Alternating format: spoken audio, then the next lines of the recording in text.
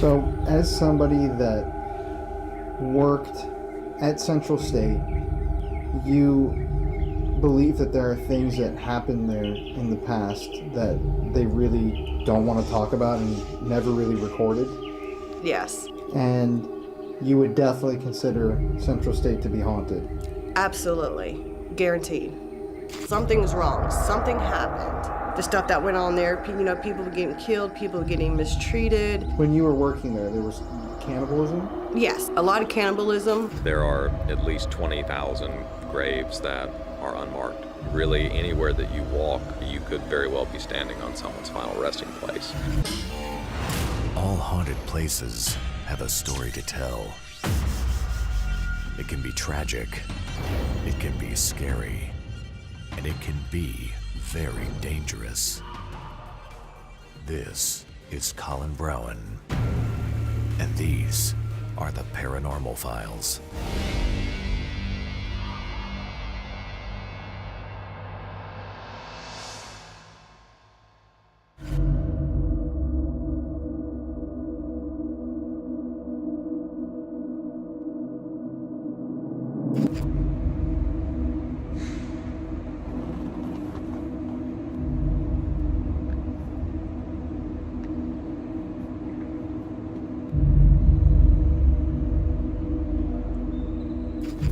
So, I've been thinking for a while about when the right time to release this video is, if I should release this video, if it's too shocking, if I could get into any trouble, what this means.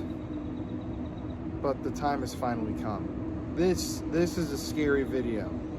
We went to Central State Asylum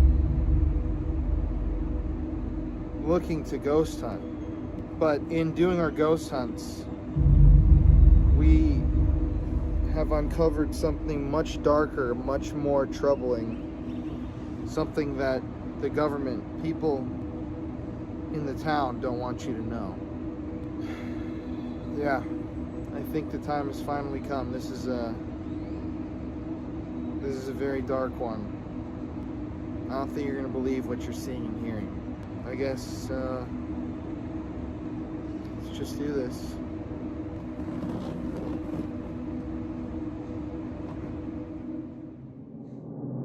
I visited the state institution, and I think that we have a situation that borders on a snake pit, and that the children live in Bill.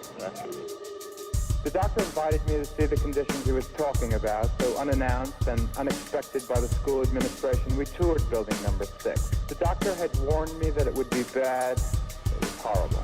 There was one attendant for perhaps 50 children, lying on the floor naked and smeared with their own feces. They were making a pitiful sound, the kind of mournful wail that it's impossible for me to forget. This is what it looked like, this is what it sounded like, but how can I tell you about the way it smelled? It smelled of filth, it smelled of disease, and it smelled of death. We've just seen something that's probably the most horrible thing I've ever seen in my life. It's that typical of ward life. Yes, there are thousands there like that, not going to school, sitting on the ward all day, not being talked to by anyone, only 1 or 2 or 3 people to take care of 70 people on the ward, sharing the same toilet, contracting the same diseases together. One of the requirements for continued eligibility is that there be 80 square feet of space per patient. Here they get only 35 square feet. For these people, life is just 1 hour after another of looking at the floor. There's no training on here. These kids, there's no effort. We don't know what these kids are capable of doing. The state provides a bare minimum, just enough so that they can call this place a school. Their life is just hours and hours of endless nothing to do, no one to talk to, no expectations, just an endless life of misery and filth. What kind of place this is? Yes, it's a mental hospital for mentally disturbed people such as myself. Hey everybody, my name's Colin Browen. I've been doing this for years, literally, since I was a kid. There's a video of me running through a cemetery as a child wearing a Gap hoodie and some denim jeans. But this video is different. On the night that we're filming this interview, we are at Central State Hospital in Georgia, a massive complex of Asylum buildings that was once the largest asylum on the planet. There are over 200 buildings, 200 in this complex. And obviously, as you know with asylums, there were years, decades of suffering that took place here in a lot of these buildings. There were suicides, violent incidents, abuse, rampant abuse, which is why most asylums in America were shuttered. And this almost entire complex is abandoned. But it's truly a once-in-a-lifetime opportunity to be able to investigate Central State. And we were there all night tonight. We've got some pretty scary stories to share from what happened tonight. Hey everybody, Jeff, aka Papa Spooks, Colin's dad. I do these trips with Colin for fun and to support him, and this happens to be the first asylum really that I've done with him so far. And right when we got here, it was really creepy for me. I felt like, man, it's massive. First of all, decrepit, vines growing on the buildings, and just a creepy feel all over the place, everywhere we went for me.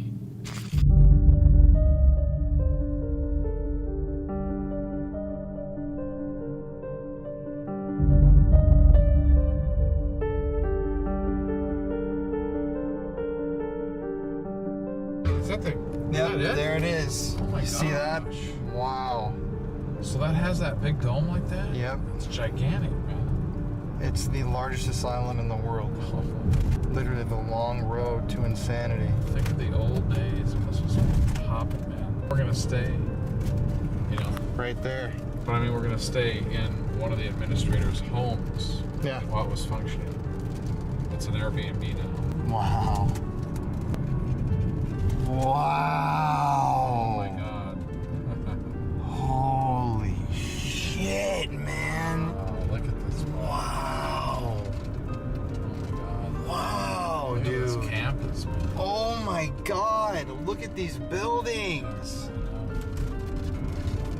Look at that. Jesus. That's the spookiest f***ing place. Okay, he's right here. Holy shit, man. This is huge. Oh my God, look at that. Well, here we are. Wow, this is insane. Just got to Central State. Yeah, And crazy. we got to wear these orange safety Yeah, uniforms. they have security all over. Yep. Yeah, they are right there. They know that we're here, though. This is I don't know how you could get larger. This is what do they call it? This is what part of the campus? But there's the prison. Historic quad.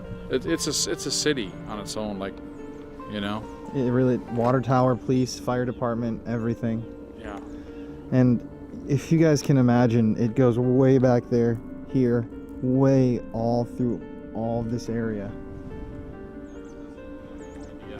No, it doesn't. So we arrived at Central State Hospital earlier today, before we did our investigation. And the sun was setting. We got there a little late because we were filming last night a whole different video. And we initially met with a man by the name of Walter. Now, Walter's a city councilman for nearby Milledgeville, which is a small town that at one point in the history of Central State was smaller than the asylum that was on the border of the town. And Walter came out, gave us a tour of the grounds, laid out the rules. We had to have a film permit, insurance to film here, and he told us some pretty interesting history about Central State. 3, 2, 1, go for it. My name is Walter Reynolds, and I am the city councilman for District 4 for the city of Milledgeville, the downtown district, and I'm the fourth generation of my family to work here on the Central State Hospital campus.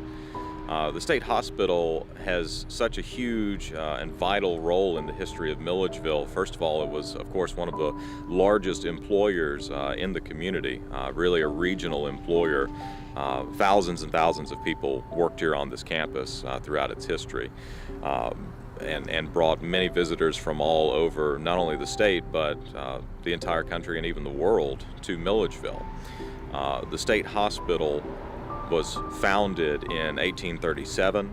It was established by the Georgia State Legislature, which at the time was just 2 miles from here in Milledgeville. The state capitol decided at that point that it would be necessary and beneficial to create an asylum for epileptics, lunatics, alcoholics, etc. And so all different manner of individuals were served here on this campus. The first patient actually arrived in 1842. The campus officially opened in 1839, and the first patient was a gentleman from Macon, Georgia, who actually came over by foot. His family rode in a horse-drawn cart. He was chained to the back of the cart and walked from Macon. He was considered to be a danger not only to himself but of course to others, and hence he walked the 30-some-odd miles from Macon. He was here treated for about 6 months or so, at which point he passed from manic exhaustion, which is a very clinical way of saying that he crazied himself to death here at Central State Hospital. Throughout its life, the campus, of course, grew and expanded tremendously. From its first patient in 1842 until the 1960s, the population exploded. In the 1960s, there were approximately 13,000 patients being treated here on this campus, being treated for all manner of diseases and afflictions that we now know are very treatable with medication and counseling. And we had a lot of individuals sent here for developmental disabilities, things that now we prefer to treat people at home with. But this campus saw an incredible transition in the way that we treat mental illness in this country. We went from a custodial model where individuals were even counted on the census as inmates of the institution to a community treatment model. And so as the patient population shifted to other regional hospitals, Columbus, Savannah, there began to be less and less of a need for these buildings. And so here, even in the historic Quad, you have buildings like the Walker Building, which has not been in use since the 1970s. This building was first shut down in 1977. These buildings have not been used in 40 plus years. Since the early to mid 2010s, there's been slowly a reduction in the use of this facility as they've transitioned to other buildings on campus. So at this point, there are no vital records left here. There are no offices maintained in this building anymore, and we're really at a crossroads as to what to do with not just this building in particular, but many parts of the campus in general. A 5,000-foot, overview, a bird's eye overview of the campus. It's over 2,000 acres. It's over 200 buildings, ranging in age from the late 1800s to the early 2000s. And contrary to popular belief, the hospital, the asylum is not actually shut down. There are still buildings on this campus that serve the Department of Behavioral Health and Developmental Disabilities, namely the Allen Building. One of the greatest achievements that we've had so far with the campus and revitalization has been the repurposing of Central Kitchen. Central Kitchen at one point was serving approximately 33,000 meals per day. It's a massive facility. It has an acre of refrigerated storage, coolers that you could play football in. Just massive, massive facility. It's a 120,000 square foot facility, and we were able to work with USDA to find loans to completely renovate it and bring it up to date as a modern, state-of-the-art USDA certified facility. Food Service Partners is now operating that facility, and we're expected to create about 350 jobs out of the kitchen.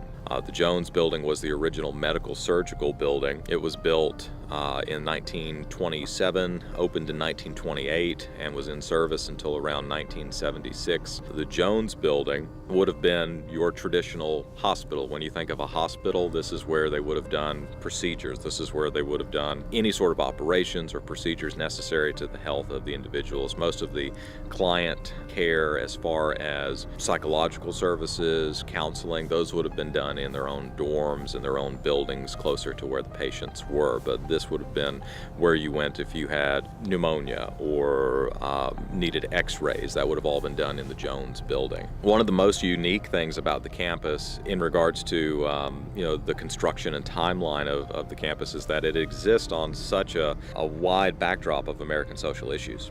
You have Of course, its founding at the very beginning, where the first caretakers here in the facility were actually the superintendent and his slaves. They were the first ones to provide care here at the hospital. Through the Civil War into the turn of the century, huge leaps in medical science and advancements. And not only that, but also tremendous social changes as far as segregation and desegregation of the campus. Here in the historic quad, there were 2 buildings built expressly for the purpose of separate segregated facilities. The Walker building was the white male convalescent building. The building which stood opposite of it was the black male convalescent building. One of the first, or the first building in Baldwin County to be named for an African American is now part of Frank Scott State Prison, but previously it was part of Central State Hospital, and that would be the Ingram building. Mr. Ingram worked at the state hospital for many, many years. He retired from the state hospital, and in his old age actually was treated here at the hospital. The hospital had 5 different units, including the forensics unit, behavioral health. Let's see, I'm trying to think what else. I can just go on forever, but Any murders here? I always ask this about asylums because there seem to always be a cluster of crimes. So of course, you know, this was a city unto itself, and like any other city, it had its own challenges. It had need for its own fire department, its own police department. There, of course, were occasionally some violent incidences between patients, individuals that were being treated here. I don't know enough about any of those stories in particular to tell you the details of any, but of course, there was a need for a police department. Sometimes there were violent episodes, and that's why this place had its own police force. At one point, the population of Central State Hospital was greater than that of the city of Milledgeville. It's just a huge and fascinating campus. Again, my family has been here for many generations. I grew up in the shadow of the Jones building, just on the other side of campus. My great-grandmother's house is just over there on Linden Court. Growing up, I spent a lot of time on this campus doing community activities. There were family appreciation days, employee appreciation days. I remember going to events in the auditorium. I remember going to cookouts here in the pecan orchard. My great-grandfather was a cook here at the state hospital. Both of my grandmothers were nurses. Both my mother and father worked in the Department of Corrections in the prisons here. And now I'm here working with the Redevelopment Authority to try to revitalize this and bring jobs and opportunity back. There's a million stories here, you know, at least. I can tell you that the oldest cemetery on the campus is Cedar Ridge Cemetery, which is at the very back of the campus along Central Shop Road. There are no less than 25,000 individuals buried in Cedar Lane Cemetery. Cedar Lane at one point was a segregated cemetery. It was where white patients were buried. Jasmine Ridge would have been the black patient cemetery. In the 1940s, when they built the Rivers Complex, they actually exhumed and moved about 2,500 black patient graves, and at that point transferred them over to Cedar Lane. In the 1950s and the 1960s, by that point, there was a contract with the Department of Corrections to maintain the graveyard, to maintain the cemetery. Well, without knowing what they were doing, the inmates thought it would be a lot easier to maintain the cemetery if all these metal stakes weren't spread out all over the ground. And so, not realizing that those stakes were markers for individual graves, they pulled up the metal markers, piled them into the woods, and cut the grass for another 40 years. It was the 1990s before these piles of stakes were discovered, and there was any effort put together to try to determine where these individuals were. But of course, by that point, the graves, the markers were lost. There was no way of knowing what marker went in which plot, even if we could identify the plots. And so tragically, there are at least 20,000 graves that are unmarked. There's no way of telling where they are. So what was done was, in the restoration in the 1990s, the markers that were able to be located were brought out and lined up in rows along the front side of the cemetery as a reminder of the thousands that are interred there. A lot of people look at those markers spaced out as they are without realizing that those individuals are not buried there in one mass grave. Really, anywhere that you walk along the cemetery, you could very well be standing on someone's final resting place. There are a few graves that are marked with a headstone or other marker that the family would have provided afterwards, but for many of these individuals, the only thing close to a marker is the metal stake with a lot number, a patient number. That's really all we have for them.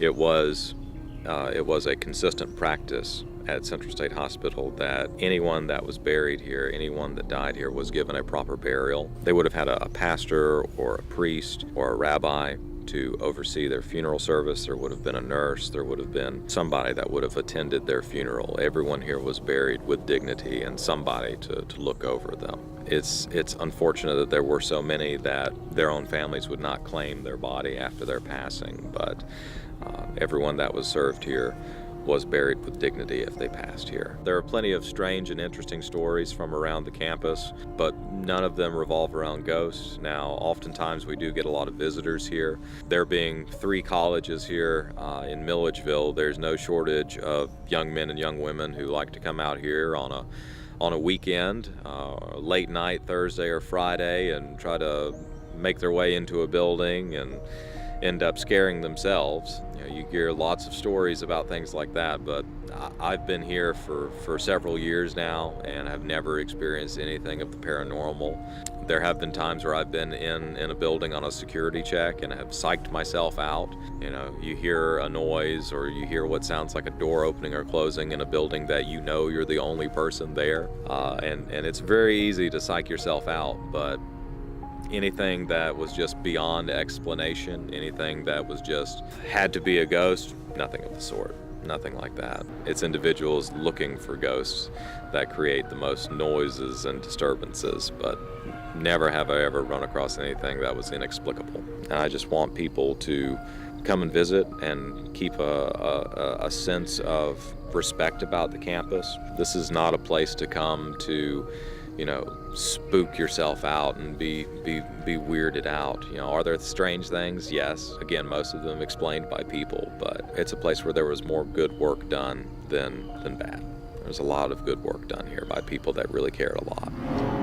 All right, so obviously after you heard the interview, there's probably a lot of things they don't want to talk about, abuse and different things like that really isn't flattering to the facility. For us, we're hoping that our video, we can kind of expose some of those things or at least bring them to light, kind of the true history of the place. And sometimes history is much darker than sometimes you can even imagine. I heard a noise behind us too. There's a bug. There's a bug. It's just a bug. Crawling on me. Now you see, this is where the episode gets really dark. So it's May now. We were in Georgia in March. And what you're about to see and hear didn't happen to us until after we had filmed the interviews in the hallway that you're seeing, the interview with the city councilman, the investigation. This interview happened as we were leaving Central State Hospital the next day, when we went to go visit the cemetery where the thousands of people are buried in unmarked graves. As Jeff and I were leaving, we actually saw a woman in scrubs sitting in the gazebo at the edge of the cemetery, and we decided to ask her if she had ever heard of any ghost experiences or anything like that dealing with Central State. And what she told us was absolutely shocking. Now, we noticed that while interviewing the councilman, he didn't really go into depth about the abuse at the hospital. He didn't go into depth about the deaths, about the crazy psychiatric practices of the late 1800s, early 1900s, the electroshock therapy, the locking people in cages. And we had no idea what we were about to learn, so buckle your seatbelts. I'm gonna be posting this interview in its entirety on the channel this weekend, but for now, here are some of the highlights from our talk with a former nurse at Central State. My name is Tracy Tyree. I am from Milledgeville, Georgia. I am 34 years old. No, 42. God almighty, I am so sorry. So, what do you do right now as a job? That's how we started our conversation. All right, here at this building, Bostic, I do either in the kitchen as dietary, or sometimes I am on the floor as a correctional officer. And what is the facility? It is Bostic Nursing Center. It is where they house prisoners. It could be anywhere from criminally insane, people on parole. They can't be released because loved ones are deceased and they can't get out of the system, so we house them here. And what's the environment like in there nowadays?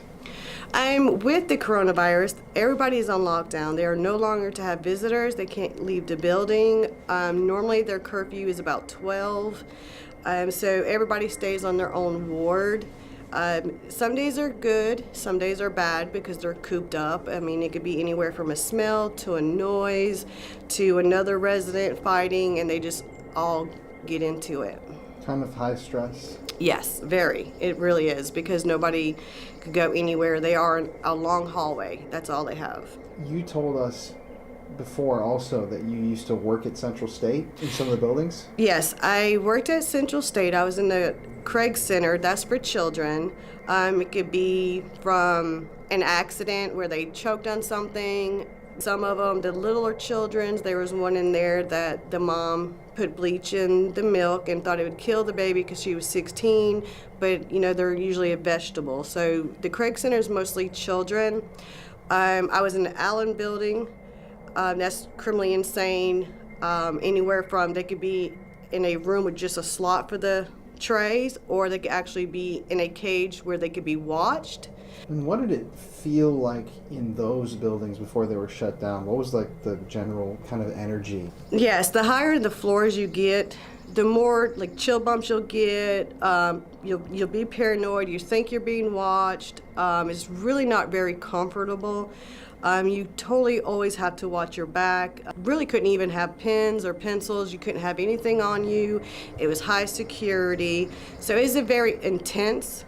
It definitely was not a laid-back, comfortable feeling at all. Were there any people that were committed that had interesting stories that you can remember? One of the other co-workers, it's almost like the movie Hannibal Lecter. You could make an easy mistake if somebody has a pin in their pocket. There was one incident where the guy grabbed it through the cage and stabbed an employee in the neck with it. A lot of cannibalism, a lot of pedophiles were in there. When you were working there was cannibalism? Yes. In what regard? As far as killing people, putting the meat in spaghetti, bodies found in freezers, in their yards, skin hanging up. It was really uncomfortable. And those were the people you were treating? Yes. Working to treat? Yes. What were they like? Were they somewhat normal, or were they kind of keep you on edge? They keep you on edge. Just the way they look at you, the way they talk, it really made you nervous. Was it a general kind of sense of stress between employees? Like it was kind of known to be just a high, stressful environment to work in those buildings? Yes, absolutely. But you enjoyed it? I did enjoy. I try to help who I can help. There's some that you really can't, but at least you could offer a word of kindness or treat them with respect. I've always liked risky jobs, I guess you could say. And nowadays those buildings are shut down? Yes, all of them. How does that make you feel to see that? Relief. Really? Yes. For what reason? I don't have to go back in there. Really? I don't have to work night shift. I work night shift. So it's a whole different thing when everything's quiet, and the stuff that went on there, people were getting killed, people were getting mistreated. It was a very scary atmosphere at night. At night, there's not as many people as there is day shift, so you really have to watch out for your well-being. You always heard something. There was always something around the corner, always something calling your name, or felt like you're being followed. It was very stressful. So me and a friend of mine went in there on Halloween. We had badges to get in. The other floors, of course, you think you hear doors creaking, footsteps, you're basic. The higher you went, Can we, real quick too, can you explain what building you're talking about? oh, of course. It's the Allen Building on Central State grounds. It's right next to the Green Building. The higher you get up, the more your body lets you know something is not right. You know, it's the tightness of breathing, your hands start sweating, and it's different and it's hard to breathe. It's so strong. The air is very heavy. We were going down the hallway, about the third door in, we passed it kind of quickly, and the light started flickering. You could hear the generator like it was starting, and it sounded like when somebody was in there. So we went forward. Our mind really couldn't process what just happened, so we stepped back. At that time, we didn't see anything, but you could smell smoke. It was a really foul smell, and so of course we ran out of there really quick to gather our thoughts to see what happened. But as we run down floors, it's almost like you hear prisoners scream, like cups being cleaned on the bars. After that, we were in the parking lot probably a good 30 minutes just looking at each other to figure out what in the world just happened. Did we see what we seen? So we all parted ways. I had went home, took a shower, made sure my kids were getting ready for their stuff for school and homework. When I went in the shower, I lay down in the bed. I was very uncomfortable as far as laying there. I tried to close my eyes. So when I opened my eyes, above the door frame, it was almost like a gargoyle-looking creature. His arms were backwards, his legs were backwards, like almost like holding on to the door frame in the corner of the wall. I remember specifically, it was gray, you could see the dark, but when it opened its eyes, it was almost like a reddish orange color. You could definitely feel you were in danger. So I had left my room, running down the hall to check on my kids because I really wasn't sure what was going on. The kids were fine. When I was working my way back through the living room, I had a satellite, so it's not going to cut on by itself. The TV would come on, it would just be nothing but blue, so I would turn it back off. By the time I got in my room, it had turned itself back on. So I just unplugged it. In my kitchen, for some odd reason, there's a big mirror in the kitchen, which my bedroom was connected to the kitchen. You could see a black shadow. I could definitely tell he was wearing like a top hat, just standing there. I had tried to go in my room, could not unlock my door. So I went to my youngest son's room to check on him because he was a baby at the time. I could not get into his room. So being in the military, being correctional officer, I did get my gun out because I was really going to shoot the doorknobs off because I did not know what was going on. So when I reached up to point at the doorknob, all the doors had opened, and that was about it for that part. You know, you're normal, you hear laughing, you think you're hearing kids. We have got on recording different type of growls. So we ended up having to leave that house. Couldn't get nobody to come into it. They knew the history of it. We couldn't get no help, so I moved me and my children out of there for our safety. Wow. Can you also talk about the kind of devices that are left at Central State? Because we didn't really get to cover those yet.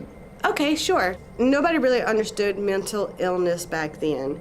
So they had different devices that they would put them in to punish them. There is a wooden box that has just holes. It's enough for you to be in a fetal position. That's about it. If they continue to scream or misbehave, they had the same type of box, but it had spikes on it. They have the table there where they did electric shock to see if they can't make people better. They have, it looks like a coffin, but all you have is the eyes, where you can see the eyes. They'd put them in there.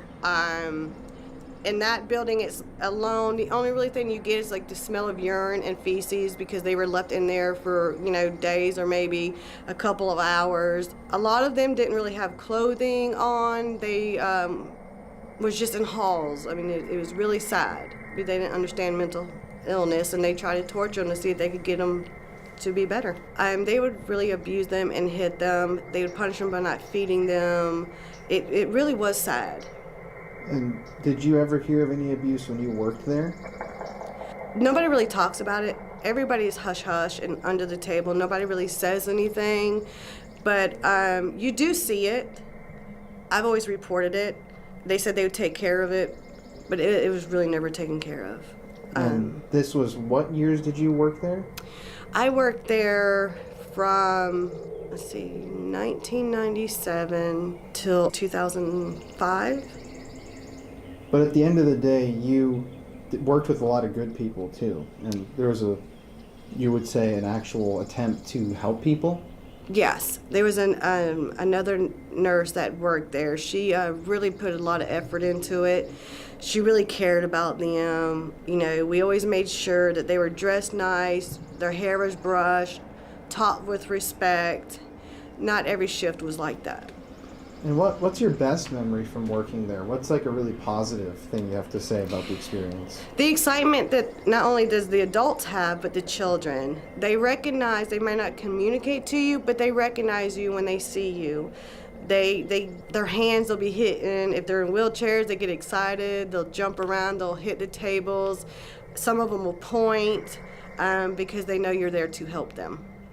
Did you have any other people that you worked with that had any sort of paranormal experiences? While I was there, I heard stories about somebody's hair being pulled, somebody being touched, doors being slammed on them. A lot of them didn't like to go in the basement for supplies. They just always had a rotten egg smell. It was like a sulfur smell.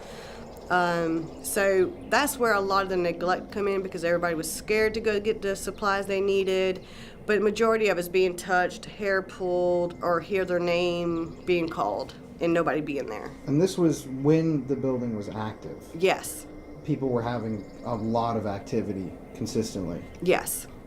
I can only imagine what it must be like in there now since people can't go in legally. Yeah. And haven't been able to for such a long time. Before the end of the shift, we do a walkthrough to make sure everybody's where they're supposed to be. I always check the shower room, make sure nobody's hiding. They will play hide and seek sometimes. You can walk through there. The water will sometimes turn on you. You'll be yelled at to get out. And it's so close, it's almost like you could feel the breath in your face telling you to get out. This is my home. You could be in the cafeteria. Sometimes then they had gas stove. A lot of everything was on gas. Sometimes it will be on or it will come on when you're walking there. Trays will fall on the floor. People serving, you put your spoons, you get everything ready. They'll fly across the room. Refrigerator will open. You come in, glass will be everywhere, plates will be everywhere, broken. It's almost like somebody took their hand and just went down the top of the serving thing. Glasses will break. Sometimes the resident may be drinking something, and it has been where it has busted in one of their hands. Toilets being flushed, names being called. This really about it as far as I have personally seen. Wow, but I mean, that's like an insane amount of activity. Yes, it's really bad. Do you think management did a good job administering the actual buildings and the care of the patients? Absolutely not. If we ever had an emergency, a lot of times they wouldn't answer the phone, or they'll get to it, or write a report, but I've never seen any changes. I'm just short of staff. And do you think that that's kind of why the buildings were eventually shuttered? I would have to say that. Yes, I'm pretty sure, when the insurance people come in, Medicaid people come in, that's when inspections started coming in. I'm sure that had a lot to do with it. And you said you started believing in the paranormal when you were serving. Yes. Can you talk about that for just a minute? Because that's so... Thanks for the service, by the way. Thank you. Of course. They used the children to have bombs to come and kill us. I hesitated. Like I said, I was a kid myself, and I hesitated to shoot them. It's not something I wanted to do, but it was either me or them, so I made that choice. So paranormal activity has really kind of followed you. Yes, your and I whole life. really have not been able to find out why. So as somebody that worked at Central State, you believe that there are things that happened there in the past that they really don't want to talk about and never really recorded? Yes. They've closed it out, so almost hush-hush. Nobody knows nothing. Nobody wants to say anything. So you really can't get anybody from the small town to talk about it. But I don't mind. I know what I've seen. I know how I felt. There's no reason to be scared of it. Share your experiences, because some people might think people are going to think they're crazy or laugh at them. But it's really not like that. I try to get people to open up and talk to them, because you can almost tell the difference in their face. Something's wrong. Something happened. And you think that people are kind of afraid to talk about what they experienced because it was such a big employer? Yeah. You know, you didn't want it to get back to the main people. You definitely didn't want to talk about it, because at that point in time, like you said, it was the main thing here in Georgia, was Central State Hospital. You didn't want to lose your job. You didn't want nobody to think you're crazy. You just kept everything to yourself. And you definitely couldn't talk about Central State outside of work. You know, you signed papers, waivers, everything. You did not say anything. And you would definitely consider Central State to be haunted? Absolutely. Guaranteed.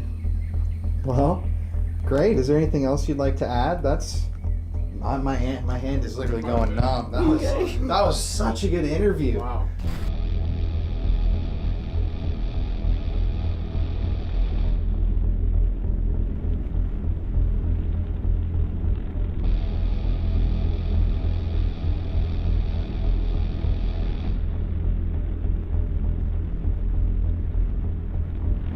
So later that night, we wrapped our interview with Walter. We went in and checked in at our Airbnb, and Jeff and I went to go have some fried chicken. We've been eating low carb this whole time, so we had just not a healthy meal, but a low carb meal with the chicken. And we came back to the Central State Complex. It was about 7:30, 8 o'clock at night, and we instantly set out to set up our static cameras that we were going to leave inside some of the buildings that we were just not allowed to get into. And I want you to remember that we weren't allowed to go into one building inside of Central State. Not one of them was opened up to us. Okay, so where are we gonna head to? Okay, everybody, so we got these safety vests on because we had to go through a whole process to be able to film here at the Central State Hospital. These are for security guards, so they know that we're with the film crew and whatnot. And tonight we are just given unprecedented access to this complex. It's 200 buildings, absolutely massive, but we only have exteriors to film. So right now we're going to start off this investigation by going to 2 different buildings and placing static cameras inside of broken windows, and we're just going to let those roll while we investigate the exteriors. So it's very creepy out here. Once again, if you appreciate what we do on the channel, you can either help support the show by purchasing a piece of merchandise from our merch store. He's been wearing our merch in almost every episode of this series. Here's our face mask. We got the Paranormal Files official mask right there. It's pretty badass. Real cool, actually. Or you can become a patron, and we're posting this whole trip. We've been posting stuff every single day from every location, months before other people even know what we're filming, where we're filming, or some of the evidence that we've captured. So those are 2 ways you can help the channel. I do this full time as my job, my career, so every little thing helps, you guys do. But anyways, let's buckle in and once again, head to building number 1. none of this is to support me, so people know I'm actually contributing quite a bit all the time to help with trips and so forth. So just so you know, I'm just here to have fun with Colin and help him. Well, without further ado, let's head out.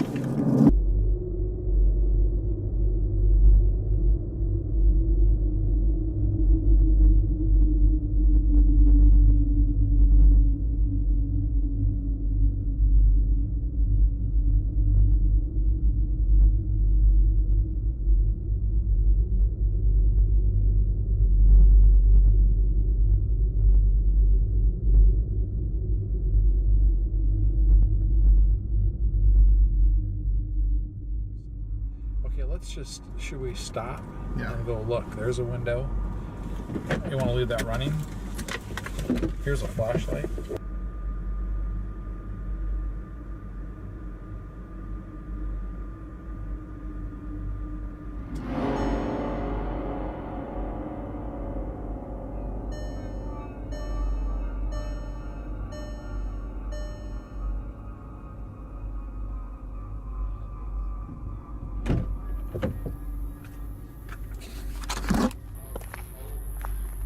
This is so f***ing sick.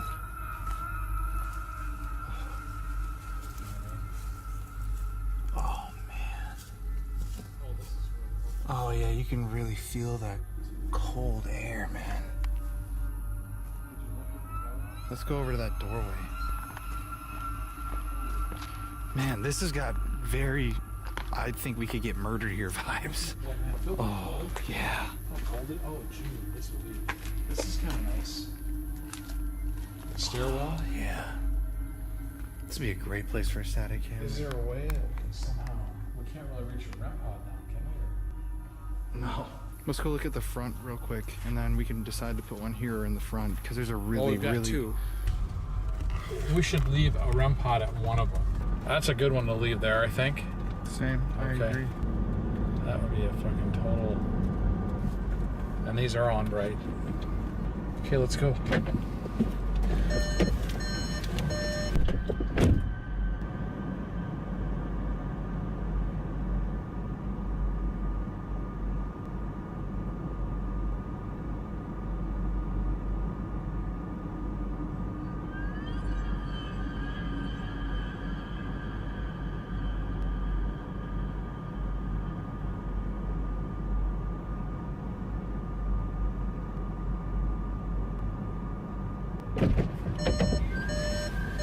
So we've isolated a few places where we can put the static cameras. Very, very creepy. We heard movement inside the building. I'm kind of sad we didn't bring the camera. But we're going to head to another building now and see if there's another static camera spot.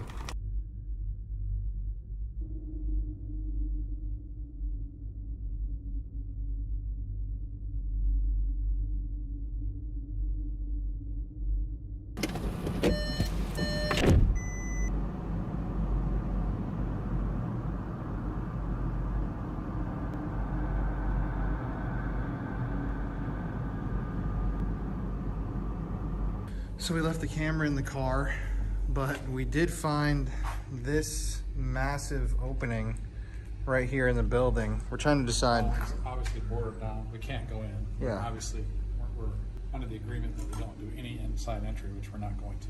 But we could put a camera right here because this is technically outside. Yeah. Eerie building over here for sure. Look inside of those windows and look at what you see. Wow, look at that. Yeah, look at this chair in here.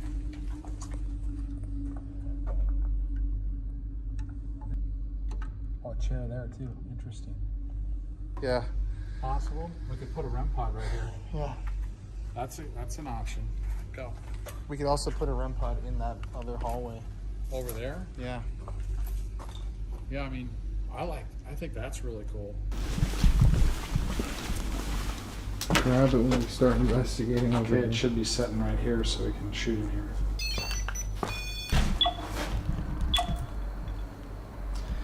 So we're here at the other building. We've decided we're gonna set up this static camera right here facing this open doorway. And we're actually gonna start the investigation right here. But I'm gonna turn on the static microphone, roll on it. Can you maybe reach the REM pod just from the door? I thought you were going in, just reach and like I'm not gonna go in. I'm just gonna set it up here.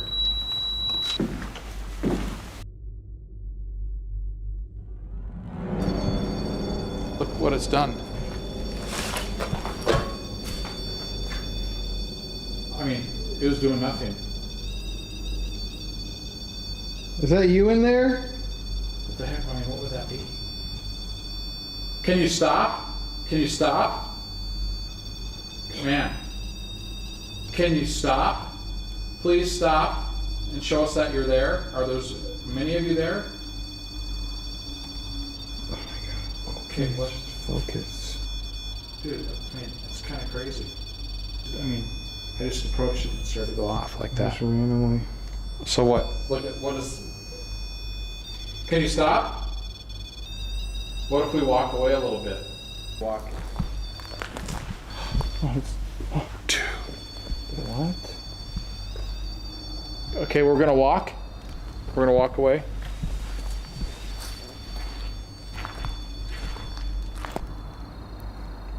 I mean, I don't get it. Neither do I.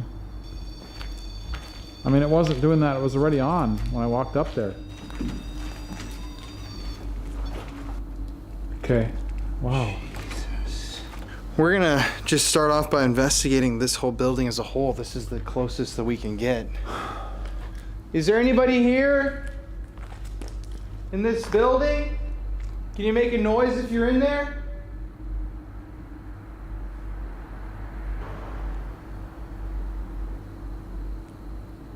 Anybody here? Were you over by the REM pod? If you are, make it go off again. I mean, why stop now? Just step over here. Is there anybody over there in this building?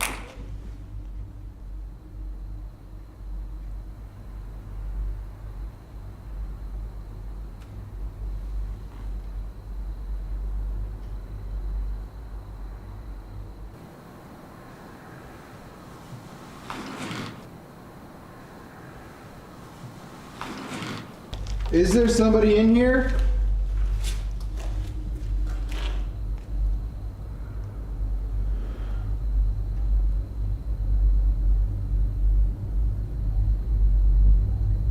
Can you knock on something, move something if you're in there?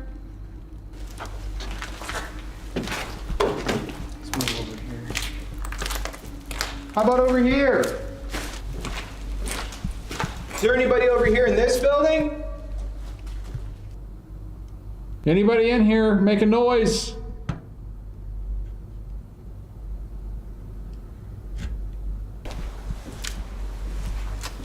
Is this the chairs? Yeah. Hello?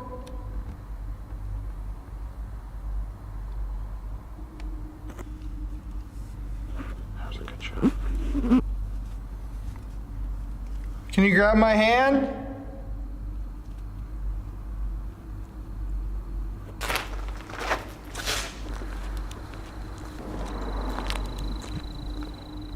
Wow. See this? Let me get a shot here.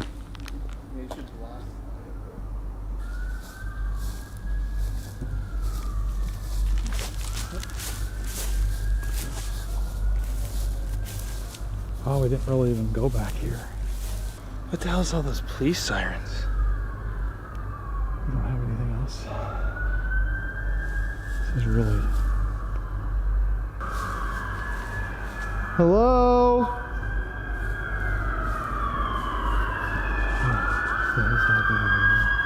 What?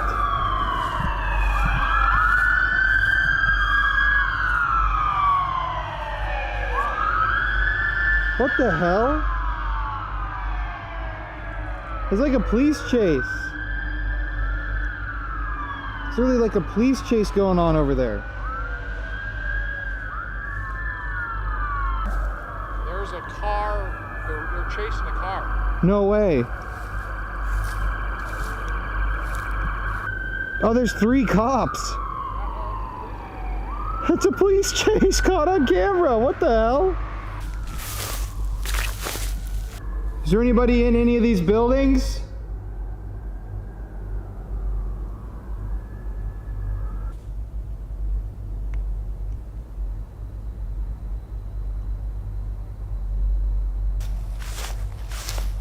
Leaving the static camera shooting right there. Ready to take off? I'm ready. Let's go to the other building. Yep, okay. So after Colin and I set up the static cameras, we decided to really explore the exterior of the buildings. You know, it's really creepy, actually, obviously, as you're going to see on film. And looking in the windows, the broken windows, especially the open doors that were broken down, I wish we could go in because it looks really creepy. And overall, if you were here, and especially in darkness, it's really creepy. So, at the end of the day, as you can see in that footage, that's it. We didn't really capture anything that night at Central State. We didn't really manage to get what we wanted. We didn't feel that energy coming from these buildings because we couldn't get inside any of them. They didn't let us into a single one of the buildings. And so, after that last clip, we really thought that that was going to be the end of the night, and it really essentially was. You know, we thought that was the end. Or at least we thought that that was the ending. But in reality, that was just the very beginning.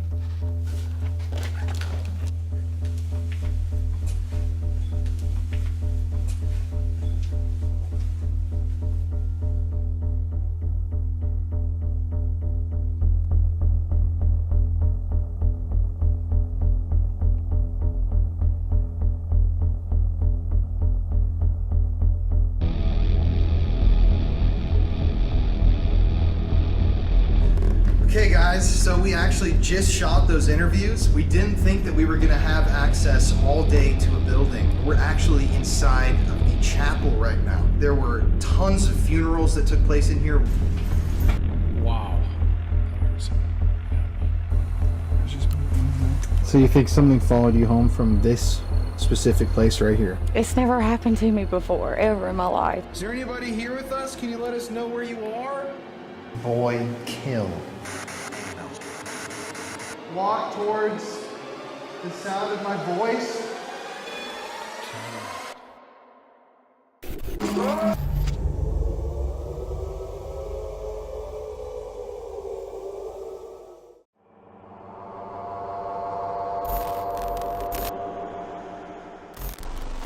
The abandoned Phelps Dodge Hospital in Ajo, Arizona is widely considered to be one of the most haunted buildings in the entire state. It is a massive 29,000 square foot building which saw thousands of recorded deaths while it was an active medical building. The town of Ajo itself was constructed as a company town to serve those who had worked the massive New Cornelia copper mine, which lies right outside of town. The New Cornelia mine was actually the first copper mine in all of Arizona, and over the decades that it was active, thousands of different individuals were employed to work in and around it to extract copper. As you probably know, mining was a dangerous job. While the mine was active, there were explosions, poisonous gas leaks, fires, floods, and many other types of various workplace disasters.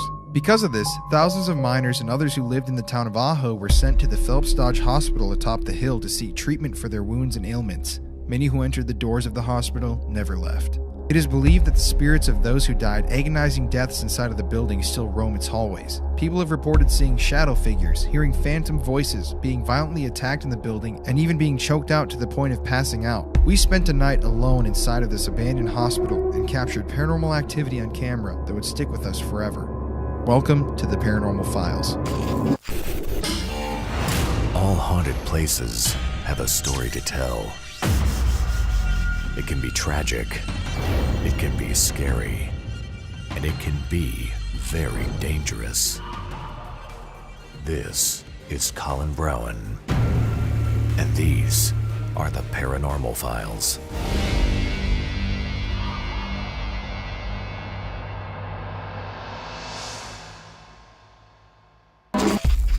The drive to Ajo is absolutely crazy. As we headed south from Wickenburg, my father Jeff and I couldn't help but notice how desolate the town's location is. Located only 40 or so miles from the US-Mexico border, around 3,300 people call Ajo home right now.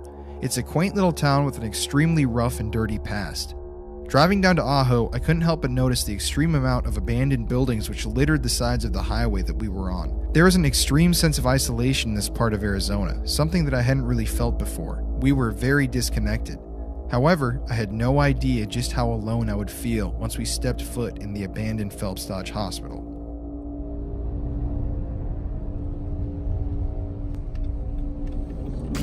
Yeah, I'm Alan Dunstan, and I own the old Phelps Dodge Hospital here in Ajo, and we've been renting it out now for about 3 years for paranormal investigations, and we're just happy to have anybody here that wants to do that. So this is the This is the extreme, I guess, eastern end of the old section of the building and beginning of the new section. And this is the new reception area. And the way I normally walk through is to start by going back to the old section.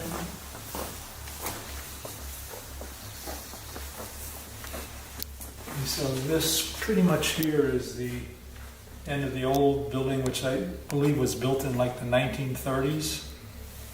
And you'll see, like I said, the floor plan is pretty organic. It's not real regimented like the new.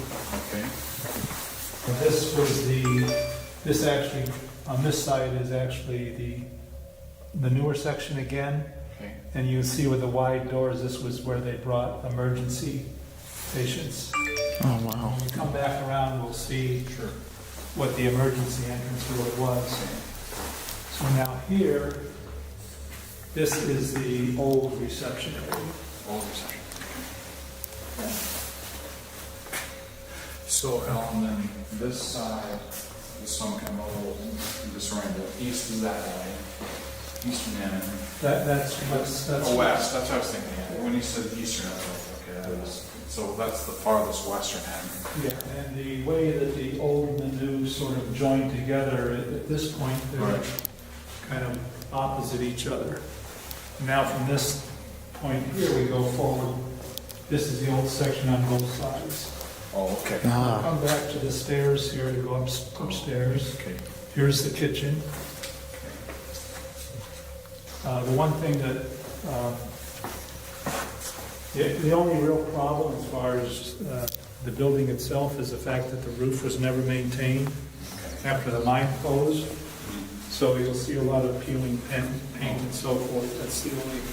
Yeah, no issues with respiratory or issues, like there's no asbestos. No, not the asbestos was, the pipe wrappings were replaced at some point. Okay.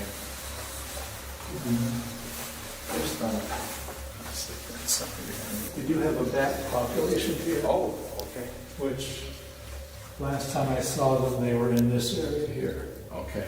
The people have reported seeing the bats flying around. So. Oh, It's creepy. well, that's my worst fear. I hate bats. Here's an example of this ceiling falling yeah. down. But overall, the building is in structurally good condition. Mm-hmm. Oh, by the way, there is a person that stays here in the building. In the building? Yeah, who's at the far western end, which I'll show you. And for whatever reason, there's no showers in the new part of the building. The only showers are in the old part. So this extension cord here is for like a little shower heater. Oh. And this is where he takes a shower. Oh. He'll be coming back probably in the next 30 minutes or so. Okay. His name is Ignacio Diaz, or he goes by Nacho. Nacho. Okay. Yeah, he's lived here for like 3 years. Oh, wow. Yeah. And when they did the Ghost Adventures TV show here, they interviewed him and they made a big deal of the fact that he was staying here.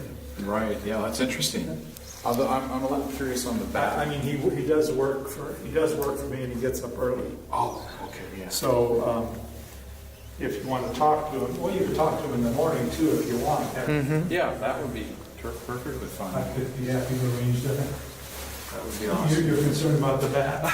Well, not, I mean, do they typically fly through at night? From what I understand, it has happened. That's okay. Yeah. I don't know how often, but I haven't heard of anybody being attacked by the bats. Yeah, we know that. I mean, Your little chicken. Bats are my thing. That he has the spiders. Yeah, I don't like spiders. Anyway, oh well. Are they like a brown bat? You know, I don't really know. No? Oh, okay, sure.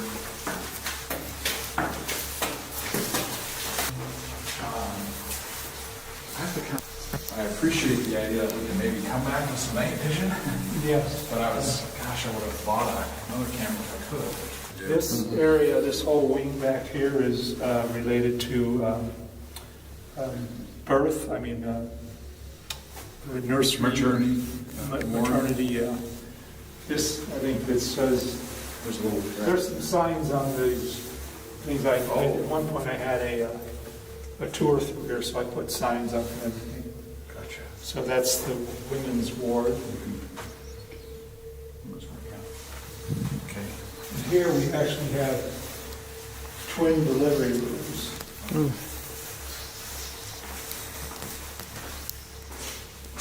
Wow. Apparently during the day, this was a pretty well-equipped hospital and known throughout the area, and people actually came from out of town to give birth here. Okay. I mean, it's from the surrounding area. Right.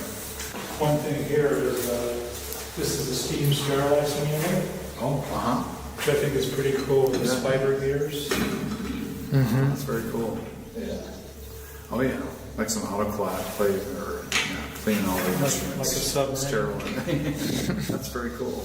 So here's the other delivery room. And in the daytime, it's really nice to have that glass block. It's all natural. In a nutshell, I had a partner about 12 years ago that thought it would be a great place to do a wellness spa, convert it to a wellness spa, and I kind of went along with that. And I also like the idea of the landscaping, where it's up on a hill, and there's a lot of really great opportunities for doing dramatic, like landscaping. Right. So combine your skills and yeah. And this is the nursery, and I'd like to say this is an equal opportunity nursery. There's 2 pink walls and 2 blue walls in there. Okay.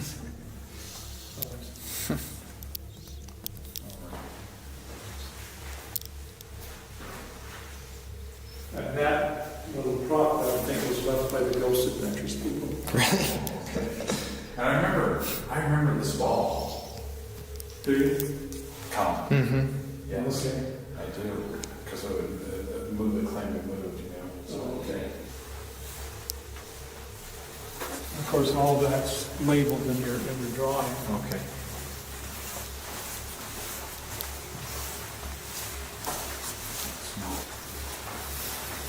This is the operating room.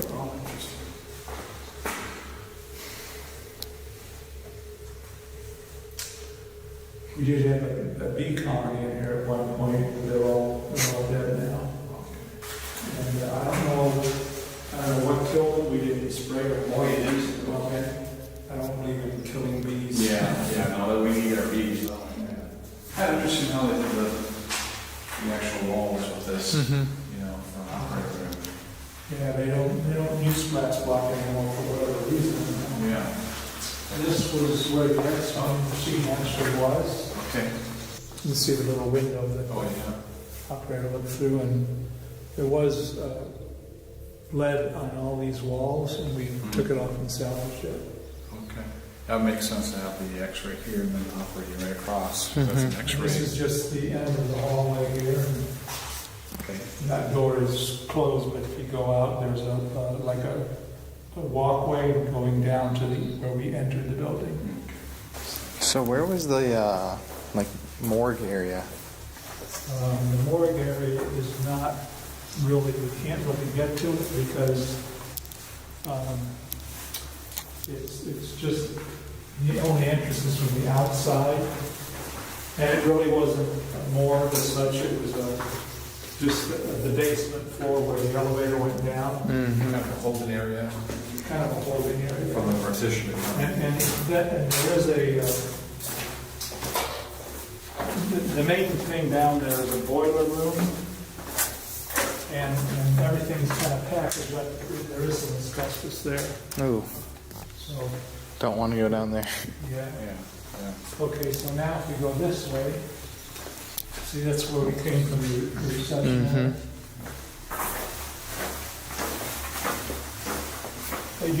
This is the emergency entrance, and you're welcome to go out here if you want, as long as you just re-bolt this. All right.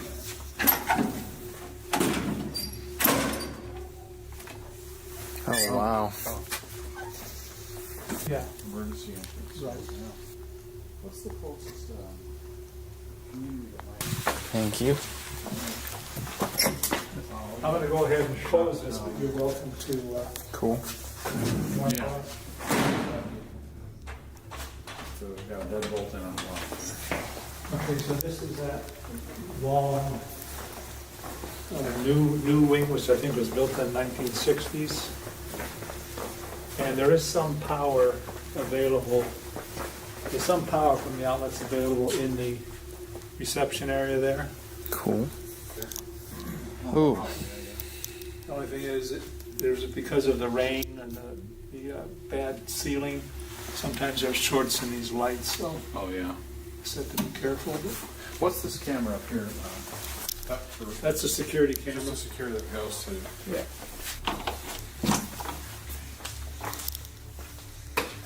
This area, I'm told that they did get some people have gotten activity down here. But it's only the medical library.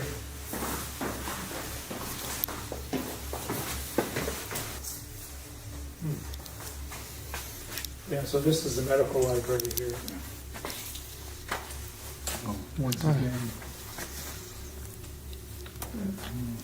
Couches. Nice. And this room here is no windows. It's a completely almost like a vault, and it's my junk room. Oh.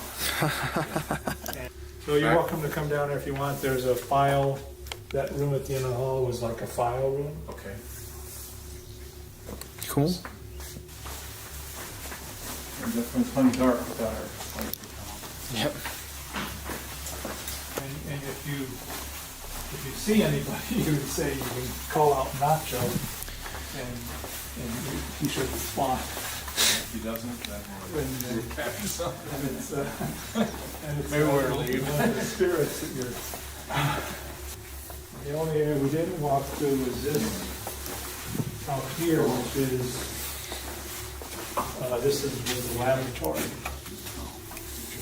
and I don't have power in there. Is it just a But you're room? welcome to go in and. Oh, it's Ooh. pretty big. Oh, yeah.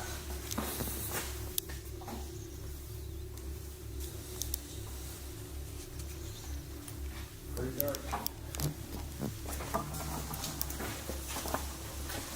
Alright. I'm carrying something behind me. Me too. Do you? Mm-hmm. Yeah. I might have I think the best thing to do would be for me to give you this key. to. Okay. You're Definitely. gonna come back, and if you wouldn't mind, you can just leave it. And I'll make sure I come back in the morning. Okay, that sounds good. So have you ever had any experiences in here? I have not personally. Of course, I haven't been here at night much either. Nacho's had some experiences. I believe it. Listen to all the cops.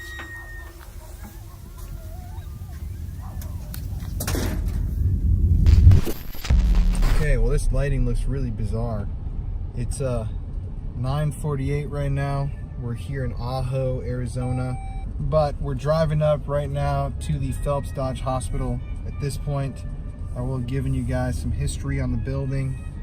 When we were in there earlier, it was just definitely really creepy. It's really large, and got the tour from the owner, Alan, who I guess hasn't really experienced anything in there, but a lot of people have in the past.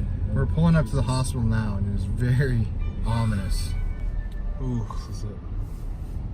It's time to get spooky. Okay, so there's the hospital up there.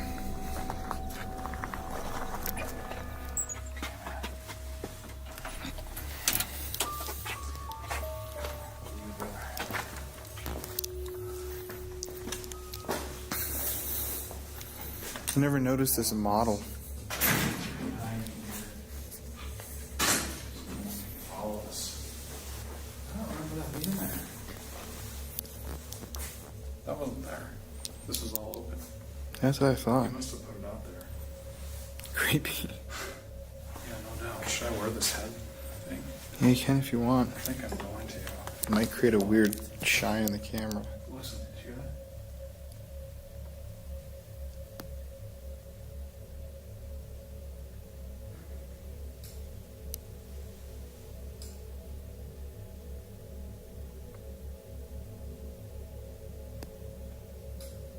What is that?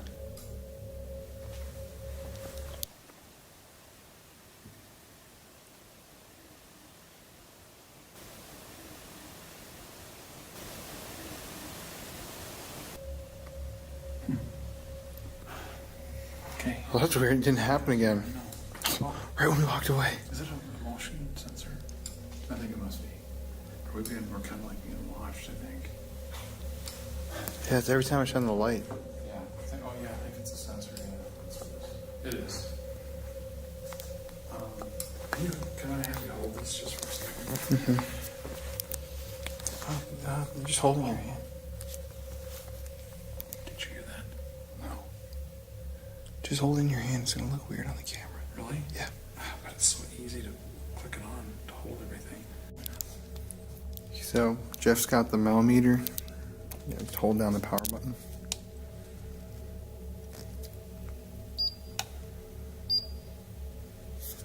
Let me know if it goes up above the 0. Okay. Let's walk in. And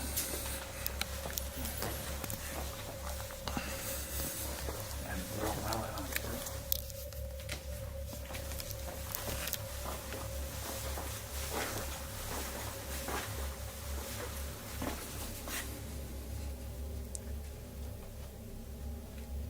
Oh, a little too late.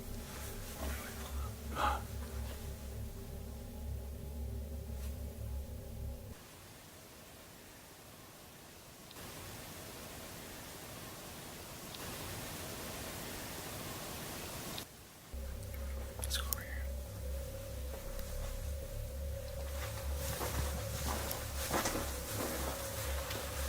To anybody that is here in the Phelps Dodge Hospital, here in Ajo, Arizona, we are here to help you, to contact you, and to figure some stuff out. So can you come out and talk to us tonight?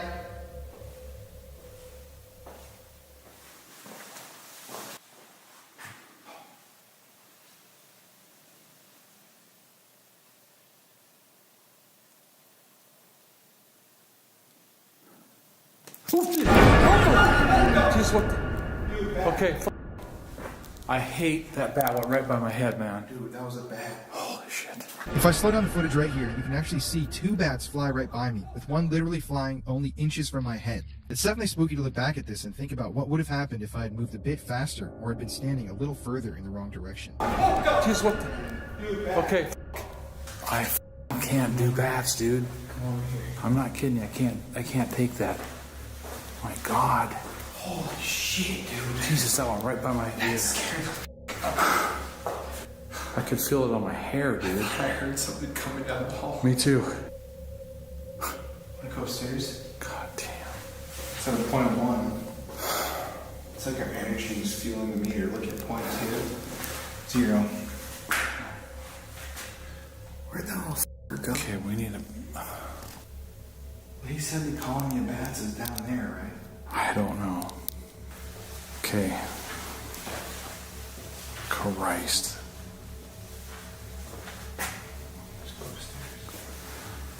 Okay. Jesus Christ. God, this is more than I can... It's okay. Okay.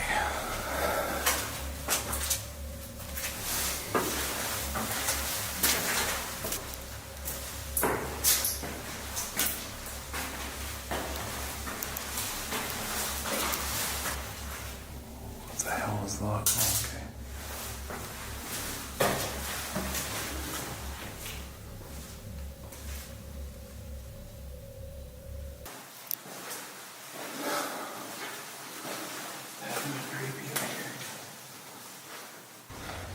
Listen. Listen. Listen.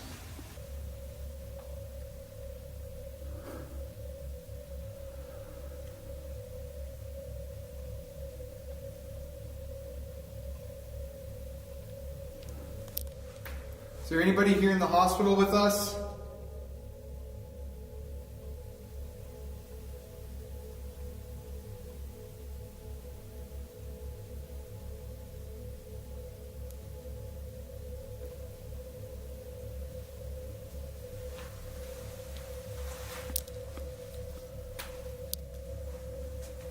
Oh, Jesus. Dude, there's a whole bunch of bats down there, dude. I'm not going down there.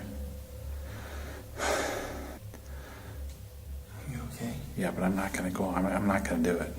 Let's go down this hallway. I think we should close those doors. I don't see any house. Oh, yeah. No, they're flying back and forth. Oh, there's... Okay. Where are we going? Jesus. Let's go into one of these rooms, dude. Okay. Close the door. I'm gonna close the door. Jesus. Trapped in here. Okay, but this used to be a room where patients were and they died, and Yeah. so we can, let's turn the lights off and use the red light. You got your light there. So since we don't have infrared light, we're just going to use the red light. So we can basically be in the dark so this camera can still see. I still barely can see anything. It's dark. Can you use your voice to communicate with us if you died here in this hospital?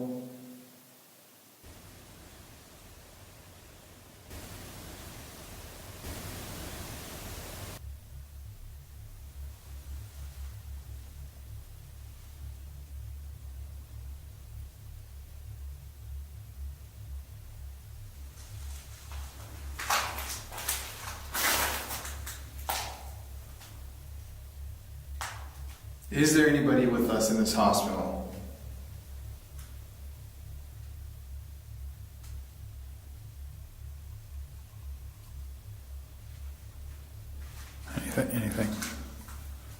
Anything on the millimeter? Nothing. Still zeros. Zeros.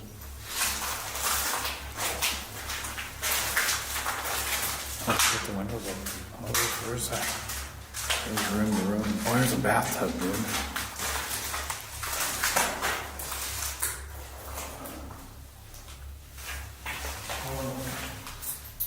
What?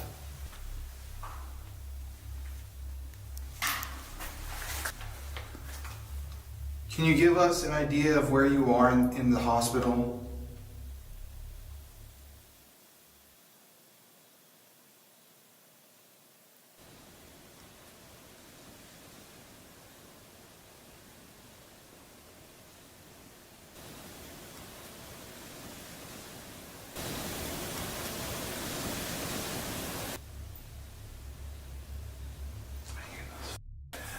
Yeah, I know. Believe me.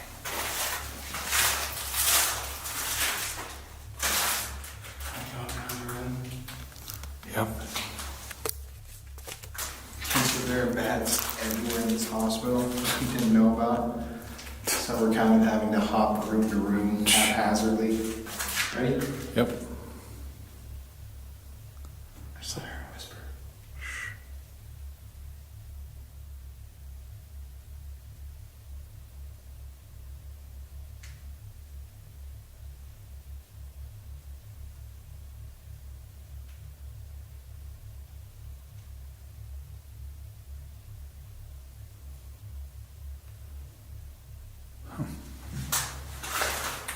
Ready? Yeah.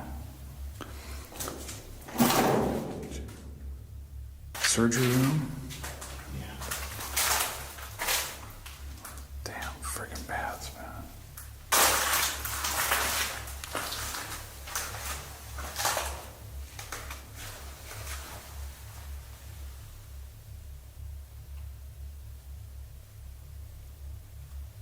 Oh, there's a bat here. There's a bat right there. I think wherever we go, there's gonna be bats. Really? Yes. How about the... Oh, Jesus. Did you... what the... Hold on. No, it's a noise. Dude, it was a...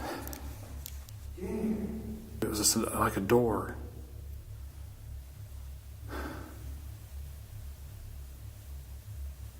Hold on. Oh, jeez. Okay, I don't know what that is. What? I don't know. No, stay over there. Go. No. Dude.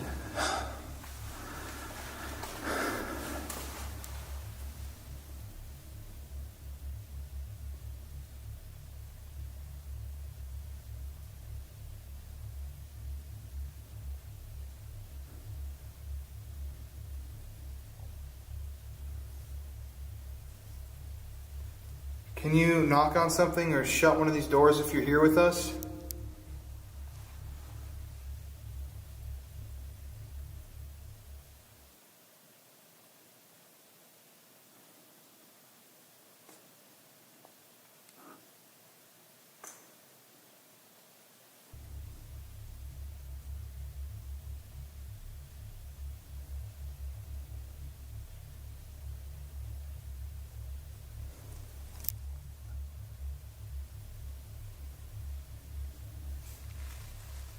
Is there anybody here in the hospital that died here?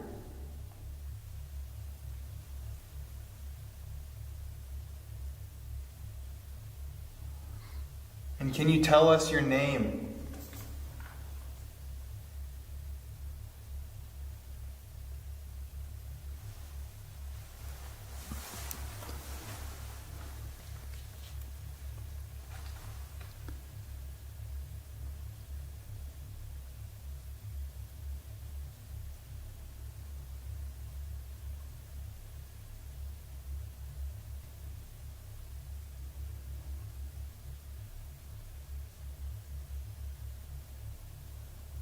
My name is Colin. Any of you guys that are here were women. You can feel comfortable coming and talking to me because I have a girlfriend. She's just at home.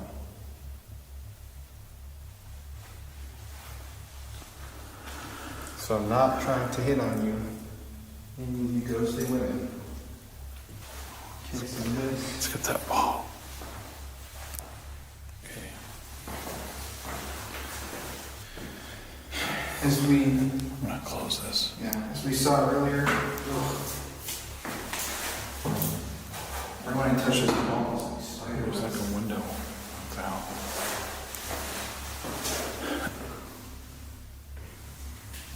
Okay. As we saw earlier,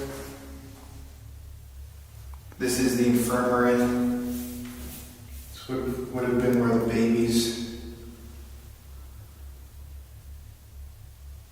were laid to rest, or just laid down after they were born. I'm going to take the millimeter right now. I'm just going to place it right here. Point Just one reading at point one. Punch your something out. to 0. Goes to 0. Try and kill the main light. Just hit the red light. It just shut off. The camera just shut off. Yes.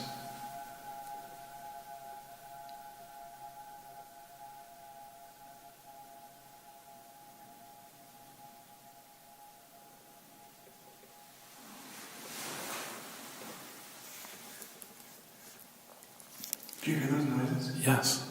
Yeah. A whistle right when the camera shut off. It's creepy. Is that window, or is it a window, or yeah, it is. If you're with us right now, we don't want to hurt you. We don't want to do anything to you. We just want to talk.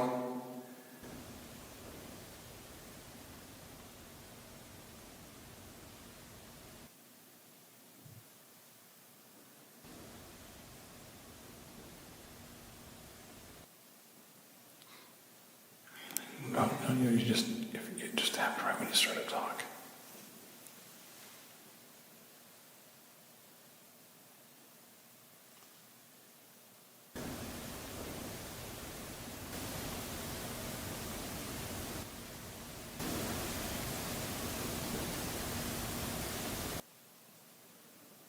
Come on in. We just want to learn from you.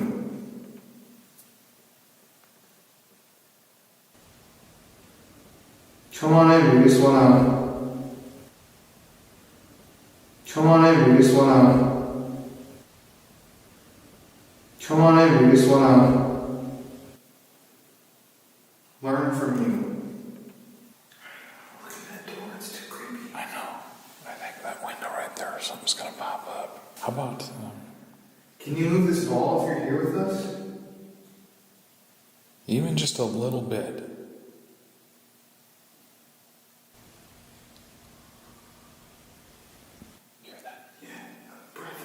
Yeah, there's definitely. Oh my God,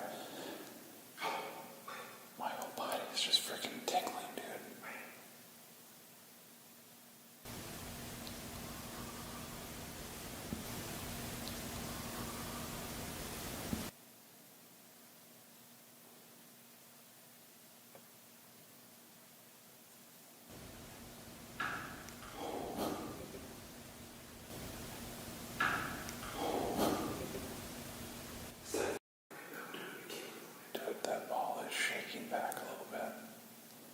Okay, can you just push the ball a little bit for us? If you can do that, I'll play a song for you.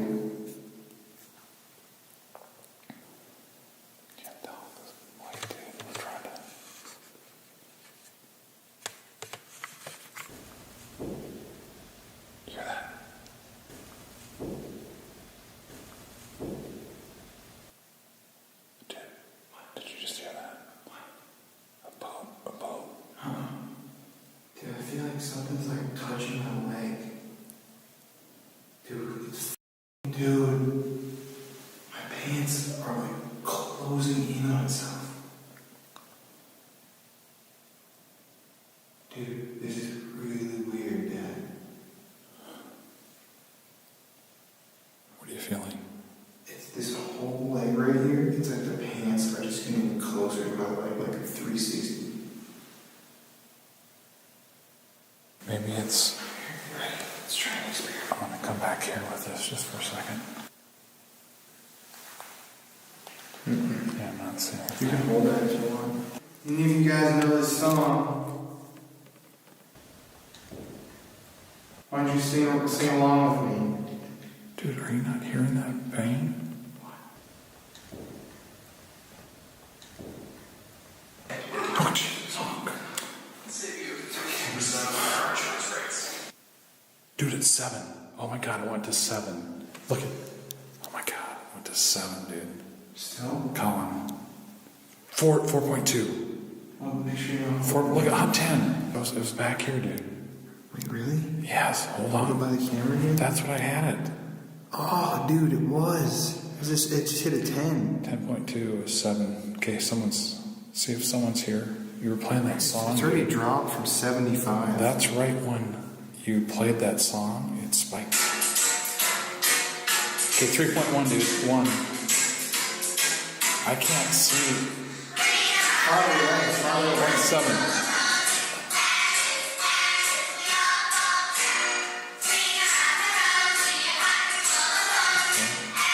Did you say something? Huh? Did you say something? I heard a voice. Show me for a second.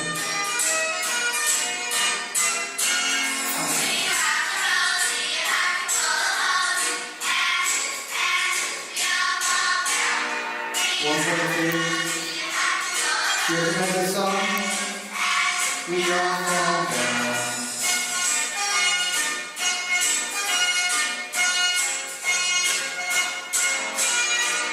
So crazy. So crazy.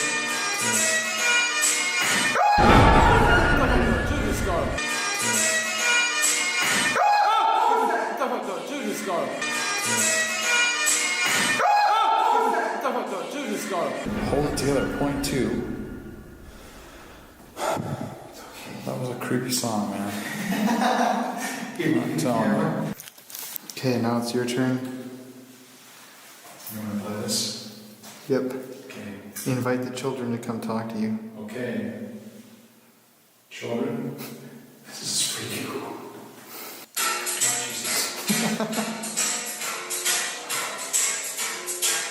Do a little dance with them.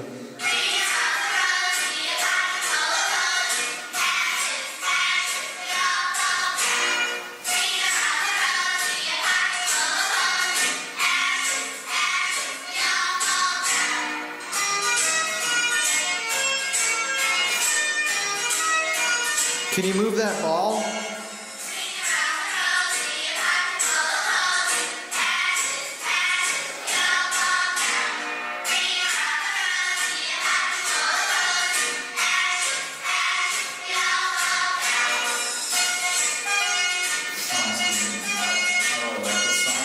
Sure. Yeah. Jesus. It's creepy. Here, I'm going to let you guys come in. I feel like there's something, you're outside looking in, but come on in. Come in and play. Play with the ball there.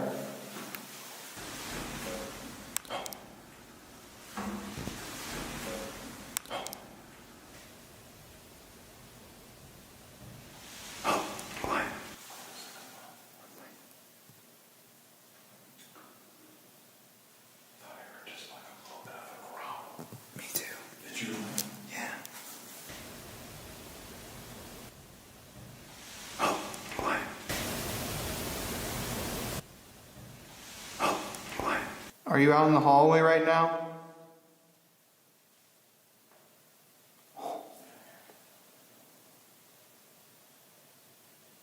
Come on in. We're only here to kind of play with you, that's all. Talk to you. You sound so creepy. Come on in, we're trying to play with you.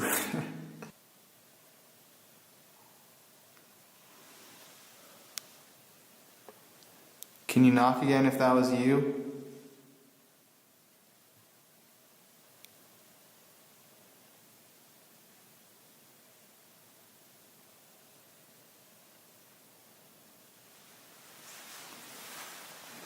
Do you like to lay in this crib? Bassinet, I guess it is.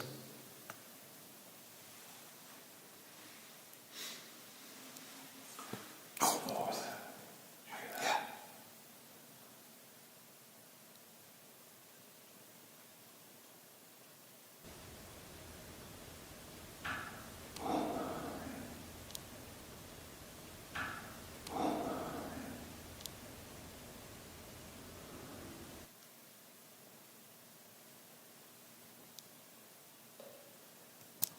Come closer to the room. It's okay. We're not going to hurt you.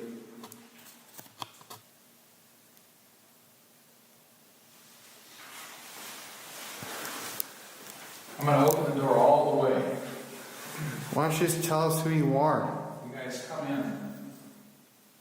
You're all welcome to come in here. Come on in.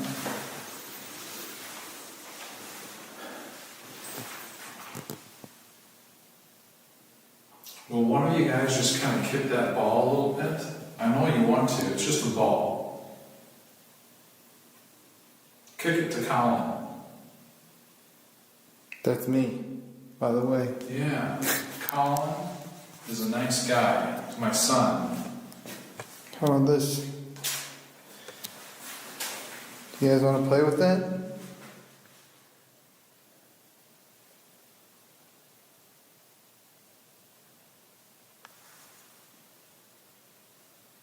Go ahead and kick it. Kick it back to Colin. You can do it.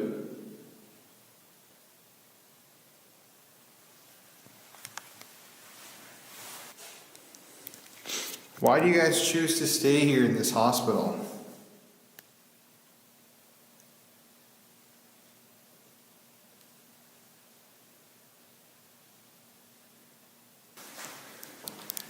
Here. Can you roll that back in here? That comes in here. That just flies in here.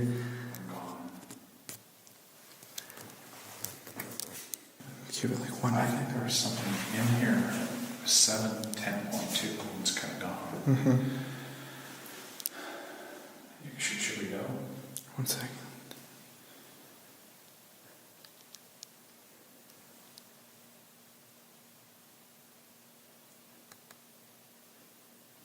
It's so creepy looking at that ball. I know. We're going to give you guys one more minute in here. If you're a mother, can you tell us about your baby and when they were born and what they grew up to do?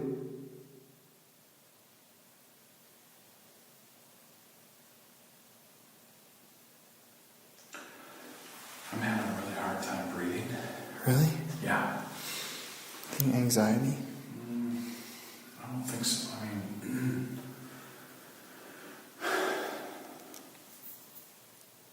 Oh, I just heard something. yeah, I heard like, to me it sounded like water dropping. Drama. Yeah, I'm kind of probably a little more anxiety more. Movement. Or voice.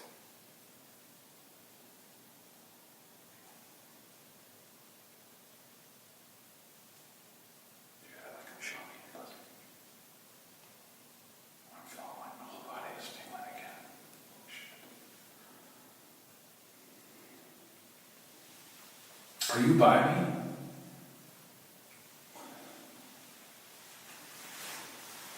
Move the millimeter if you're by me. I feel you.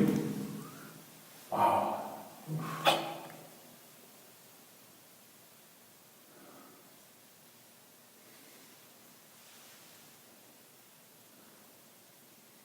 And go to another room. Yeah. Full bat blast. Okay.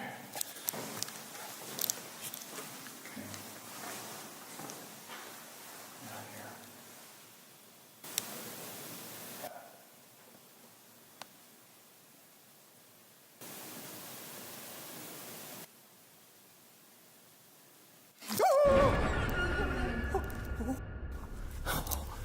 Oh, bitch.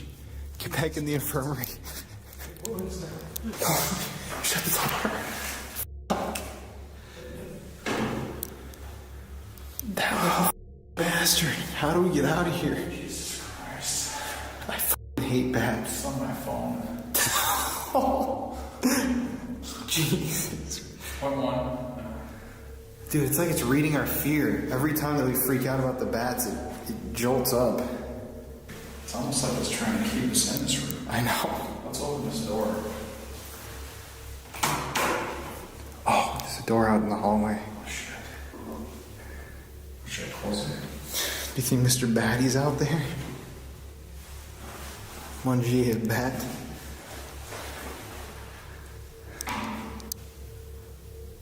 Do I just heard a couple footsteps?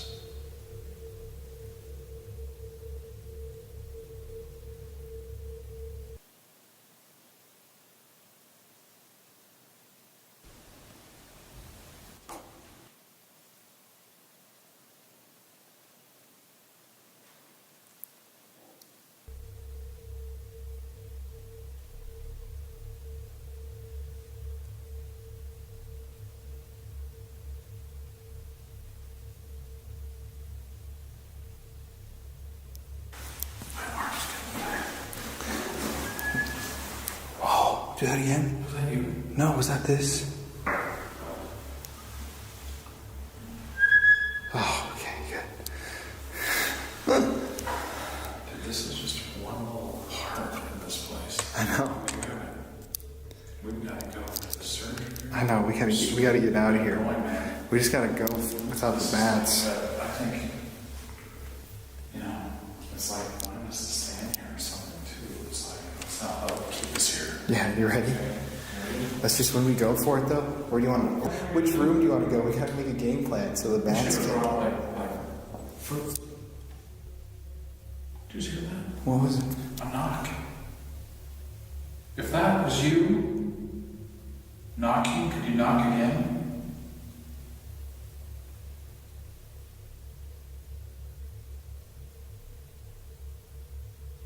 One more knock is all.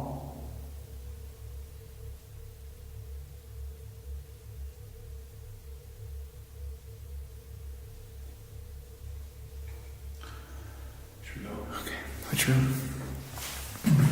I'm trapped in here. How do we get? This is gonna be a funny episode. We're like trapped in these rooms. This is like one little room. I know, dude. This is like. The whole hospital. I just think that's hilarious. It's like a zombie apocalypse. We're like, where can we go? We're like looking out the windows. We're gonna have to make like a. A game plan. Okay, but do we even know where we're at? I think we just let's hide.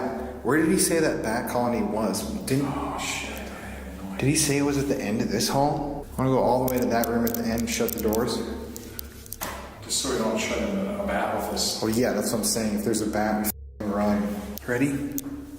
What are we gonna do? Run to the end of the hall. No, don't run. I mean, as fast as we can move. Well, You okay? no, I just got a headache, man. I got like something's really got like a migraine. Probably dehydrated. Yeah. You ready to go? Ready? Okay. Where are we going? End of the hall. Okay. So, are you going first? Yeah. Okay.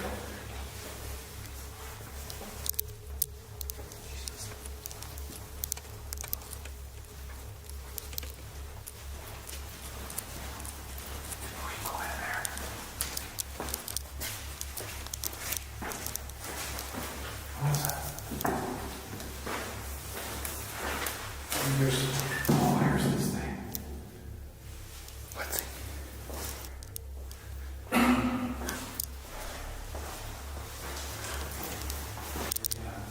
Close the door.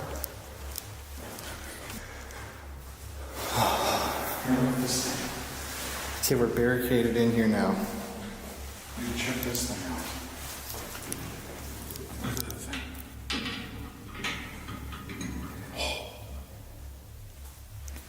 Gross. Oh. I don't know, it's like a fridge.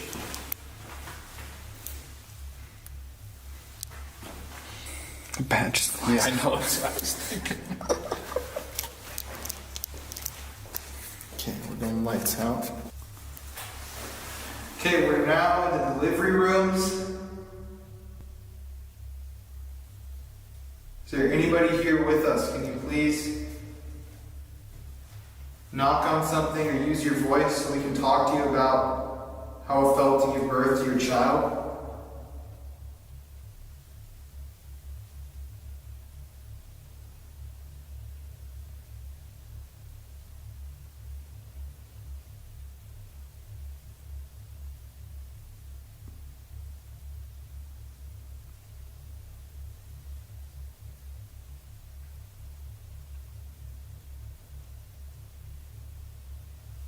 Zeros on here.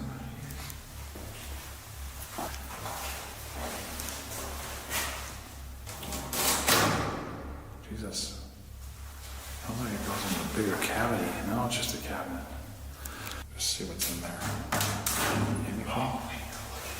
What is that? Oh crap, is that out to the hallway? Sure, yeah, it is. Shut the door. Okay.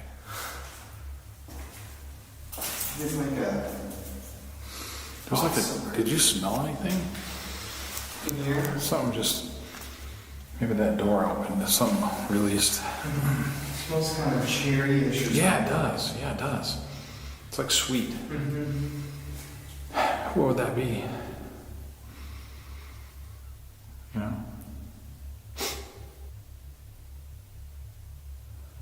Well, do you want to escape the bats? Weird. Go downstairs. Yeah, let's go. Let's go. Yeah. If we go downstairs, we can go outside for a second and we come back and finish on the downstairs. Are you over in that other room?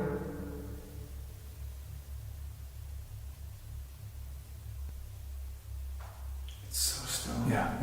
There's zero energy up here.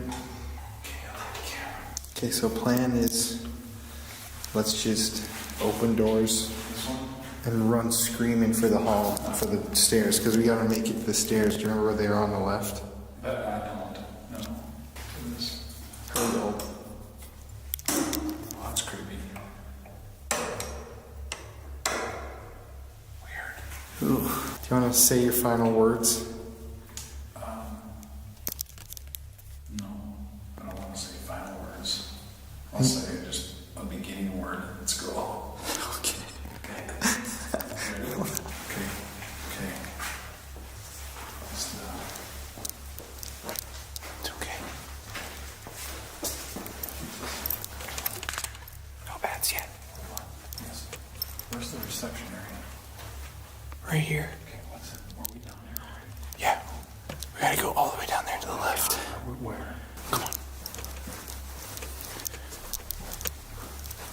Oh, come on. Oh, come on.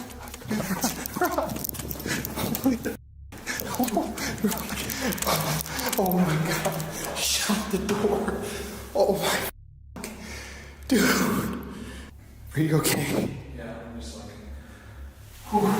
Don't have a heart attack. No, I just got...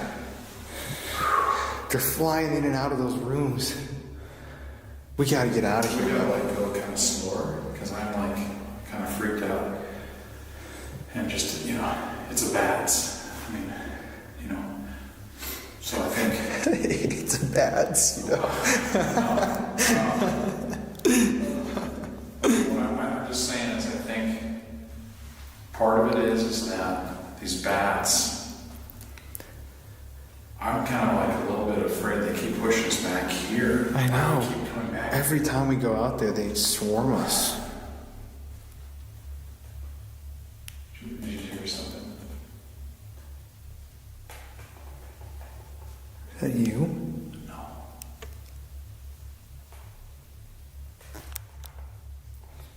That's this right Is there a reason why you want us in this room?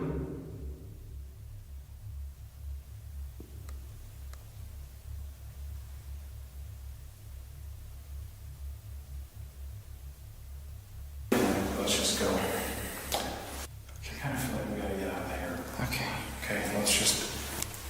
Okay. Do you want to lead the way? Put the light out. You ready? Okay. Hold on.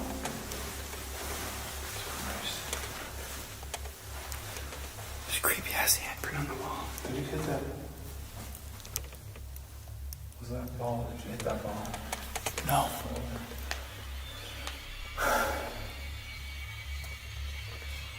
Is there anybody right here on this end? Oh! Okay, that's a bat. We just gotta keep cool. There it goes. Okay? You know, it's just what it is. And where we going? This way. We're gonna go somewhere. Okay, good job. Okay. We can make it to the stairs. Come on. Okay, where are they? Right here. Hold on. Come on. Where are you going? Right here.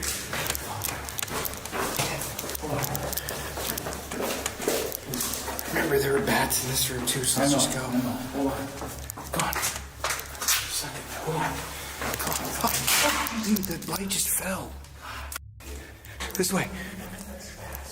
No, this is the beginning.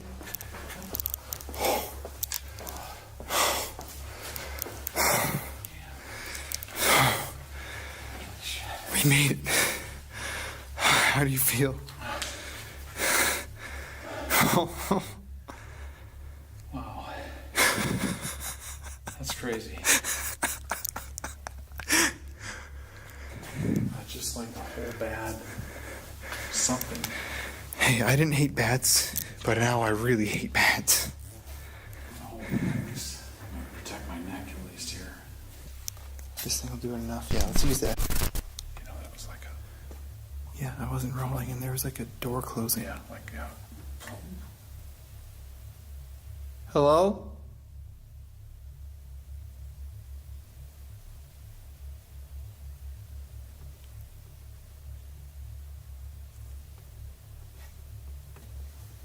Okay, so I've got an infrared GoPro right here shooting down this hallway.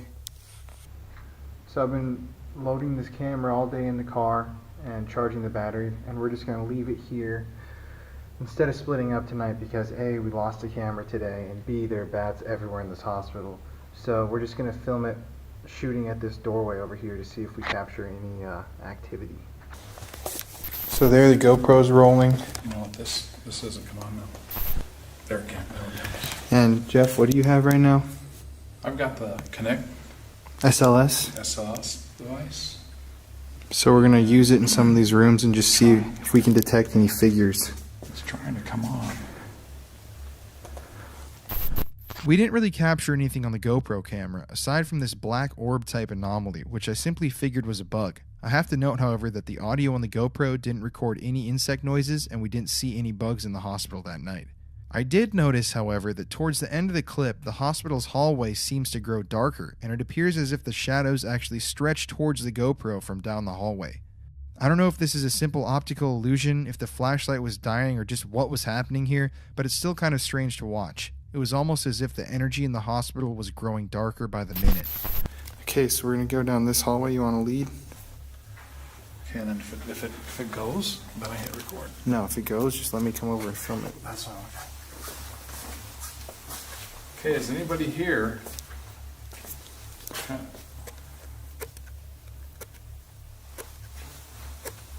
I've got a device right here, guys, that you can show yourself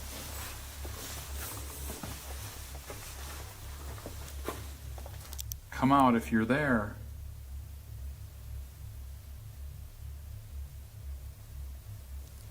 We're just standing here.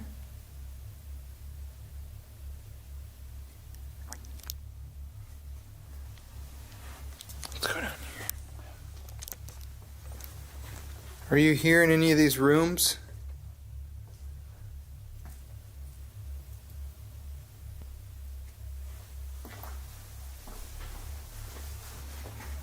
Anybody? Anybody show themselves?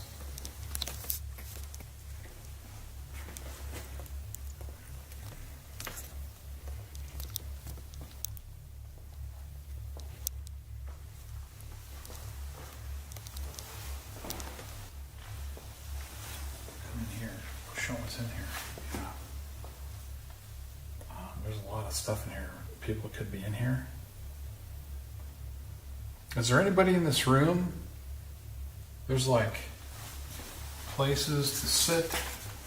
There's stuff to build. Is there anybody here? Why do they keep blacking out like that?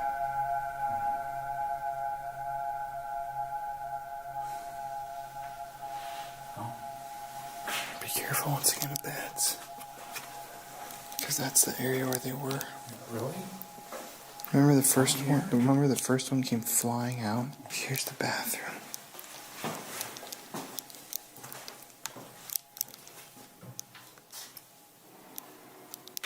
Oh shit, my dude.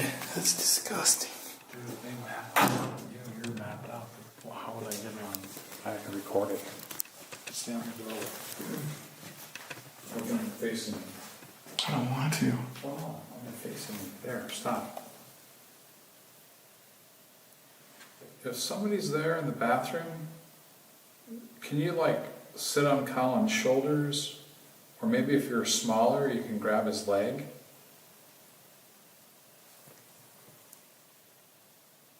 Anybody at all. Do something. Show up, please.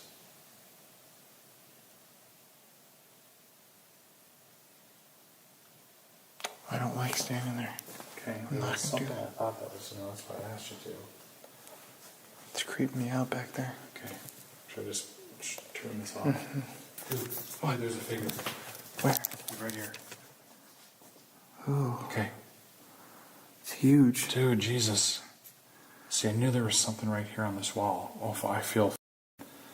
Whew. Oh, there it goes. It's gone. Did you get Yep, that? I got that on camera. Oh shit, I zoomed in a lot. I told you I felt weird in this bathroom. No, that's why I saw something move in there. Oh, I just heard movement from over here. Behind us. Let's see. I'm gonna go into this room. Are you in here? Again, thank you for showing up. Oh, I just heard something down there. Can you walk down the hall towards us?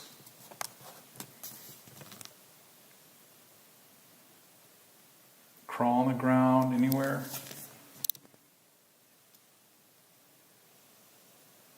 I think something's trying to manifest right back down there. I'm going to come down by you. Kind of keep trying.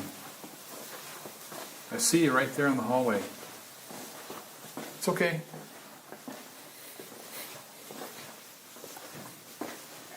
Yeah.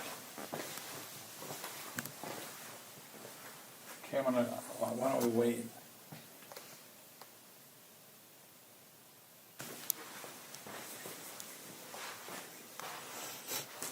Can you come out?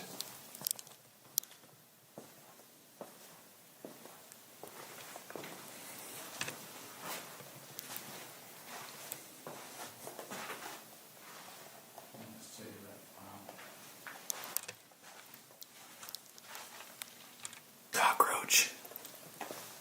Ah, I feel stinging on my back. Dude. Okay, look at. See that? In the middle? Uh-huh. That's why I keep thinking it's like trying to come down there. It's moving. You see that? Yeah, that couldn't just be the... I know, but I mean, that's what. You think it's getting brighter?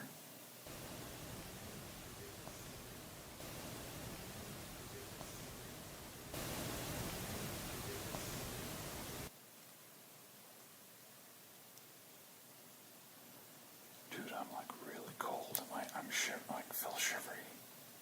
I don't know if that's a word or not. Me too, though. If you're down there at the end, can you manifest yourself? Can't even talk, man. Dude, that went away. Yeah, that is weird. It went away on there. Completely. But I mean, that's what. You think it's getting brighter? completely.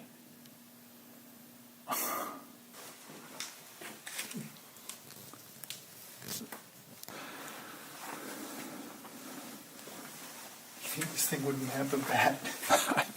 It would. Flew out. I love that thing, dude. What do you think it is? Well, that was. Spirit door? Do you hear that? It's like a who?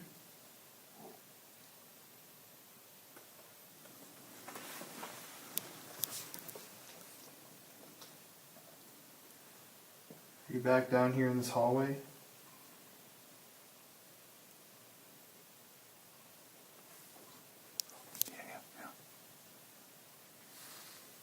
We should just note to people online that it's really quiet in here. Yeah. Like there aren't any knocks and shit. Let's go in the lab.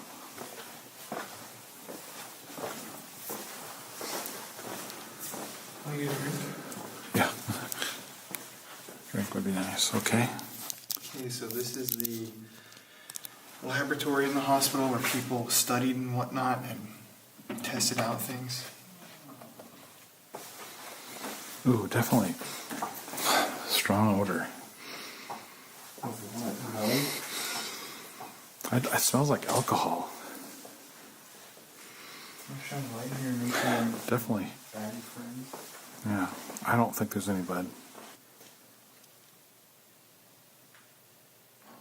You hear that? Movement. I'm talking movement. Right there. Okay, it's over there, dude. Go over there. The f*** is that an animal? Yeah. I think it's just this water.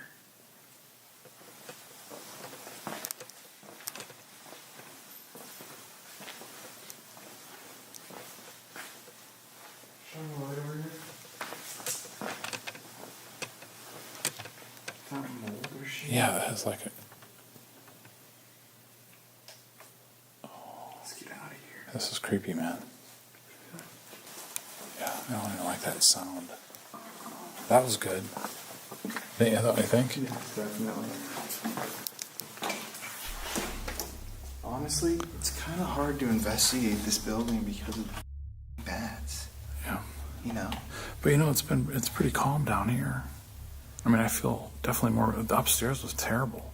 Yeah, the upstairs was disgusting. I mean, here, you know, I think we're okay. But you know what I mean with the bats? It's like you have to be not in the zone of paranormal investigating. You're like freaked out by getting bitten and getting rabies. Because the first bat we saw was right in that hallway. Remember, it flew around your head. Yeah, but you know what? But you know, people are gonna say, you know, like bats are great and blah. I know, I get it. They eat a lot of bugs. I love in bats. South They're Dakota, cool they eat creatures. tons of mosquitoes, but they're creepy, man.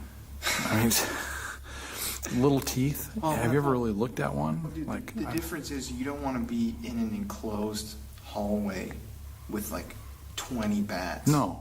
It's like you have this much space and you're the head. We're like both the height of where they fly. So when they fly, they go right by your head, and like one hits you and bites you, Or rabies. get stuck in your hair. Get stuck in my hair, dude. Yeah, your hair. I know. literally crap my pants. I hear you. And I don't want rabies. Hell no. I It's just just don't. not worth it. I don't even. Every time you talk or something, I hear something. I think we should go down into down to the left. Have we been to the left? I don't think. Look at it. It's just illuminating on the green. Oh. It's hard to have that happen. Oh shit! Shine a light down there. What was it? What?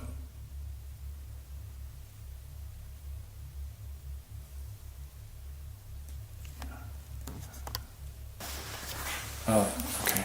Camera just bleeped out. Just do that again. Do you think there's a bat repelling noise? I don't. Are you sure we had a bat in here? We went right into that room and it flew right by your head. Really?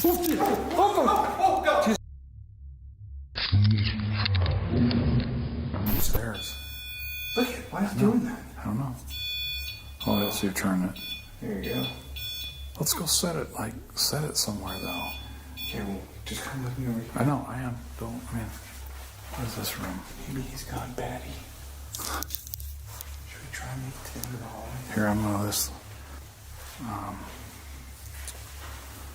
not sure where. Oh, is this? Have we been into this area? Oh, dude, this is the old part. Oh no, we haven't been.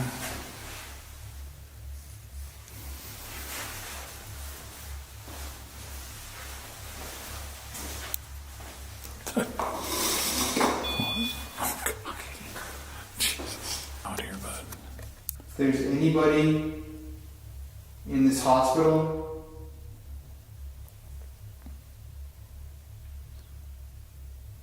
can you walk on over to us?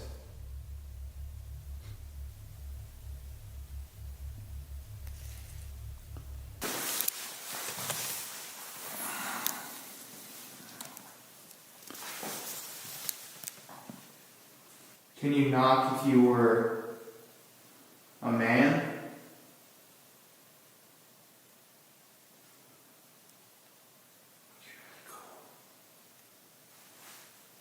Can you knock if you were a woman?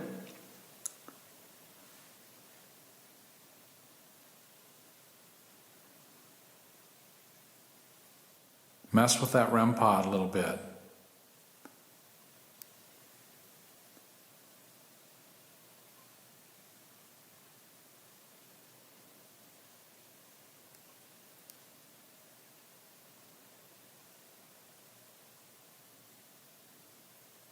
Are you afraid of us? Can you just knock if you're here with us?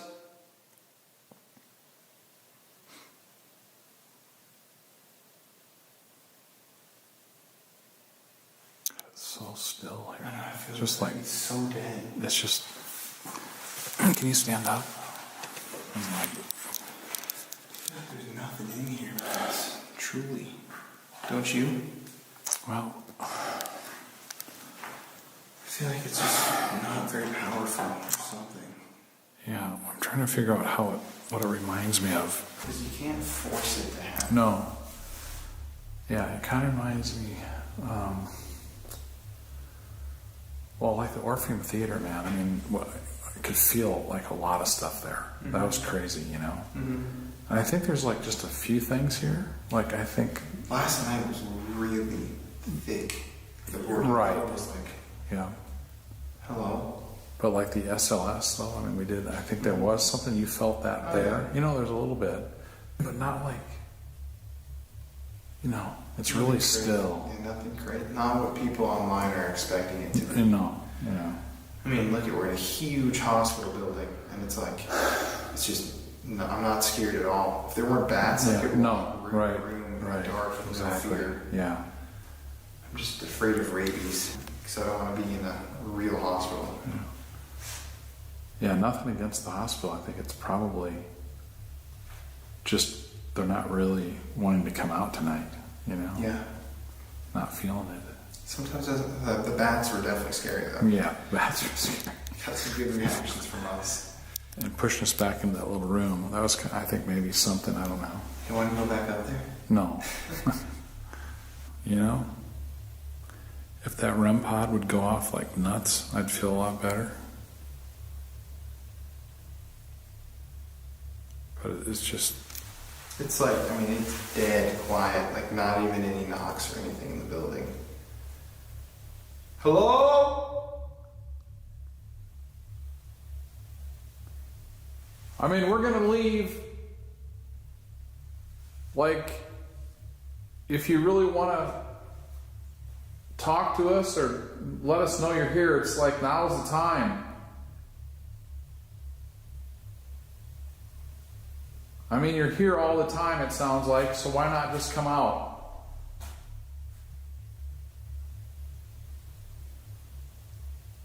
That ball just rolls out. I just don't think there's, you know.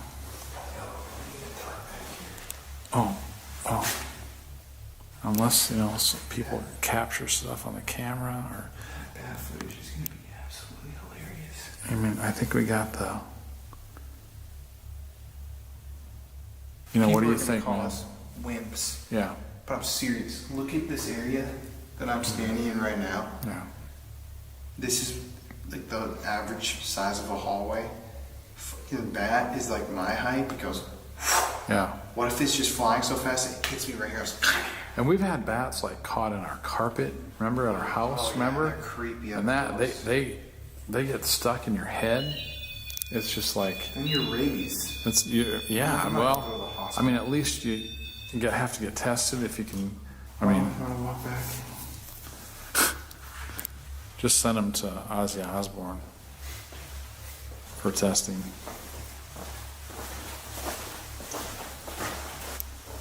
I think it would be worth some shots, bud. What? Like some photos. Can you do that on here? Take some pictures? Yeah.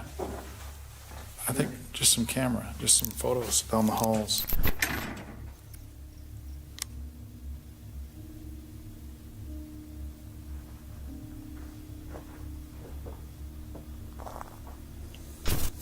At the end of the night, we left the Phelps Dodge Hospital with more questions than answers. Who was still left in the building? Why didn't they interact intelligently with us? Are what we perceive to be ghosts actually spirits of the dead? Or is it a different type of mystical energy altogether that likes to make its presence known? I don't know. However, what I can say is that the experiences that we had that night in the old hospital will stick with us until the day we die. It's always crazy how a location can be so different in person than what you think it'll be like after researching online. Thanks for watching, guys. Keep your eyes open, your minds sharp, and as always, stay spooky.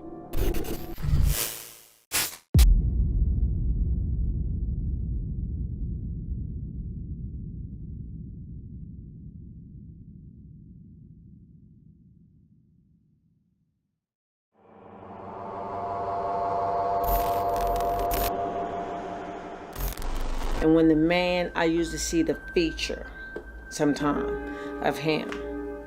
I don't see him all the time, except for when in the basement. The basement is more the places I see him at the most, or in the parlor bedroom downstairs. I see him a couple of times in there.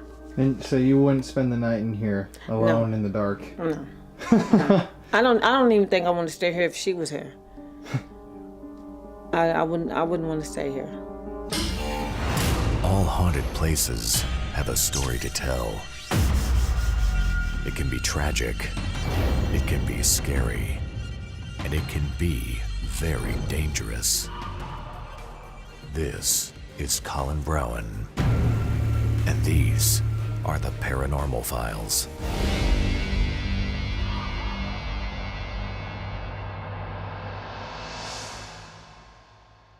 I cannot believe that I cannot believe that just happened. Can we just tell us what happened? You have it on? Yeah. Did you do that? No. Oh, look at my arms. That was. I'm just like total. That was not cool. There's like And static. was that just this light? Okay, she's leaving. The light. Okay. Wow. There's like a chart. Oh my God. Shoot. Jeez. Window. Jesus, I cannot believe we were not filming she that. left. That was spooky, man. Oh my gosh! Wow, that was bizarre. What the? Okay. Jeez, why did that happen? We were filming. Seriously, it always happens. It does. Okay, so just a minute ago, I have chills on my body. Oh man! Actually, right Look now. at my arms. Yeah. Let's just ask a question. Okay. Okay, but tell what. If that was you, could you make this light flicker again?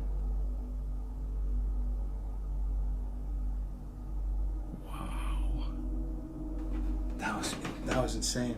So we were right here With Michelle. Yeah, just talking to her, standing with me right here. Wait a second. And Jeff. Is that got to be plugged in there? It doesn't matter. Okay. I was right here. Jeff was right here, and she was right here. We just filmed a TikTok, and she was talking about one of her experiences. And this light literally just went off and then went back on. Oh my gosh! And the moment that happened, she was like, I'm out of here," and just left. She just left. Yeah. She's like, she wouldn't even talk about it. She just left. It wasn't a house power outage. No.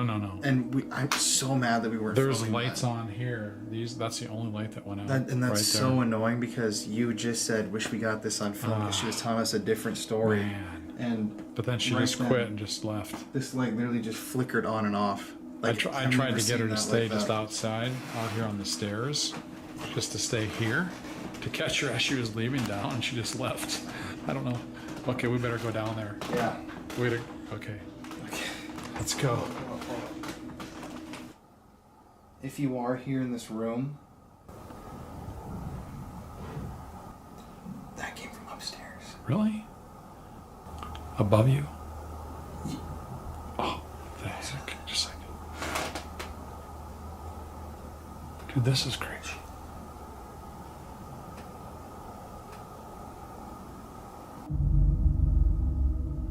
Dude, I'm actually kind of creeped out. Okay, if that's you giving us a sign, can you turn off this light again? Or walk over here?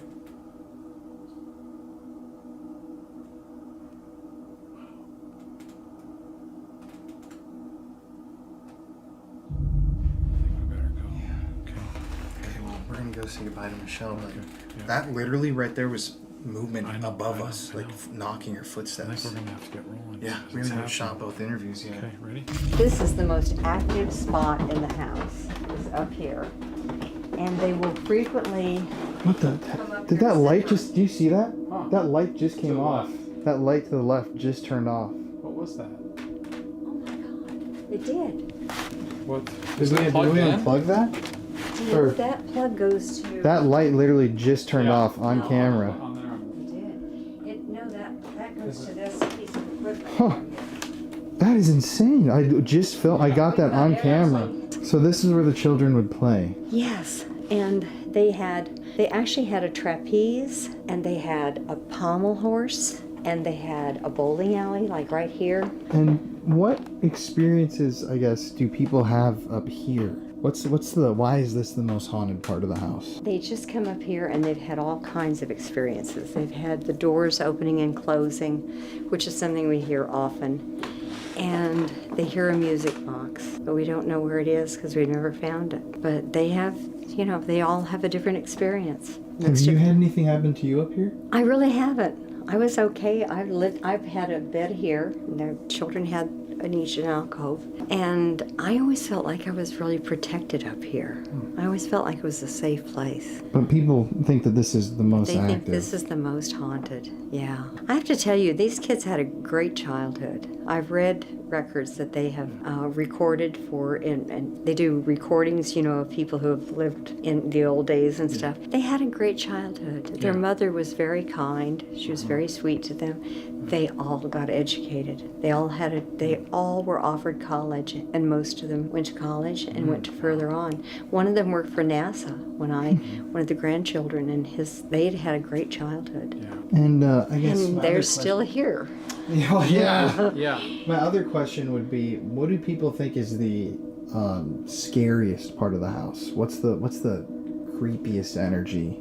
I think the basement is the place where they've had, but this is not like a frightening thing. Yeah. This is not like one of the houses where horror things happen. Yeah. Scary. These people loved each other. Mm-hmm. And whatever spirits are here, they're here because they loved it so much. I think there was something great in their childhood. Right.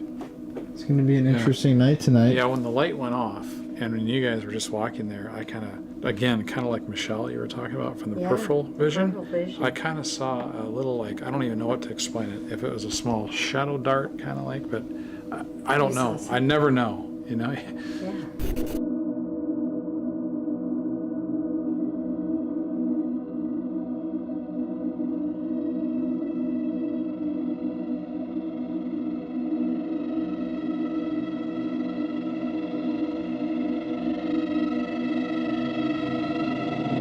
What's up, everybody? It's Colin here. Tonight we are in Guthrie, Oklahoma at the infamous Stone Lion Inn. This is known as one of the most haunted places in the state, if not the most haunted. You can read about it all over the internet. We've been here all night. We already conducted interviews with the owner of the house, someone who's worked here for 30 years, and let me tell you, we've experienced some things that we cannot explain. In those interview clips you saw earlier, our interview subject literally ran out because the light turned on and off behind us. Then we heard footsteps running above us. We've had doors open and shut. The We just put our static cameras inside the building, and on the 3rd floor, supposedly the most active area, we turned off the lights up there, went down the stairs, turned the lights off, and shut the door. We went downstairs and set some stuff up. Then when we walked back up, the door was wide open, the lights were on, almost like it was calling for us to go back up there. So it is very, very creepy in there. But we've got all of our equipment set up. We're just gonna head right in and start investigating because it's 1 a.m. already. So,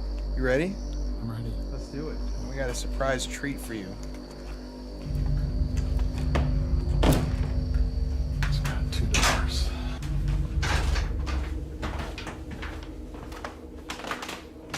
So we're going to start tonight's investigation here in the parlor room. This is obviously a place where people used to come gather. Guests would arrive here at the home, take seats here in this area. There's a smoking room out back. Lots of activity reported in here. And we're going to start this episode out because this is a Victorian era home with a Victorian era haunting with something from the Victorian era. So follow me.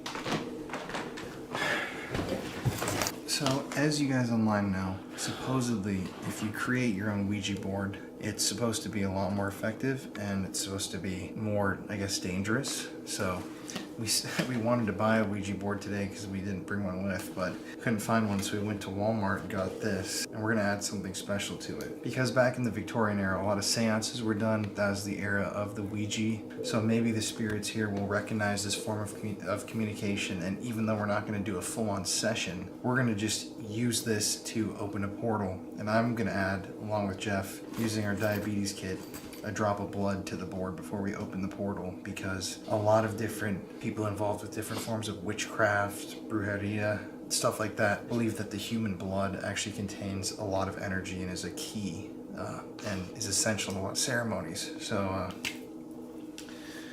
let's do this.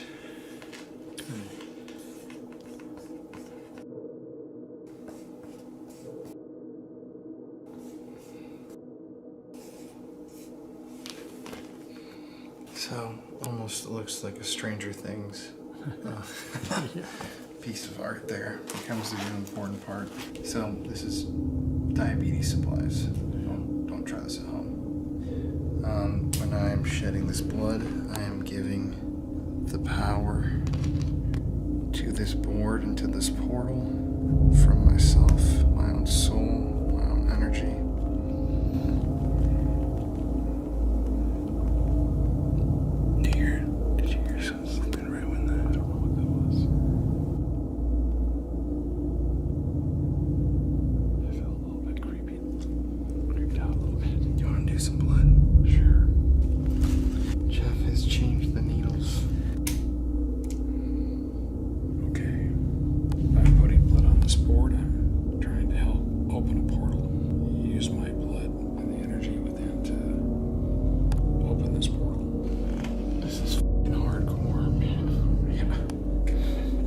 Now that we've created the Ouija board sort of summoning ritual, we do have a planchette.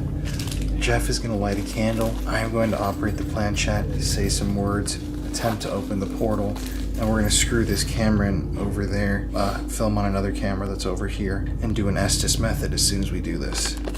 Okay guys, so we're going to now begin with this, I guess, blood seance. We're going to have Jeff light the candle first. Okay, when I light this candle, I'm going to give you energy, okay? That's what we're hoping for here. Okay, now he's going to droop the candle wax on the Ouija board.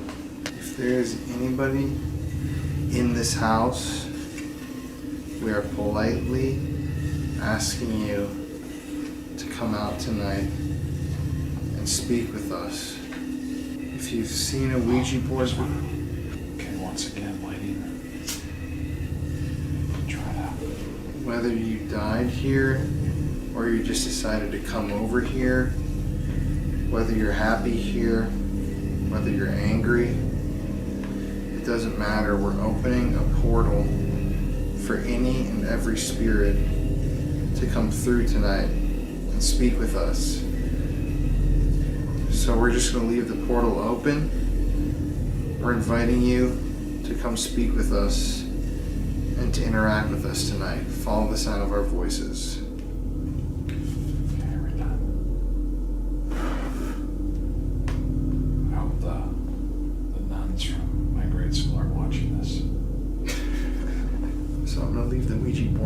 So we're gonna have Jeff put the REM pod right on top of the Ouija board. So if anything tries to play with the Ouija board, we're gonna pick it up. I'm gonna film on this camera. Okay. Why don't you start the Ovilus up? Why don't you turn that light off and turn night vision on? There you go. Okay, wait a second. You got, that's better. How come we've got had some rings of light there? Did you see that, or? Probably the glass. Maybe the glass, okay. All right. Okay. Okay, so before we start using our devices, if there's anybody in the house, can you walk over to us or give us some sort of a sign that you're here?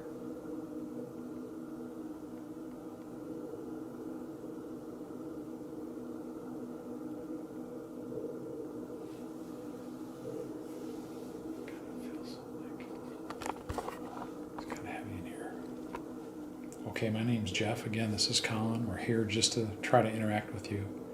We're friendly. All we want to do is try to find out if you're here, why you're here.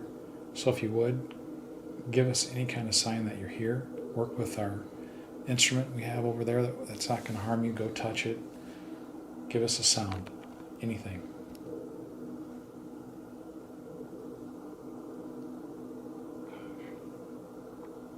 It's too quiet. Yeah, my head is full. Can you knock like this for us? On something, or walk around for us? Did you hear that? That wasn't you. The... Right. Yeah. Yeah, no. Did you hear that? Did you hear that? You heard that then? It's exactly that. Well, come on closer then to us if that was you.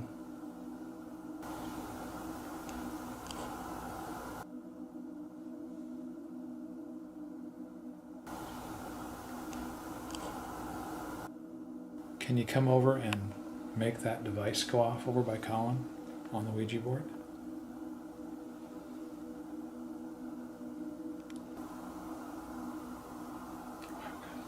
I haven't had like this congestion again. That's what I get.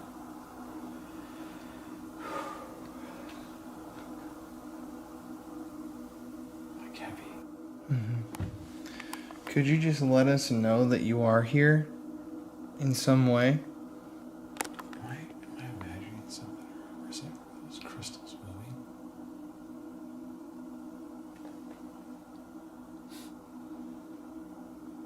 I can't tell. What we're talking about? Behind me.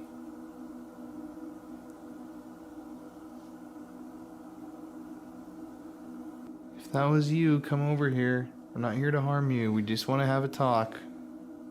We want to play and hang out.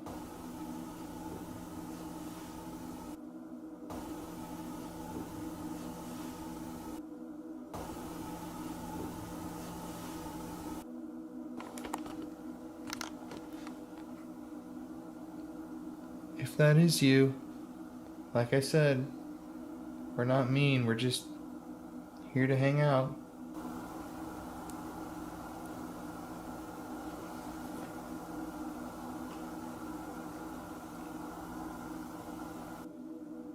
Keep coming. Follow my voice. All we want to do is relax, talk.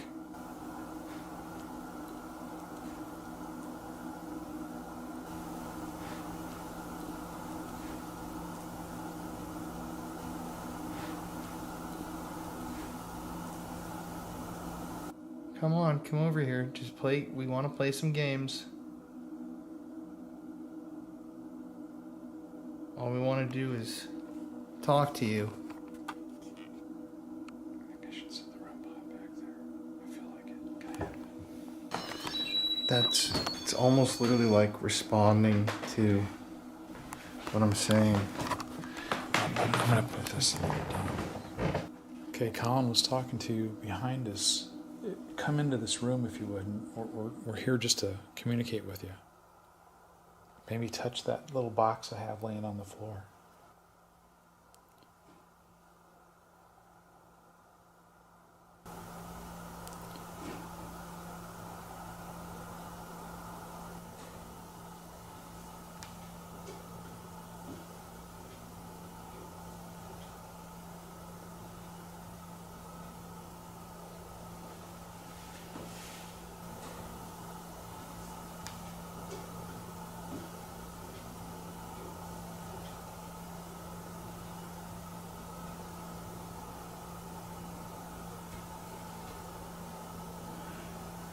Again, keep coming. Come into the room and talk to us. Again, keep coming. Come into the room and talk to us. Again, keep coming. Come into the room and talk to us.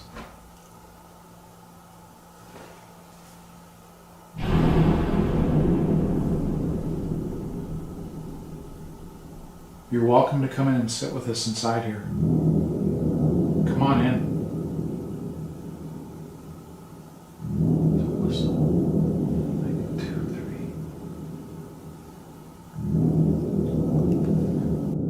Once again, you can come back in here.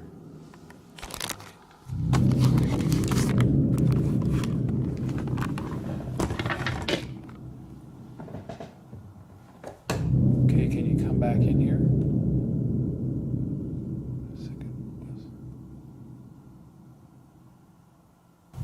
There's definitely those. There's something here. I'm like, this is like one of those places that I feel really thick. It's like dense. I'm having a hard time breathing, even And just to tell everyone online, when we were setting up all of our equipment, we didn't hear one creak, knock, and we were walking. anything. Yeah, and we were walking.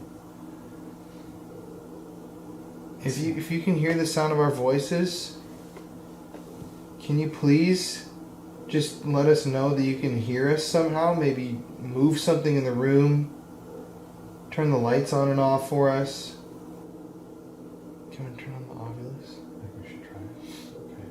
Okay. So the Ovilus 5 we have now, we have a new speaker.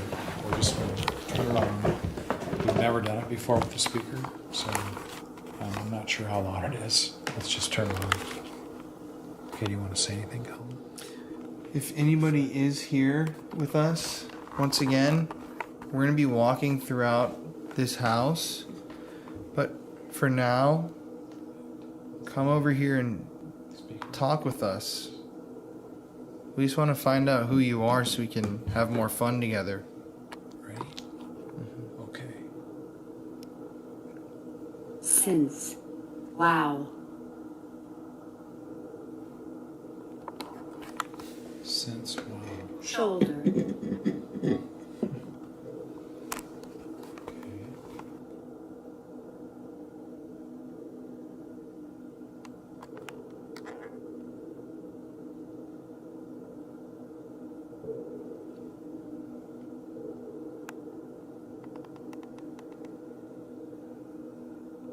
Can you say something to us on this device? Are you talking about my shoulder? I feel like I keep seeing stuff. Like little circles in it. Over. Revoked over. Those words are very similar. Like revoked, you're done with it. Over, and over. Revoked, over. What do you mean by that?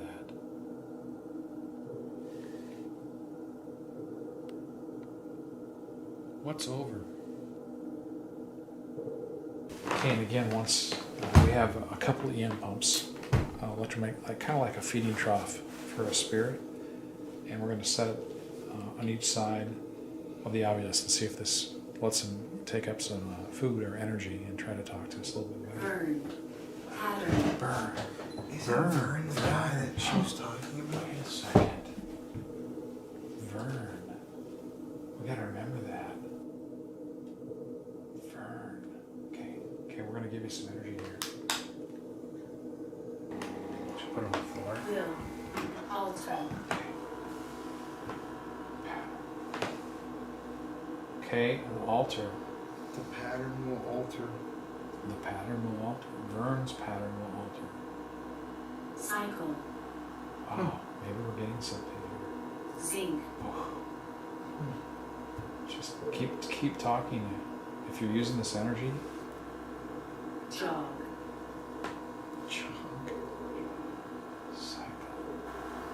If anybody online knows what this could possibly mean, feel free to comment it too. Yeah. Autumn. Autumn. Do you mean the basement? Presidents. I think that we should do the Estes method and this at the same time. Dude, who's up there?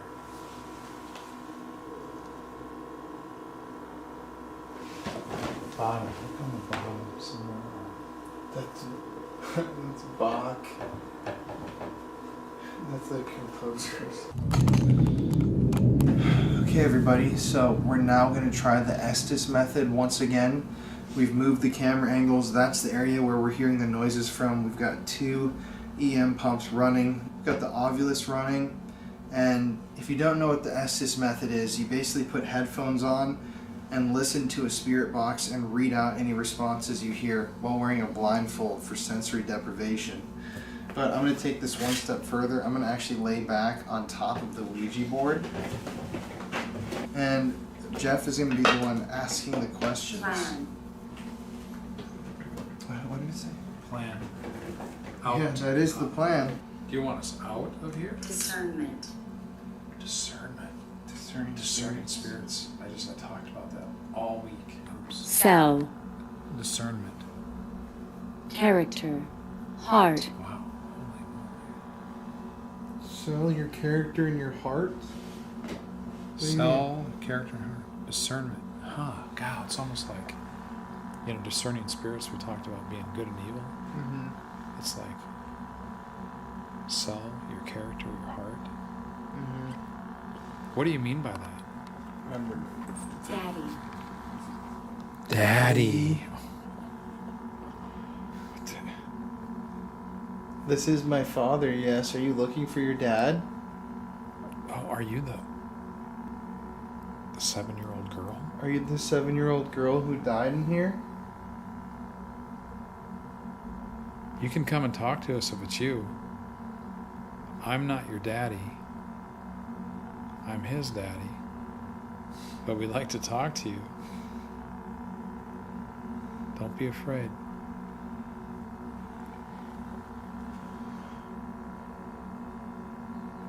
Is that you? I'm gonna turn these off in case these make you afraid. 60. Again. 60 again. Daddy's 60 again. You're Okay. about to be 60. I'm gonna be 60 very shortly. We just mentioned that when you That's came weird. in. When we were bringing the stuff in, he goes, wow. how many 6-year-old dads do this with their Density. son? 1.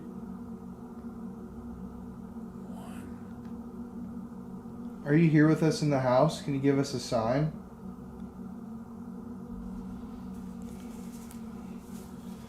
Cut. Cut, Colin. Most. I cut most things. I cut most things. We. Yes. Okay. You said I cut most things, and then you said we. Are you with other people?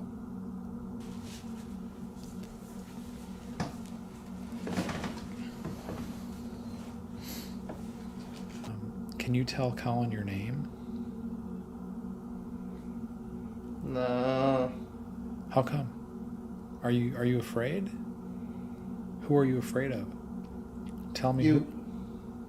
Don't be afraid of me. I'm the man. Who are you then? What's your name? If you're the man, what's your name? Thank you.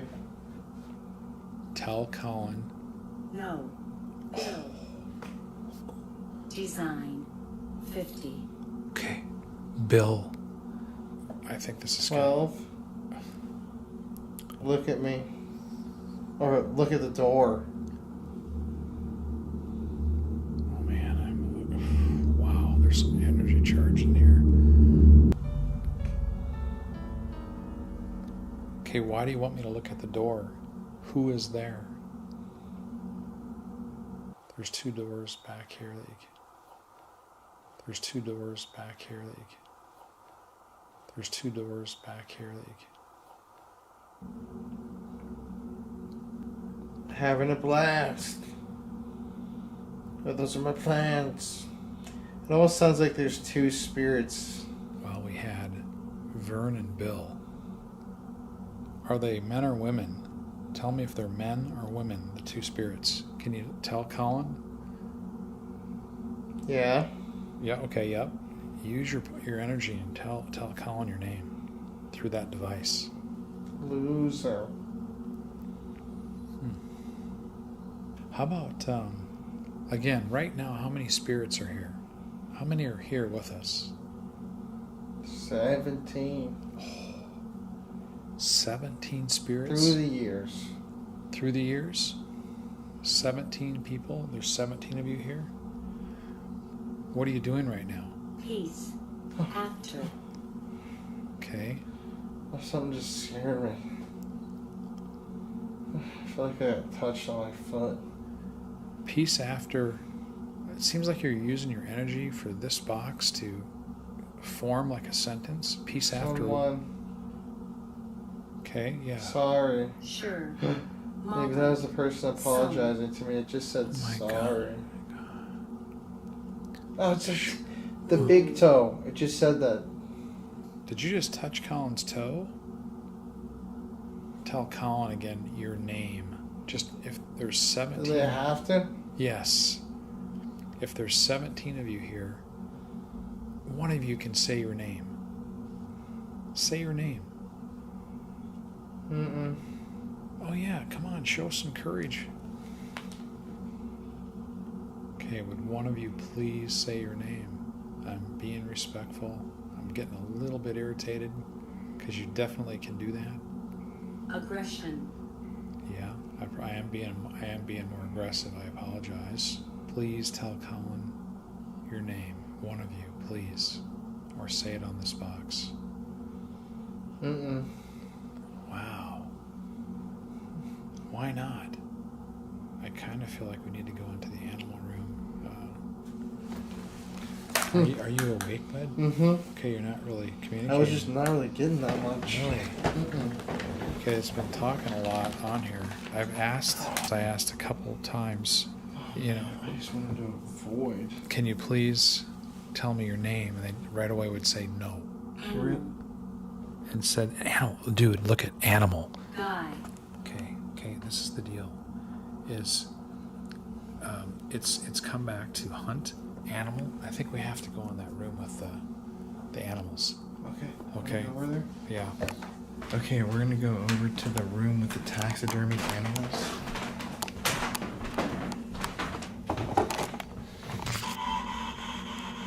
There it is. What we're doing right now is essentially sitting for a little bit, trying to do some in-depth spirit boxing.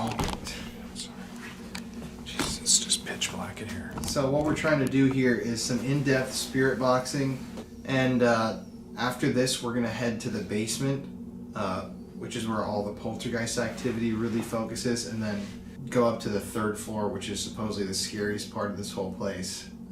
But it's already 2:30 in the morning, so we're really pushing here. Yeah. Well, we're gonna do it though. I'm gonna turn the spirit box on.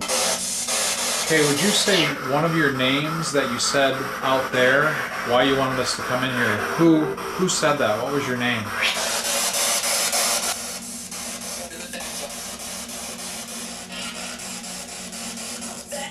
In the other room, you told us, at least I felt you told us you wanted to come into this room hunting animals, you said, and we're here. So we're just going to ask you questions. Answer us because you want us to come. What's your name? Zach. Okay, can you say your name clearer for us? Check out.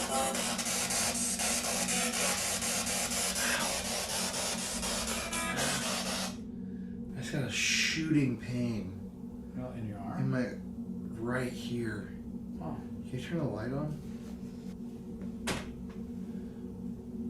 Oh, what weird. You see that? What's this? What's this? Look at this. Look at right here. That's exactly where I was telling you. Oh my gosh. What the f? Okay. Wait, film that. I know, I'm trying, but Film with your iPhone. It's a f***ing burning, dude. Just a second. What? It's f***ing burning. I hear you, bud. Okay, right there. Look at that. Right. Look at this right Right here. here. This, I literally just felt that, dude. Let's just watch that just a second.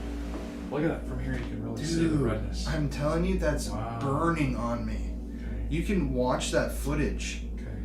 I literally just felt a really sharp tinge of this. pain.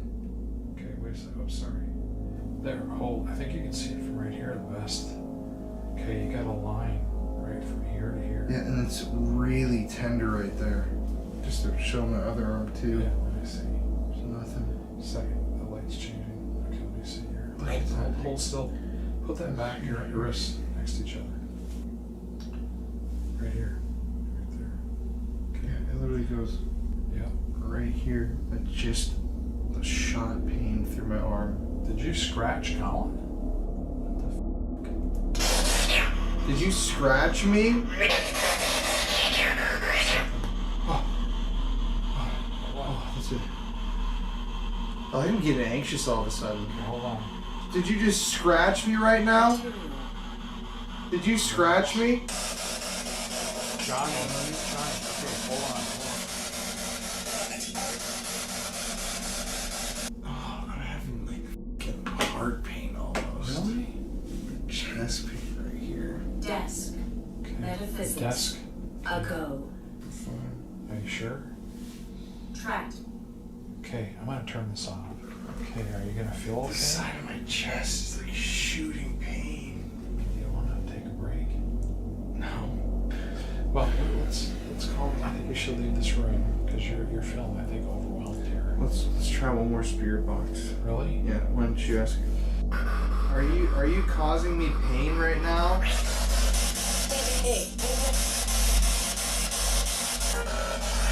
Okay, I'm asking you who scratched Colin. Something. Okay, something. I kind of thought you need to call him out. You know what I mean? Got me a little aggressive. You go. We're not leaving. I'm not gonna go. Tell me your name.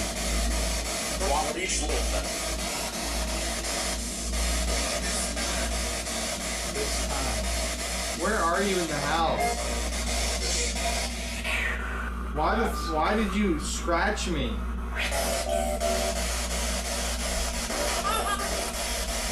Yeah, you want to go downstairs to the basement? Yeah. So Are you gonna be down in the basement if we come get you? If we come look for you? Yeah.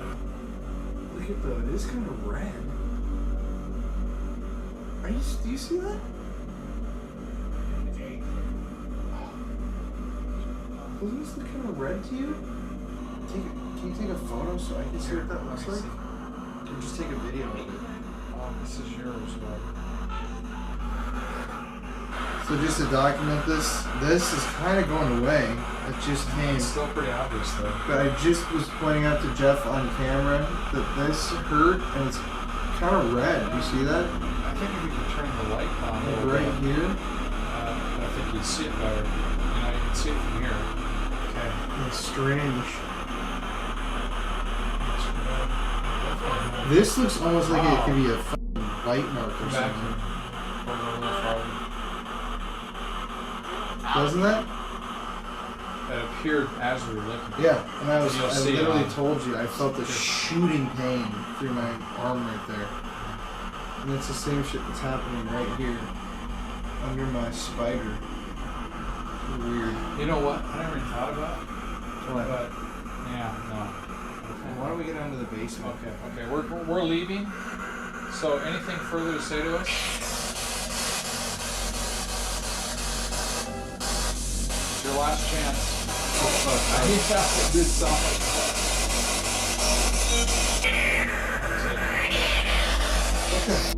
Yeah, what was that?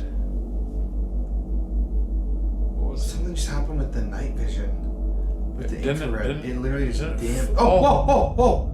What in the hell? Dude, I'm like, What the f is going on with it, man? Dude. It's fucking turning off and on by itself. Look at I'm totally static. Dude, oh my God. What is happening? Okay, guys, on camera, what's happening is our IR light is going on and off.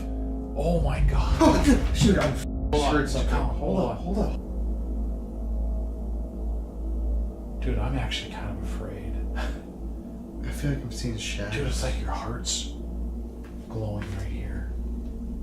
What in the hell is going on, man? Are you playing with our light? Okay, how is that possible? I feel like I'm seeing like shadows. Okay, we might have to call this here tonight. Okay, so Pete, we're gonna stay here right now. What's happening is the IR light on the camera is going on and off. That's why it's dark right now. Now here it is. Okay, can you give us a sign that you're here again? Are you playing with that button? Dude, I'm like... And it's not a pattern. It's different amounts of time every time. Gosh. And that started to happen right when I was talking about feeling This scratched. is really bitten. bizarre, man. I mean, honestly. You know that? I really do feel like I can almost see like a shadow. I think we should go to the basement. You know, I just feel kind of sick to my stomach, actually. Yeah. I gotta kind of go, man. I actually do. Yeah, let's go. Yeah, I've never seen a light do that. Wow. And that we didn't even touch it either.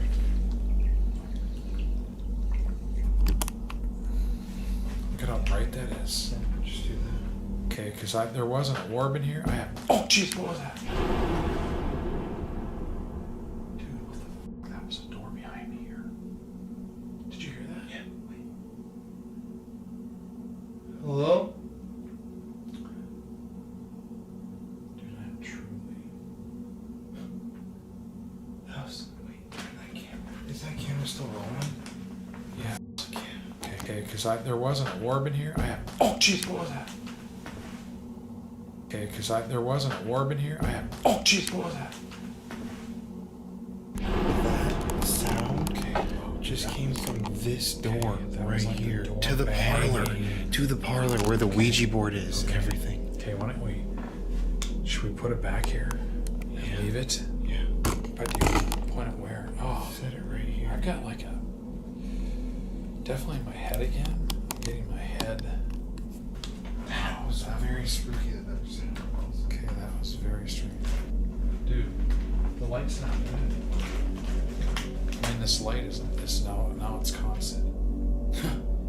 Okay, now that's freaky. That's freaky. We didn't change the light. Look it's stable. It's like it almost left. Yes, that's what I feel like. Like I think it left through these doors. Do you have a camera? Then to explain, we were just trying to leave and this light started to tweak out. My arms are burning. I feel I have a mark on me. We got really freaked. We were leaving. As we were leaving, this door leading into the parlor room with the Ouija board and everything where we started, like shook violently by itself, and then the light that it was being manipulated stopped flashing. So it's almost like it was in the room with us, it followed us, then it went back into the other room. But we're gonna leave this camera running in here. Yeah, hopefully something appears that we'll look back and find now. Okay.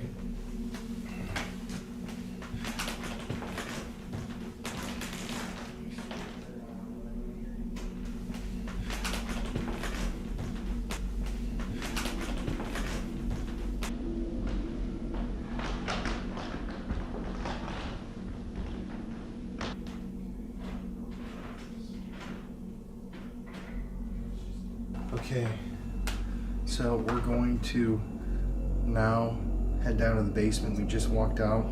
We got the other camera. We're in IR already. This is where it gets really freaky. That was freaky enough in there. And a flashlight. To me. Okay. I mean, it's the basement. Okay, this is where they saw the man with the stove top hat. Okay. Well, battery died too. What do you mean? This Really? Oh no. Yeah. That can't be. Okay, there's no way, dude. That's not possible. I'm not kidding you. This is an issue because you got to think about this. This is just a freaking little light, okay? I mean, if you just think about it, it's a little light, and look at brand new AAA, and look at the type of battery I've got in there. These are two. Look at this.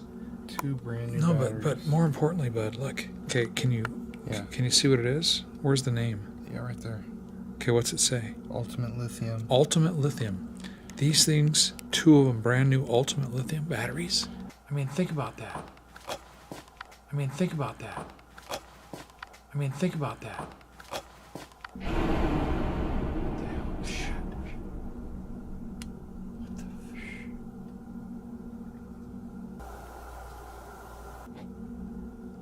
Dude, I'm kidding. I'm freaked the fuck out right now. Oh my god, there's... Dude, I am freaking... Like, there is something down here. yo, what the fuck? What? I have full body chills. Hold on. Can you grab the camera? Okay, just a second.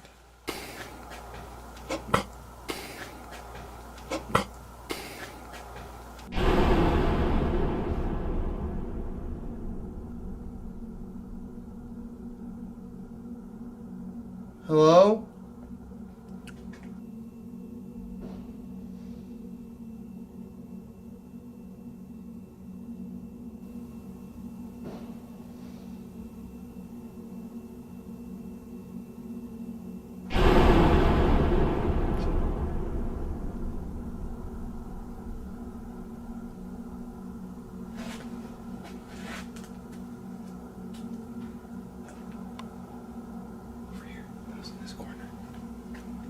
Moving, dude.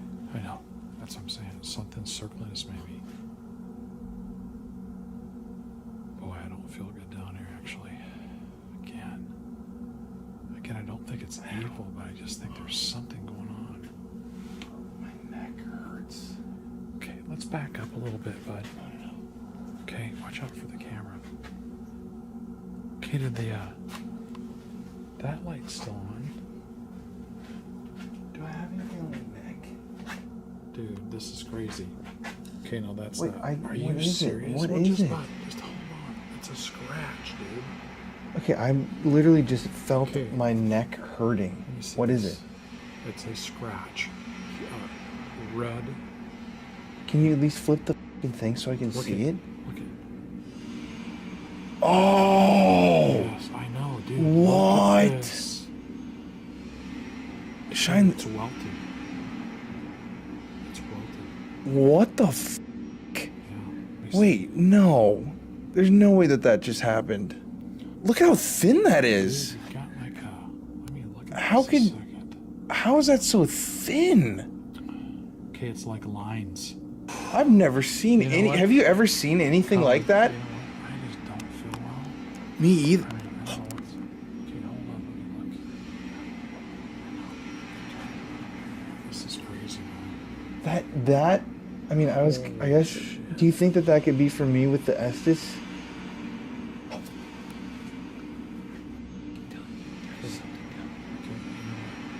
Have you ever seen something thin like that? Could that be my f***ing, headphones? Do you think? No, dude, that just appeared. Let's look That's on your other just so side. thin. Let's look on your other side. That's so thin. What the hell, dude? Though you got What? a scratch here. Oh, wait, what do you mean? You have a scratch on The this side. exact same thing? Hey, why would you have that on both sides? See it? I can't look at it. Can you take a picture? Okay, here. It went off on its own. I'm not doing anything. Okay, well, Just calm down, dude. Calm. shine your light over there.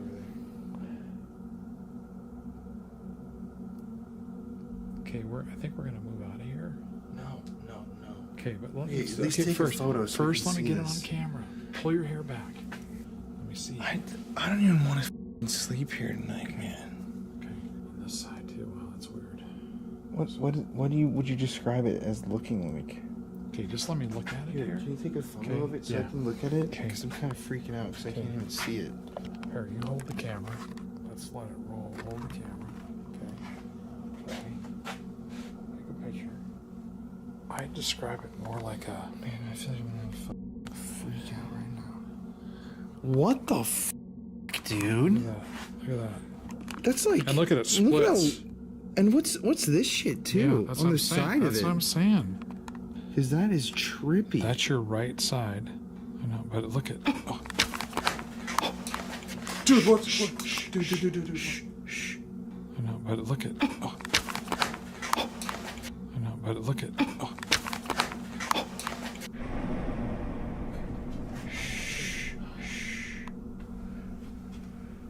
Okay, is there somebody down here with us or what?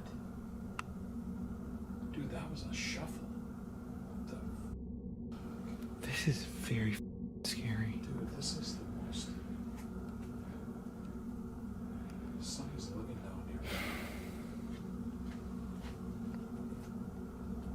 I'm getting cold too, and it's hard to breathe.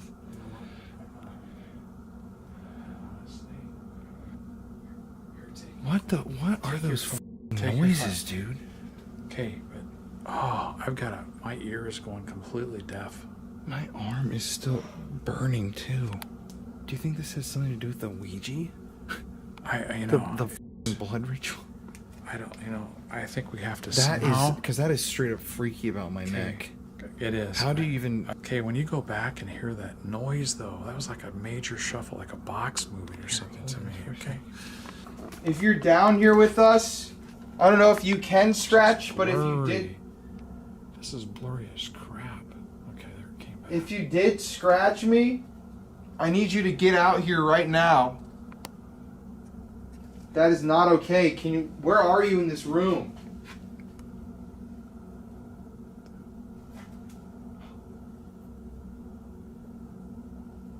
Okay.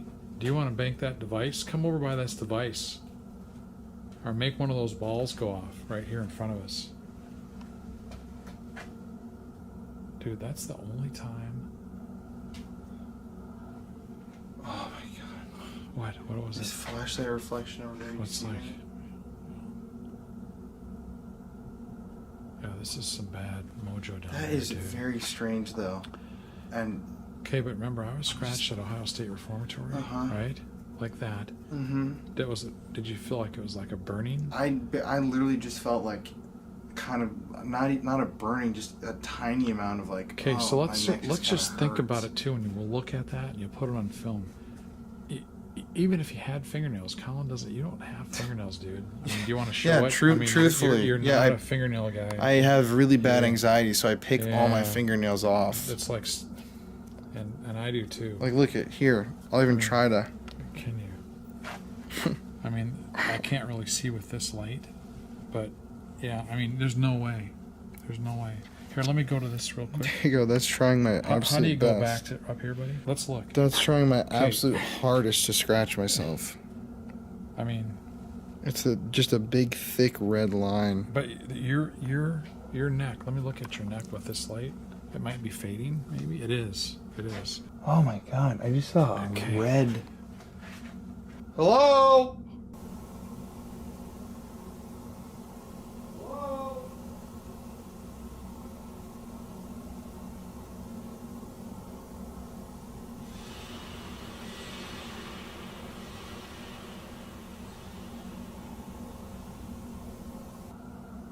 Oh, my head's really full again. I feel like something's... What the hell is that?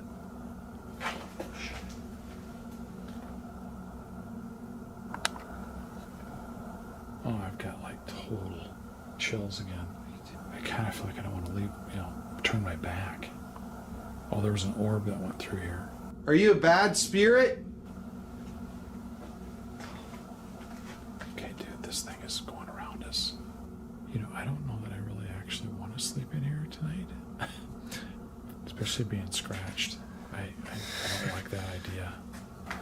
Being alone in a room tonight? Oh, I know. After this? I know. And this? Can you turn your light off, though? Oh, God. Okay, now that it's completely pitch black down here.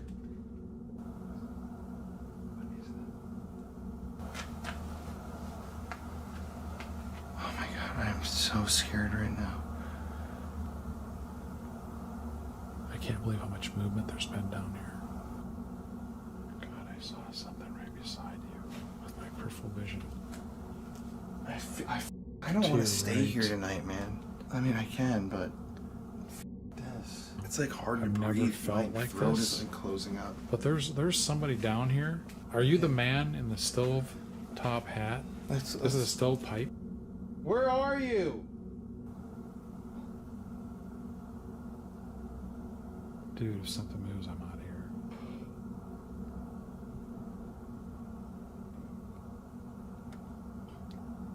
It's above us, dude. That was up here. Dude, there's something back here. Can you throw one of these boxes? My ears are ringing. I'm getting disoriented again. I just really think we should wrap here. There is something down here. Okay. Whatever it is. Yeah. Stay down here, please. Yes. You know what, Colin? What?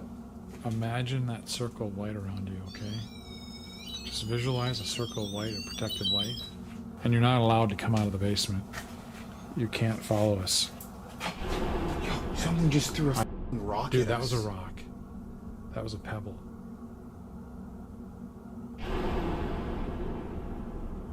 If you can throw a rock, you can throw something bigger at us. Dude, if something throws though, I'm gone. I think we should go. Okay.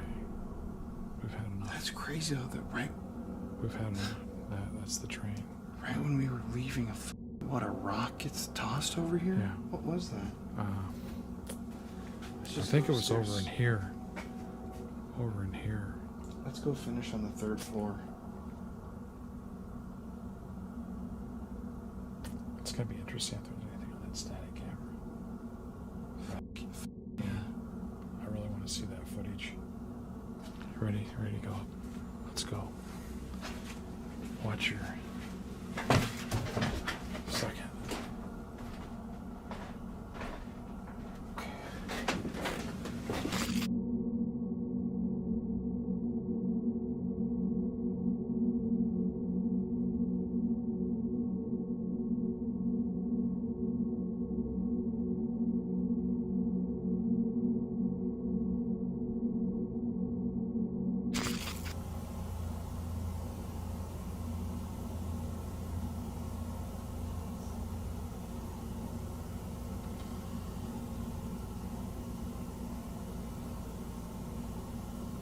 I was just gonna go use the restroom, but I looked in the mirror, and Well, you this, gotta pull this your is hair back. Okay, almost completely but you know gone. what you still have though? It's weird. It's like but it's raised, and they're actual lines, right? Dude, it's like one. You could never make that scratch. Oh, I need It's to look impossible. at it. I need to look at it in better depth. Okay, but we need a picture again. So, the scratches, if you can see them, or whatever you'd call that, have like gone away, but there's welts on my neck, Oh yeah. which is really odd. I haven't had that in a very long time, so I'm just kind of spacey, kind of freaked a little bit. But it's 3:10 in the morning. Yeah, let's go. We're gonna do it. finally go to the upstairs, the 3rd story at 3 in the morning. So.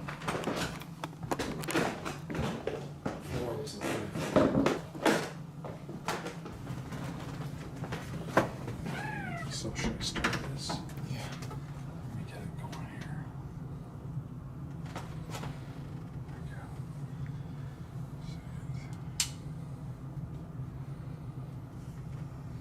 Give me a sec.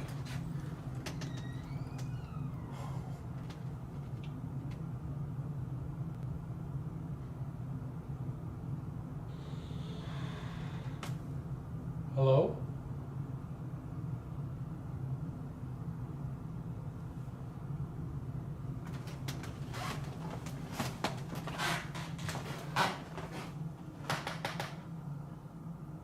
Hello?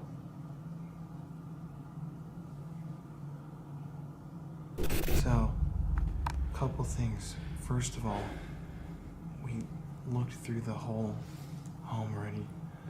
Couldn't find where that door noise just came from. Second of all, the SLS battery was dead already that we just charged. We have the backup, which is fully charged, so if that dies, that's gonna be good. But look at this shit. This just happened, and this is, you can see Courtney texted me first. I want to show it. It's 3:16. She texted me at 3:13, 3 minutes ago. There we go. She said, I just woke up from the most terrible dream. I love you. Said, what happened? Explaining, sent her a picture of the scratches. She said, and I said, what dream did you have? She said, you threw up this green stuff and then you started being not very nice to me, saying you didn't want to be with me anymore. Jeez, that's Like, crazy. right as I'm being like scratched, affected. She has a nightmare about me throwing up green stuff and just suddenly being the total opposite person than who I am. Yeah. Like an evil version of myself. Exactly. Wow. Literally right now. So I want to, this is honest to God. Yeah. Okay? Yeah. Okay, I was thinking about word association when I was in the Estes method, right? And when I thought of the color green, right? Oh, I honestly did. And I thought of, name 3 things, right, in my head, okay? First thing I named was vomit.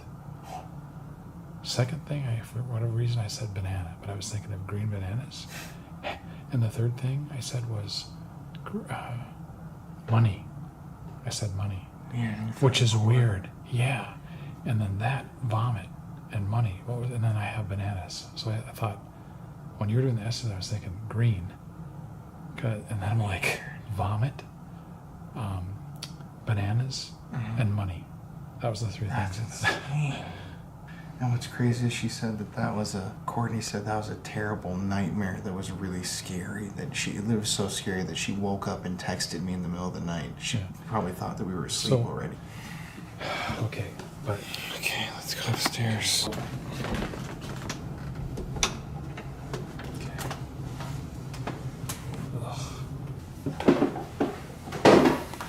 Did you shut this door? Yeah, I should.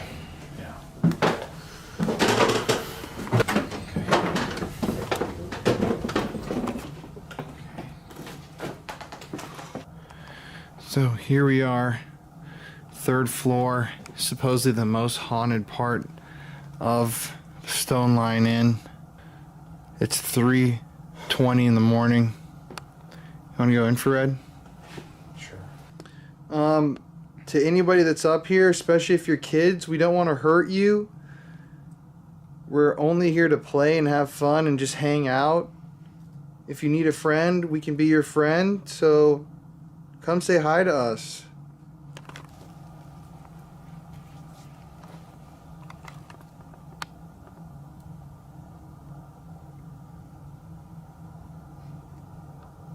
To have you show up on our fun device right here.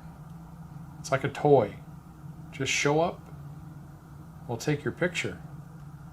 Oh no, I had something on my right hand. Did you see the flashlight just do that? No. It literally just dimmed hella.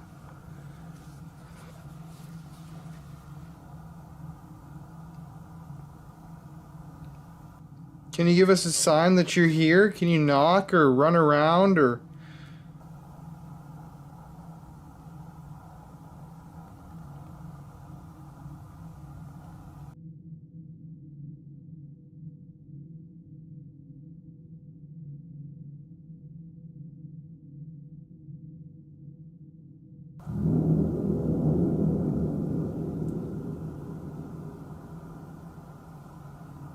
I almost saw something up there. Where? Like in front of us. Dude, did you hit me? What? No. Oh my god, dude. Are you serious? What? No. Did you touch me? No. Dude. What do you mean? Are you serious? No. Oh my god. Could it have been this? What? This. Dude, I know right here. I got touched like you did this. No. I did. Right here. Right here. Okay, describe that? What just happened? Okay, so look where this is at. Okay, I was touched like. Okay, let's say your right hand came around me. It felt like your right hand came over and just did like this. Ooh. Like, and dent in my... Oh, I got chills right now, man. I can't. Here, let me go back and see here. And just to show people, this is just fabric. Did you touch me? Did you? And you know what? It'd be like maybe like a child hate. Oh, you know what I'm saying? Like this. Mm-hmm. My gosh, look at that. Do you see it? Whoa. Oh my God, I feel like a static charge here. That's eerie. Think about something reaching through that, poking you. That was freaking insane. Are you in those clothes? Were you hiding? Oh, dude. Oh, did you catch that? Yes. Oh my God. It was there. It was in the clothes. Oh my gosh. Do that again, please. Show us. Come out. Dude, I got touched. Dude, I am freaking... That is insane. Oh, look at my arms. Look at the goosebumps. Oh my God, dude. Look. Oh, it came out again. Okay. So, just to explain also to people, you got touched right here. Oh my. Then you had the goosebumps, and then we actually, for the first time this entire trip, mapped out a figure on the SLS in the exact spot. Right here. Yeah, right where you got touched. Okay, I'm sorry if we're scaring you. Right here. Thank you for doing that. Can you come out of the clothes and show us again? Oh man, I am feeling like my arms. That literally confirmed Dude. exactly what you said happened. That's crazy. I mean, I'm just, it's exactly the height. Mm-hmm. Oh, you're right. It's a child's height. Look at it. This is high right here. Yep. Dude, I'm gonna stand here. I'm gonna stand here again if you want to try to touch me. You can try to. What is that? Okay, if you wanna touch me, or even if you have a fingernail and you wanna scratch my back, I'm okay with that. I keep smelling these weird smells. I'm gonna move the clothes a little bit. Okay, I'm gonna kind of play. Where you at? Where you at? Are you in here? I'm gonna move around. Come out. Come out and play. You're fine. If you are up here, like we've said, we don't want to hurt you. We're not mean. Can you just walk over to us? I think you might have just tried to play with us. You can do it again. What was that? Did you hear that? Is that an owl? Maybe. Or...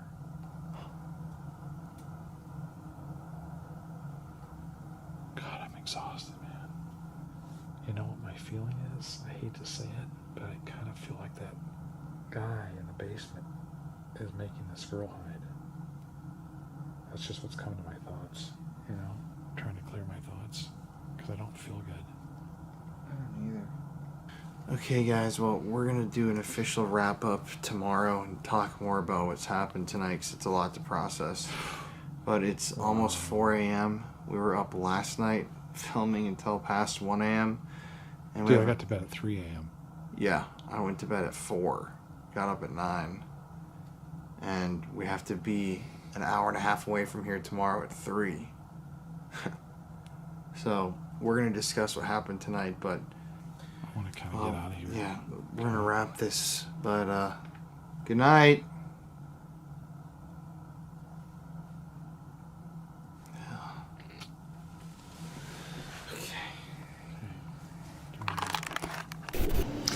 Okay, everybody, so it's the morning after our investigation. Jeff and I woke up. We had an absolutely amazing brunch, courtesy of the Stone Lion Inn. You guys, it was amazing. Just want to highly recommend this place to anybody online who wants a spooky night in a spooky house, because this place is definitely got its fair share of spirits, as we learned last night. But I wanted to ask you, yesterday on our tour, we were talking about how the entity doesn't really seem to be negative. And yet there have been these kind of physical things, like something being thrown at you. Last night I was scratched in the basement area is what I would assume where it happened.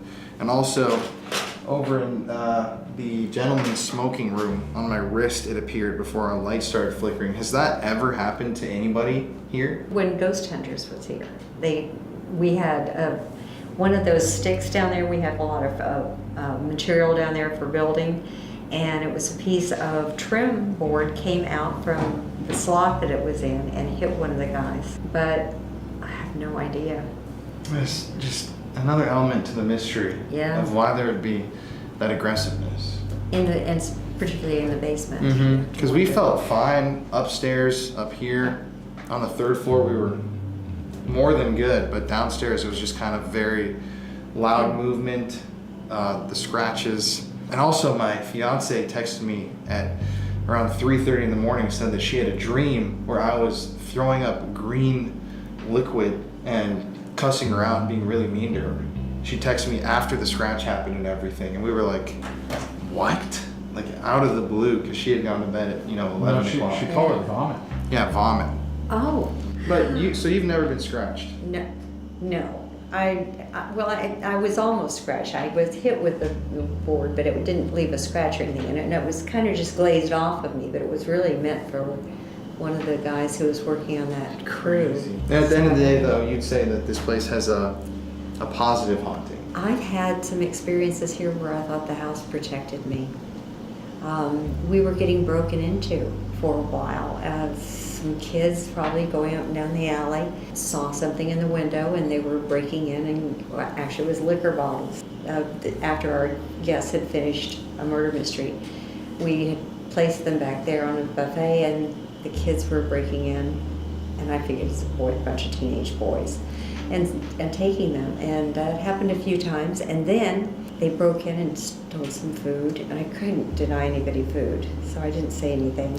Then they broke in and took the food and cooked it here. Well, this is when I wasn't living here. Wow. And that was a little brazen. So my sister and I decided that we were going to try to catch them in the act, because it was always happening on a Sunday night. So we parked over here in the church parking lot. And we waited. Nobody came, and I finally got tired. And I came in the house and came into the kitchen. Suddenly the television turned on, and it was just snow, and it made this horrible noise, like a cat being choked or something. It went, meow. It was a horrible noise. And this thought just popped into my head, get out of here, something's going to happen. And I left, and I kind of got down low, and I got out the front door, and I locked, and my sister and I went home, and we came back the next morning, and we had been broken into again. Wow. Now, if I had been here, I might have been injured. Somebody, if they had found me in the house, they might have panicked or something. Not that they would be a dangerous person ordinarily, but sometimes when people feel panicked, they might push you or hit you. And I could have been injured, but the house told me to get out. Wow. So I had that happen. That's crazy. Yeah. Well, I just want to wrap this up and say thank you for having us last night. My pleasure. Absolutely. It's our pleasure, honestly. Yes. The breakfast, I've the enjoyed it. lodging. It's been Awesome talking. I'm going to give you a hug, too, before we go. Of course. Thank you so much, Becky. We can cut now that COVID's about over. Yeah. That's right. That Well, feels great. Stone Lion Inn, highly recommended, everybody. Thank you, everyone. We're going to hit the road. We got another episode to film tonight. Actually, it starts in an hour and a half. Pocket City. In Pocket City. So, Good Jeff. luck. We do get to hug now. Oh, So- yeah. It was good I'm sorry, I'm a having little you. bit maybe It was a good little having hot. you. Oh, it's I'm all definitely a right. little sweaty. She's making me hot. Oh, yeah, the old broad, yeah. No, you've been All right. awesome, really. It's been great been talking. wonderful.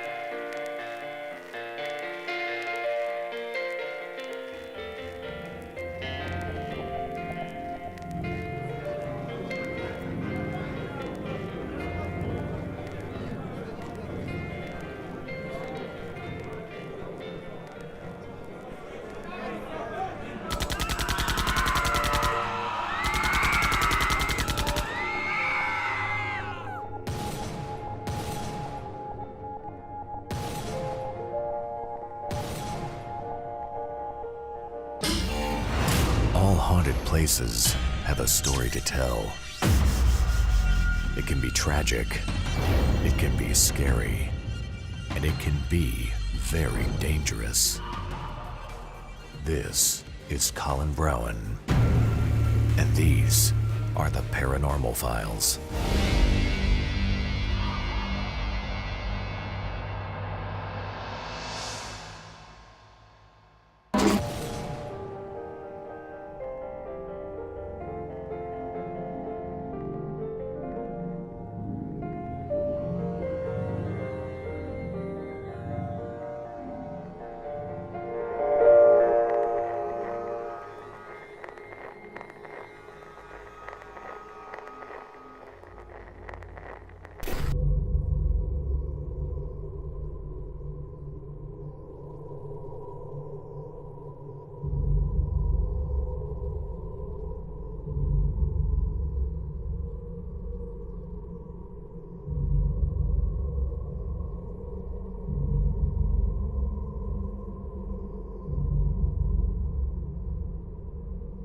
My name is Richard Campbell.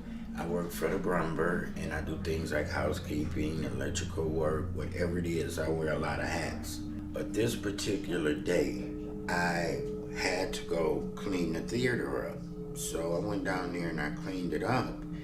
And I was getting ready to go to the washroom, so I took a shortcut. And when I took that shortcut and opened up that door, something was staring at me. It was right there. It couldn't have been no more than about 5 feet away from me. And when I looked, I could see that it was a person. And the face was just so gray and black hair.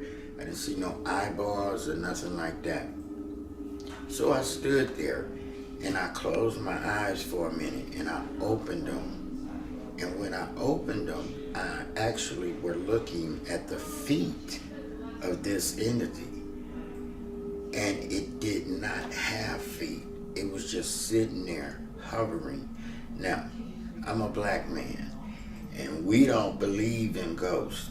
95, 96% of all black people don't believe in it. They believe if I see it, I can believe it. But this day, it was too real. It was just way, way too real. I mean, she had black hair, and it was really long. I could see that. But her face was gray, and I didn't see no eyeballs or nothing. It didn't try to communicate with me or nothing. And I backed up a little bit, and I turned and ran. And that was something. I really don't go down there no more. It's been a long time since I've been down there. And I also remember an incident when I was right here in the Brumber and I was waxing the floor and I heard this big boom. And I'm thinking, oh, one of the people that invite people here fell. So I went up to the room and I knocked on the door and I asked him, did you fall? Are you all right? Yeah, I didn't fall. I didn't fall anything. But I said, did you hear anything? No, I didn't hear anything. So I just came back downstairs and chalked it up. But I know that something happened. I just don't know what it was and where it was. Since I've worked here, I've had my share. And I do believe that there is another side that's able to come to this side. I don't care what no one says. It's unbelievable. And until you witness it, that's the only time I think that you can say, okay, this can really, really happen. Because I was skeptical about ghosts. You could tell me that anywhere else and I'd be like, he need to be admitted. But I've seen it for myself, and it is something to see. It make you want to know a lot more about that part of life than you already know. But me, I want to keep it where it is. I don't want to touch it. I don't want to mess with nobody. And please, please, please, do not scare me again. Thank you, and I'm Richard Campbell. Welcome to the Brumber. I'm Tom. Julie and I own the Brumber, and here we go on a tour. All right. So the Brumber Mansion was built by George Brumber And his claim to fame was he built 7 mansions for his 7 kids. This one was for George Jr. He was a self-made gillionaire that made his initial fortune in book publishing, but he quickly diversified and owned some banks. And in 1902 and 1903, he actually owned the Boston Red Sox, all the way from Milwaukee. So the mansion was built in 1910, and it's the last of the 8 Brumder mansions left standing. So we're trying to take good care of it. Over this way, this is the parlor, which is a fancy word for living room. And this one's slightly paranormal active, not as much as other areas. In fact, this is where Julie and I had our first paranormal encounter of several. And this is the breakfast nook. And this is where the bed and breakfast guests usually eat, at the breakfast nook or at the dining room table, which is now used for video equipment. Tiffany, mosaic glass tile. This is the art treasure of the mansion that was original to the mansion, done by some guy named George Niedendecker, who designed and assembled it while Tiffany made the glass. And George Niedendecker, excuse the mispronunciation, must have been the rock star of 1910, because he did all the Frank Lloyd Wright fireplaces too. So this is really great that it's been around for 110 years now. Wow. And going through the dining room, we're going to go to the library. All the pieces of furniture date from 1860 to about 1920. So this is kind of the vision for the mansion. It's kind of like what the Brumders would have had, but none of this stuff is original to the Brumder era, and they lived here from 1910 to about 1920.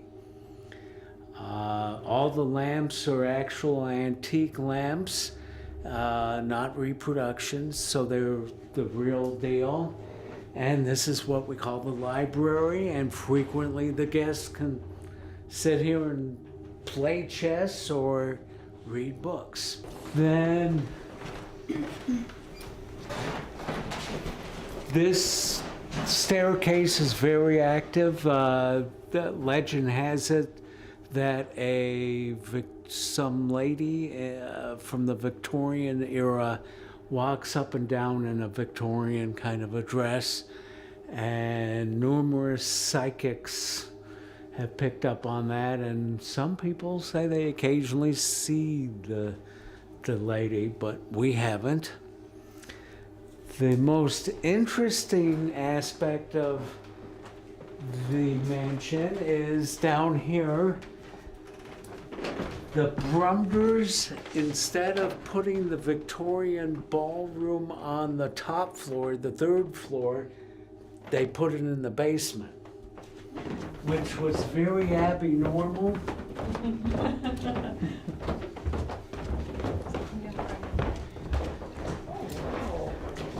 So this became George Jr.'s man cave, and apparently the great-grandkids remember a pool table.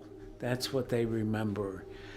The second owner was a gentleman by the name of Samuel Pick, and his claim to fame was he was the manager of Club Madrid that was about 5 miles west of here, and Club Madrid was co-owned by Al Capone.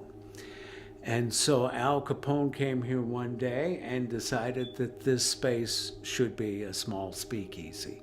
So for years during Prohibition, this was a small speakeasy. This is the most active part of the mansion, both the bar area, the theater. Now it's a theater. We put on live, except for COVID, we put on live plays, and it seats 55. The city seems to think we can fit 65 in here. Public restroom, the stage, but most interestingly enough, through here. Oh, wow. So of course, this is the, hang on a second, the dressing room. And actors have occasionally had experiences in this dressing room, and it's kind of neat. But the other most active part of the mansion, if you follow me beyond the curtain,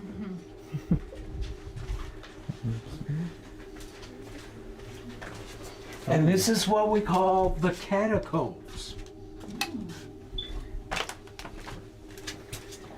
So back in the good old days, there used to be, they say, a door here which went to a tunnel that went underneath where you parked the car to a house that's no longer there. And this is how the people came and left into the speakeasy. Al Capone liked tunnels. Then this is, so very active.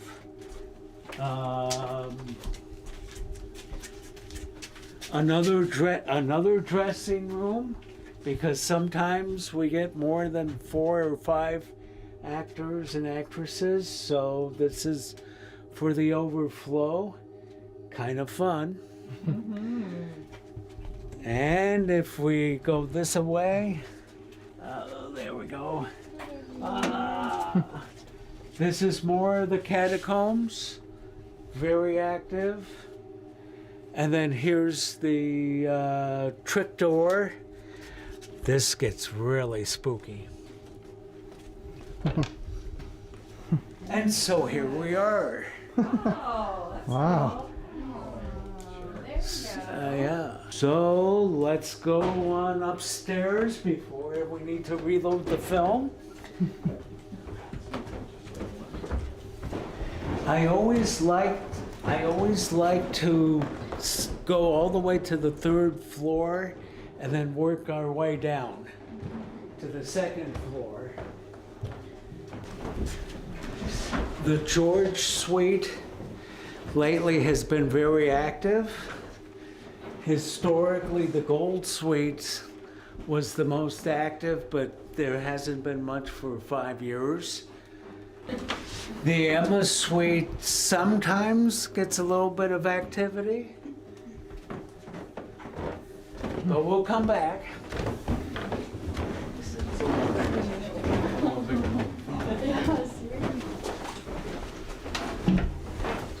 Wow.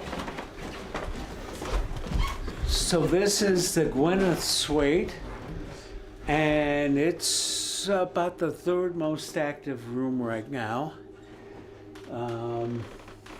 Jacuzzi, hot tub, TV, DVD player, gas fireplace, windows, lights, indoor plumbing's through there. But this is one of the 2 most popular rooms, and it's kind of unique. And then we go to the mirror, and you can turn on the light switch in there. There you go. This is a nice big. And this is the Gwyneth matching toilet and sink. That's cool. Which is very cool. Complimentary toilet paper. Yeah. Which is always important. Yeah. And right next door is one of our favorite rooms, and the 2nd most popular room, and This is the most active bedroom the last couple years for paranormal things. And it has a light. And it actually has my favorite shower and the prettiest shower of any of the showers here. That's pretty. Carol, who, there we go, we forgot to mention Carol. She bought the mansion in 1996 from the Lutheran church next door. And she's the one that collected most of the antiques. About 70% of them, and made it beautiful, repaired things, put in lots of bathrooms, put in the jacuzzi hot tubs, because that was not included in 1910. And so this is very active, the most active bedroom. The hallway here is also active. The blue room is not active at all. And then we go down. So this bedroom's a little bit unusual. So this used to be a door to a small kid's bedroom. This used to be a door to another small kid's bedroom. But what Carol did is she punched a hole in the wall and sealed that door. And so this is a guest room with a revolving TV, antique brass bed, jacuzzi hot tub, new bathroom shower, all the usual stuff. And yes, this room has a little bit of activity. Almost none for years and years, but the last couple of years it's picked up. And okay, so then we're going this way to the George Suite.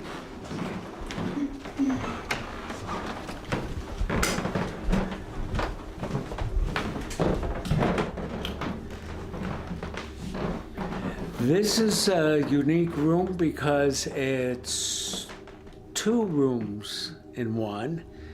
And sometimes there's one person renting it, sometimes there's a couple, sometimes it's a family, sometimes it's two couples, but it comfortably sleeps 5. And yes, this is the second most active room paranormally in the mansion.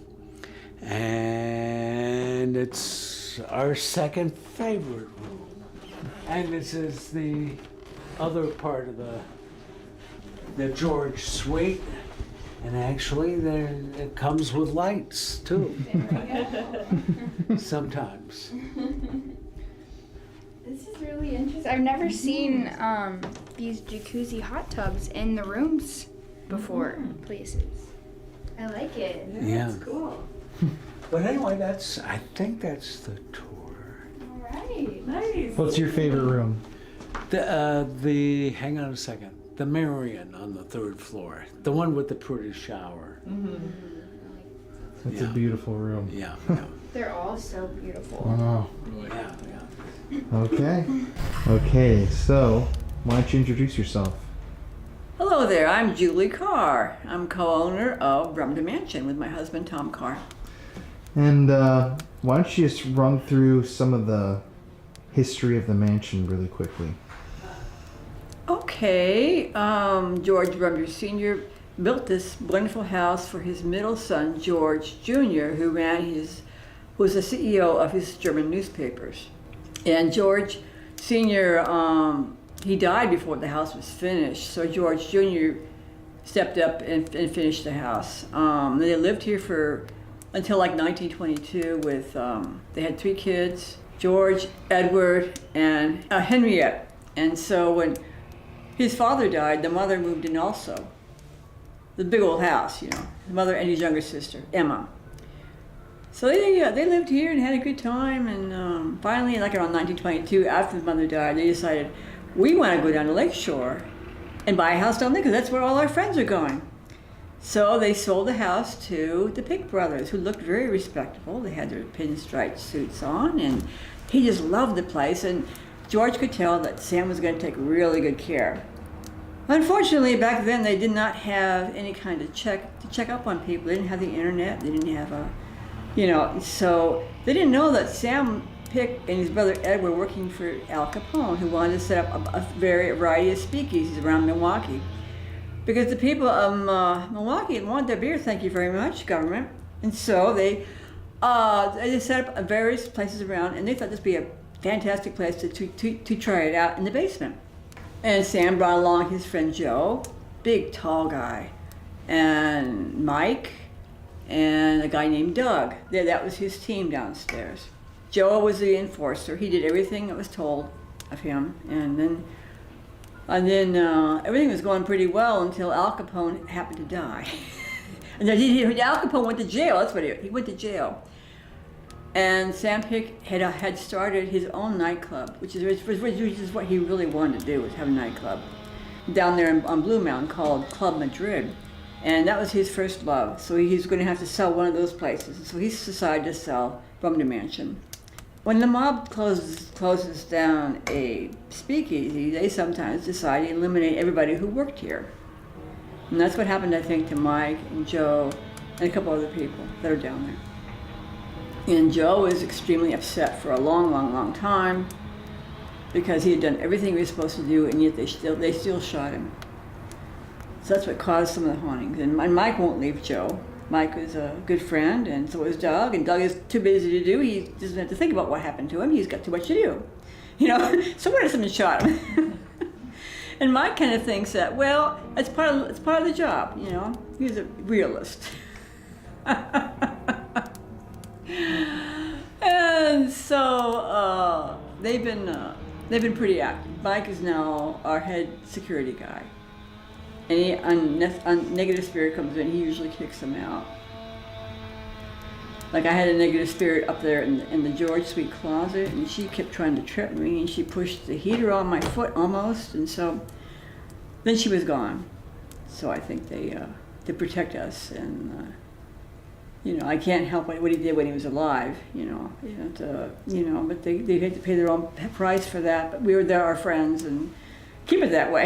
We're very careful who we allow to come in and investigate, because that's what one group from New York came in, and they provoked the heck out of those guys downstairs, and that was a bad idea because Joe was extremely upset. You could feel the negative tension. It's really bad. So we called in a medium and an energy changer specialist, and so they were able to clear the basement, and they were able to free Joe and Mike from the basement. But they came back, and we didn't care. But at least they were free from his negativity, And now Joe is upset with himself for choosing the wrong path.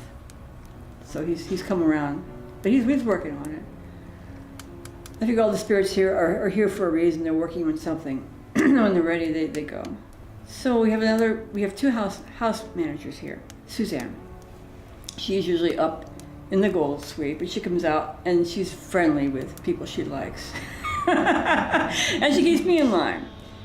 She helps me cook. She tells me, I can see, I'm an empath. I can feel them, and they talk to me through my mind things. And she says, helps me with the cooking, and she keeps an eye on visitors, make sure they don't steal anything, because she's, so she's a good egg. She's a good person. And she was a real person because we met her family.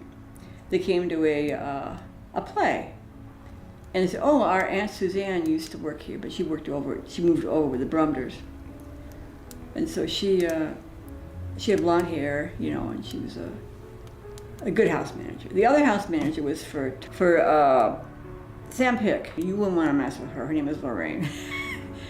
She was a pistol.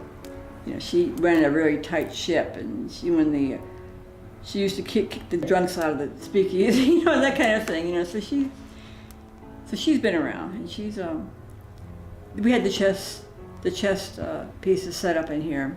And I happened to walk through, and there was one missing. I couldn't believe one of our guests would steal a chess piece.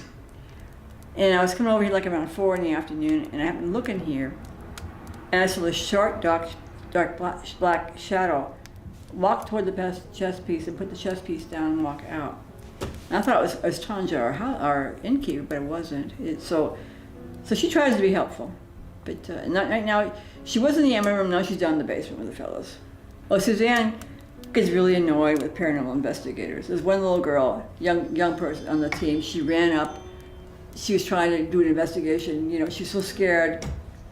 Suzanne doesn't believe in answering on the EVP. She whispered in her ear, "Go." And the poor little thing, she ran, didn't even sit, you know, just raced down the stairs. She doesn't like dogs, but our innkeeper has a pet, so she seems to be getting along with that. Okay, we haven't heard any big, unless she tells you about it. So. Does she like Ellie? I hope so. I mean, you can ask them on EVP what they think of the dog, you know, she's kind of new. Oh, Sweet Ellie. I was sitting in the George Street and I saw a pair of pants walk by. When they first started showing themselves to me, at first I've heard about 12 voices, different voices. And I looked at and they only showed me half of themselves. And then once I saw a gray skirt go up the staircase, see-through gray skirt. But I saw my first full apparition in the basement. I went down there, you know, by the laundry room, and I said, guys, what's coming out down here to get a bucket? And I saw this really tall guy with a hat on and in a trench coat go from the door by the bar to the back of the heater. And that was my first apparition, full-fledged. But when you see them, they're just real fast. It's so hard to get on camera. The third floor was rented out to a Dr. Henry. I call him Dr. Henry. Back in the late 30s, he had his wife and a 9-year-old boy, Adam. And then all of a sudden, he was killed in a car accident, suddenly. And he has not accepted that, and he's still up there. And we had some tangles with him, but now he knows that we have to rent the room. But and his son Adam comes back to visit. And the reason I know about Adam is because the paranormal investigators were stayed in there last Halloween, and they asked the little boy, what can we do for you? He said, I want my Bambi book. I got a Bambi book for my birthday, and I can't find it. And so they told me about it, so I went out and bought him a copy of Bambi, and I went and read it to him. I read him a chapter a night, so I don't know if he heard it or not, but. And the portal in the Merriam room is right over by the bed, between the bed and the window. I think it's pretty sure with That's got the nice shower. Mm-hmm. And he reacts to, he likes flashlights. Our spirits like flashlights, they like pendulums, they like fun and games, they like fun people. If you're fun, they'll come out and say hi.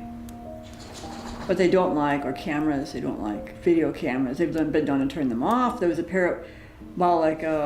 microphone on the stage. The guys went off for a minute, and when they came back, it was taken apart and rolled up. 5 minutes, and there was no one else in the house. We think that Doug might have done it because it was the guys egging him on. You know, when Tom Marks was sleeping in the Merriam room, he overslept. And something shook him. And we think it was a grandma likes to visit. There's a lady who died in the blue room, and she comes back and visits, and she woke him up. She tries to be helpful.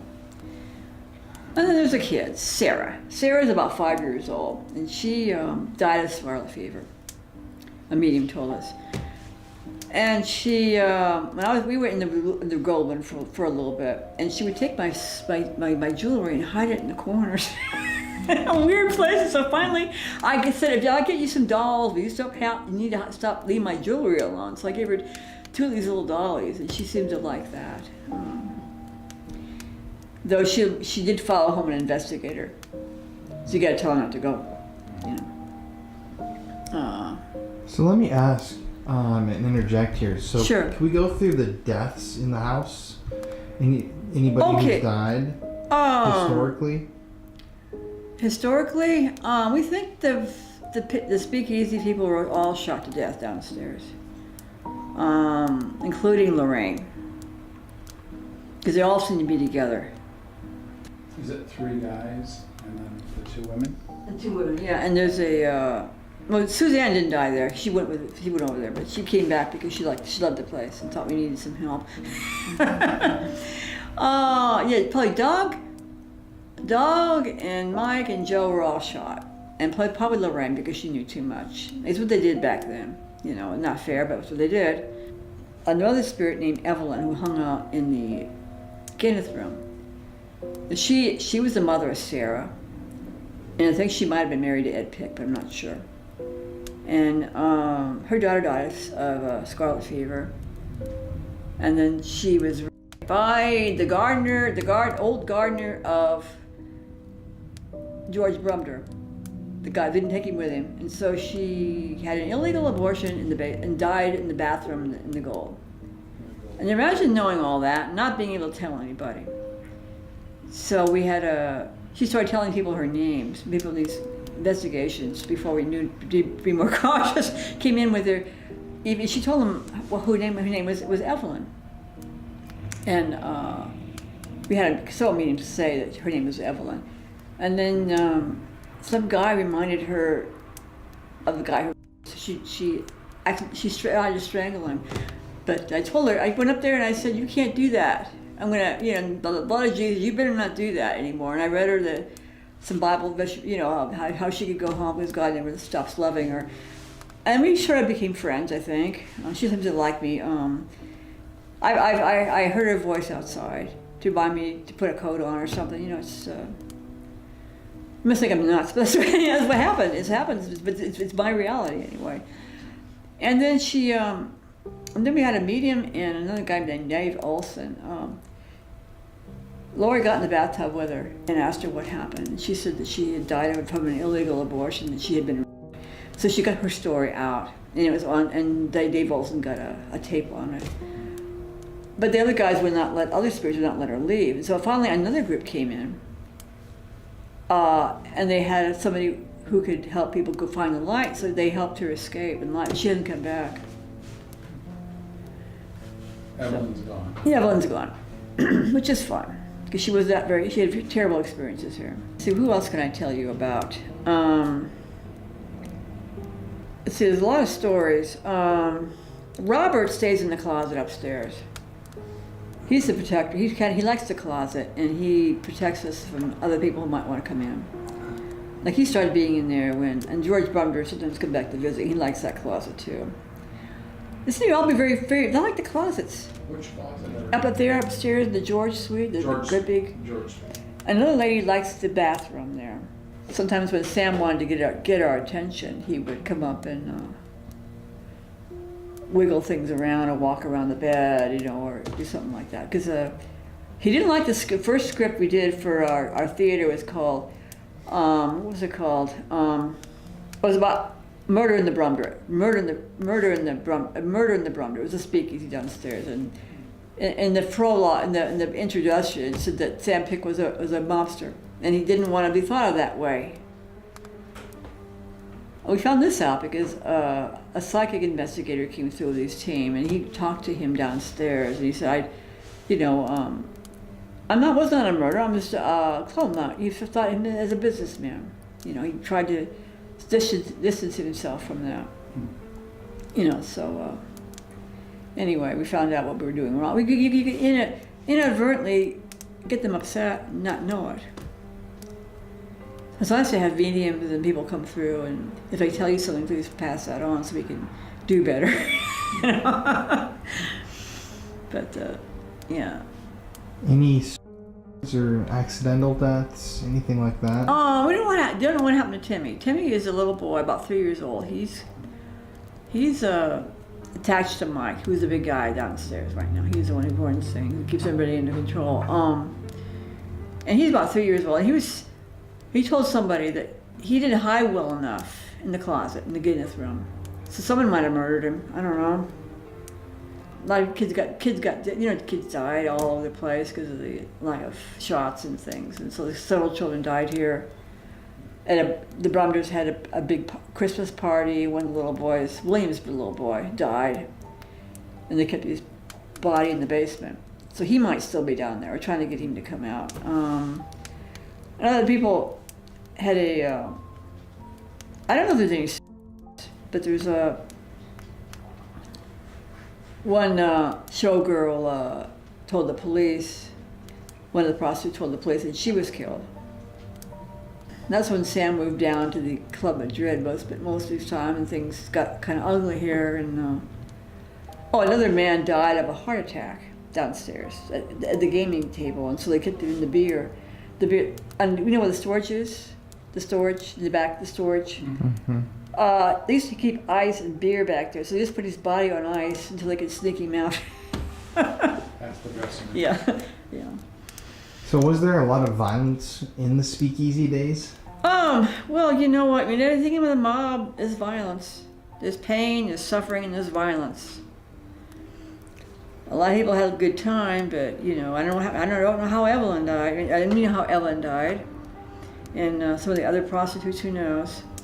They caught some disease or died early, or it was a very hard life. And a lot of them were young girls, 14, 15 years old, 16 years old. So it wasn't a. There's the Italian gambler, I forgot to tell about him.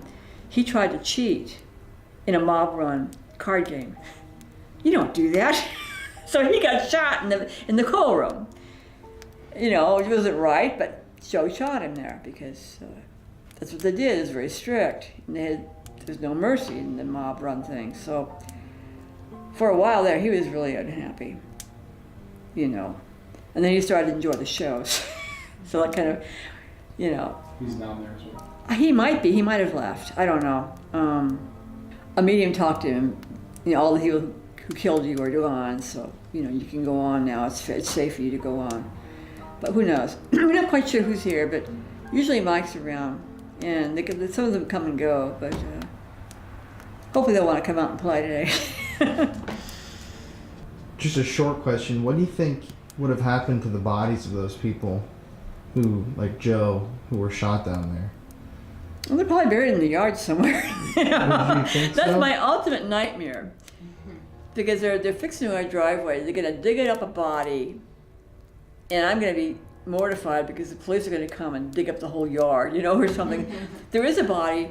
There's a sealed tunnel down there. Several mediums have told us there's a body in there. So no one's going to be digging that up because if you disturb a body, it's when you get in their spirit. But he's not there. He went over to be with his girlfriend. And I think there's a grave out here because it's kind of sunk down in like a rectangular sort. So I don't know who's there either. The gardener probably is in the bottom of Lake Michigan somewhere, you know, for doing that. I can imagine. Raping that woman. Yeah, Okay. he probably got his just desserts. So potentially a fair amount of people buried. Yeah, Around the home and. Around the home, probably, you know, and in the thing, and you know, who knows where they are. Whatever they did with bodies back then. You know, like probably Lake Michigan, or you know, or they could be in the yard somewhere. But it's been a adventure living here. They're all over. We've got peace in the house right now, so we try to keep it that way. And we try to screen who comes in to investigate because some of them don't care what they say. It gets everybody upset, and then they're upset for us. So that's why we have the precautions and the guidelines. And we have one paranormal class every year. Noah Lee, you know him? He's in PIM, Paranormal in Milwaukee. His group comes in and does investigations. And sometimes the spirits get in the spirit of Halloween and scare people, or you know, they. Even Dr. Henry got into it once. Noah had never seen a shadow person, so he walked right down the hall, right in front of him, so he could see. I think I've covered just about everybody that I can remember right now, but there's like lots of stories. Elizabeth was a very polite lady from the South, and she had owned the place at one point. We have somebody from every age, just about. We have a kid named Chris from the church years, and Elizabeth is it had just been like 2012. Someone broke in, probably our ex cook, and it scared everybody really badly. And so investigators came in, and you know, paranormal investigators, they were just telling them to get out. And Elizabeth says to them, it's best if you leave. Very, very kind and polite, and she's very religious, and she likes the park. She likes the library, but she never talks to anybody usually, unless it's important. But the kids are fun. Well, Sarah liked to get into people's purses. Some lady was staying in the Emma, and Miriam, the kids loved it. Everyone loves the Miriam, and she diddled around the lady's purse. And when she woke up, her lady's sweater was in the corner. Someone was sitting there watching, like a little kid would do. Another friend of ours stayed in the Emma and in the Miriam, and she woke up and she saw a tall man looking out the window, kind of glowing. And then when he saw her, he went right down the floor. Sometimes they don't bother using the stairs. You just go between the floors or something, you know. That's what I would do if I could. And then one group had a motion sensitive camera at the top of one of the pillars of the central staircase, and they caught a lady, no head, but just white arms on the kind of a body going down the stairs. What do you think is the craziest, like, 2 stories that people have told you about their experiences, or maybe your own? Like, what's the most distinct paranormal activity that someone's reported in here? Seeing probably Joe down in the basement for the first time. I saw the whole thing except see-through man without any feet. That was really remarkable. Wow. What rooms would you recommend us staying in if we want to, like, the top 2 rooms with the most activity? Miriam and George. Okay. And Miriam is the kind of unique shaped ceiling room. That's again. That's again. Miriam is directly above this house. It's on the end and overlooks the street. Okay. 3rd floor. 3rd floor, and it's a very nice room. You might be able to talk to Adam up there if he's visiting his dad. Ask him if he likes it. I like me reading the book to him. I don't know. I have no idea whether he got it or not. But that's Dr. Henry. Yeah, Dr. Henry. That's what I call him. He was a doctor who rented the 3rd floor, and his office was in the library at some point. He's kind of grumpy because he's upset still. And Tom and I slept in his room a couple of nights, and he whispered in my ear, "Get out of my room." But that's okay. We're friends. You can tell me. You can talk to me. You know. Okay, Dr. Henry. Won't be in here much longer. And the Emma room has some caring ladies in there. Frances and Mary are in there. And I don't know if they worked for the Brumners or they could have rented the room during the days when this house was a boarding house. I got really sick. I went in the hospital twice, 2016, 2017. I was in that bedroom, and I happened to look in the mirror, and they started appearing to me. You know, Mike was the first one. He looked like kind of scary, Mike and about 6 other spirits. I think it was Skype. I don't know what that's called, but they were all worried about me, I think. But it was an unusual experience. But you would definitely say that the house is haunted. We have lots of spirit residents, yes. We have to share the house with them, you know. And it doesn't bother you to share the house with No, them? because they're family. They're family, been with them for so long, and they try to be helpful, and they're working through stuff, so, you know, let them work through stuff. Mm-hmm. Who do you think would be your favorite spirit to interact with? Oh, it's a hard one. Mr. Brumder, I think. I dreamt about him. I had pulled the inside of my leg, trying lifting something up I wasn't supposed to, and I had a dream about him. We were sitting on the sofa, and he was gray, and he had his arm around me, giving me a hug, laughing, you know, chuckling. And I didn't know who this man was. Was that one of my relatives? Was it, you know, so anyway, somebody gave us a picture of the man I saw in my dream. a picture of Mr. Brothel when he was older. White hair, white thing. So I like to talk to him. He's a good guy, and I like to meet Suzanne. Then there's of course there's Mike. And who's the most negative spirit, would you say, out of everybody? Oh, negative. Dr. Henry probably, because he's so grumpy. But he wouldn't hurt anybody. But he's just kind of some sort of resentment. He's resented. He's mad because he died, and he can't get over the fact that he died. He just wants to go on. He wants to continue on his life. He was a car accident. Yeah, his wife was driving. She survived, but the boy, he didn't. Adam died in that car accident. Yeah, she did. He did. So they come in, like one investigator woke up, she saw him sitting in that little chair on the Miriam with a female spirit. Probably his wife. Okay. Okay, is enough? Yeah, that was really.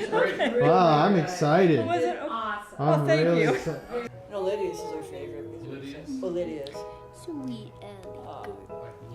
Sweet That's Lydia's. It's an Irish bar, you know, and that's kind of a nice place to eat. They have great food.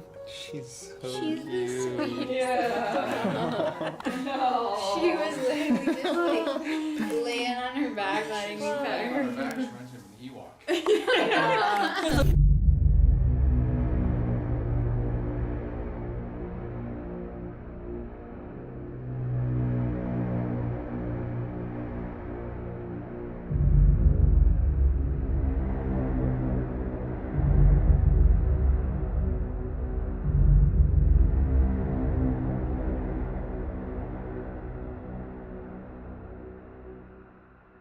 Okay, everybody, so you've seen the interviews, you've heard what we had to say.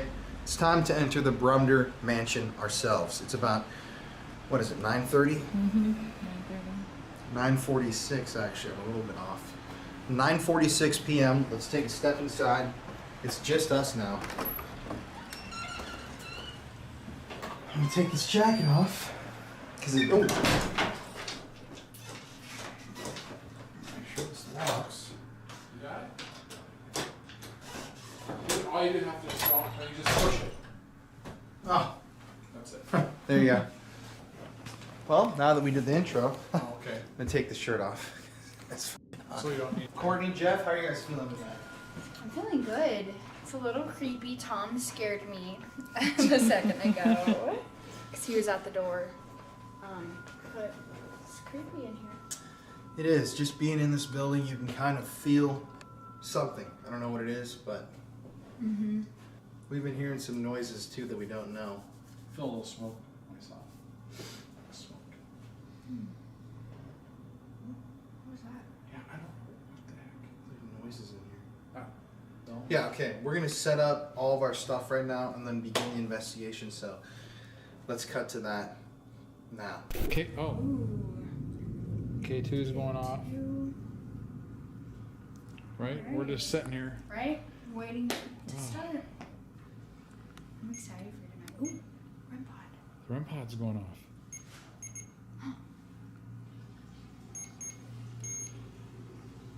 And K2. Alright. And the background Haven't even started. music. Oh, there it is. The beautiful sound. REM pod's going off. Is somebody here with us already? Or there's a number of spirits. The K2, K2 and the REM pod pod. are already going. Oh, boy, the K2 is going off. Whoa. Wow. Right when I touched that, Jeff, were you filming that? Yes, I'm Right on when I film. Oh, touched- look right at when I touched this. the piano. Right when I touched Look the at this. piano. Holy smokes. Right when you touch the piano. And the K2 spike. Oh, yeah, this K2's going crazy. Holy shit! Whoa, piano we got again. stuff here. You want me Oh to my- touch the? You want me to play the piano? Can you That was turn that right light when I- off out in the? You just pull the string down. You should turn that light off or on. Yeah. Turn it on. Yeah. Wow, Which light? I already got it. Oh. Gosh, look at this K2.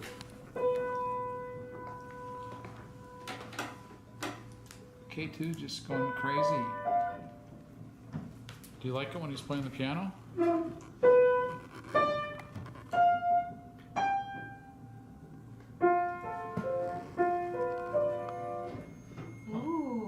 The other one? Is that the other one? That's that one over there now. Oh my gosh. Wow, everyone's coming down. Are you guys coming down?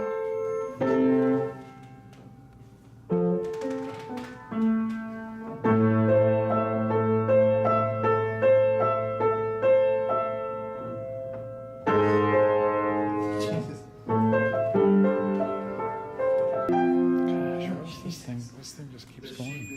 Oh, right when it stopped. You want me to keep playing?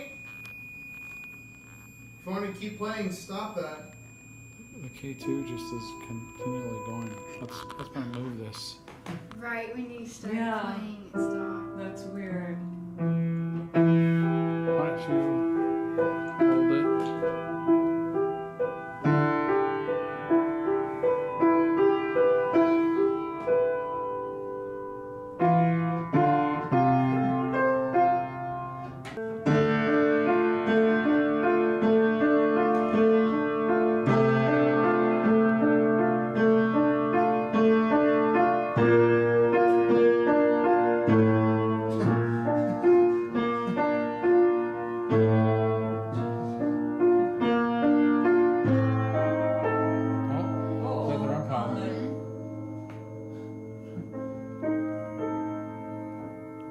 Come on down.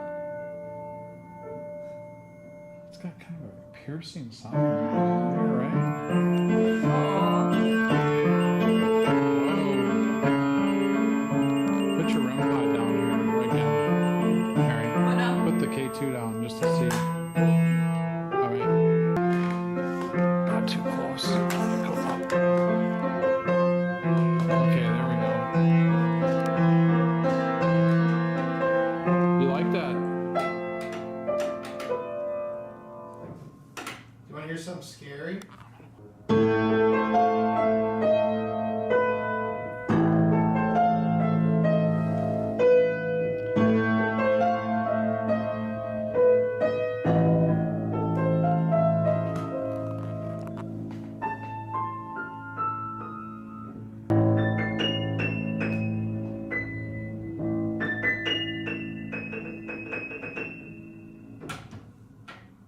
They like this.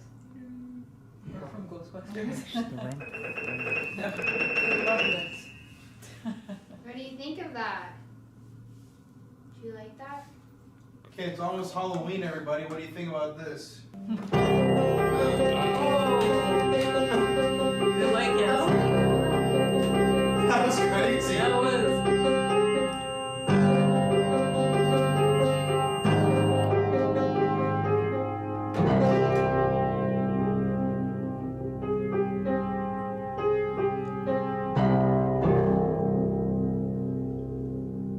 It's kind of sick. That was.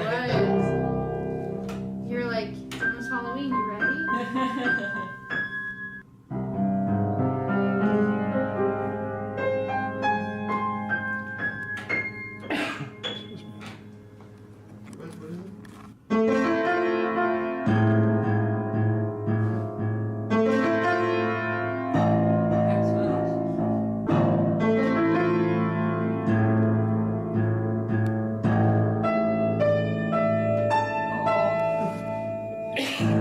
I gotta get some water.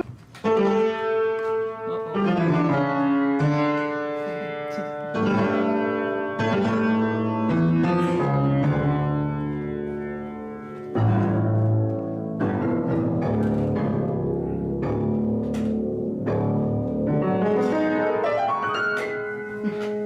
don't know the rest of that. That's kind of classic, though, you know?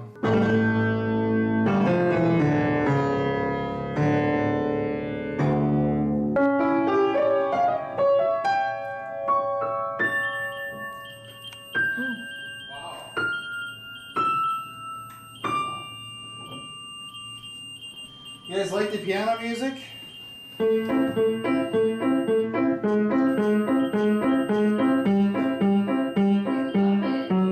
Remember she said they like it when people have fun.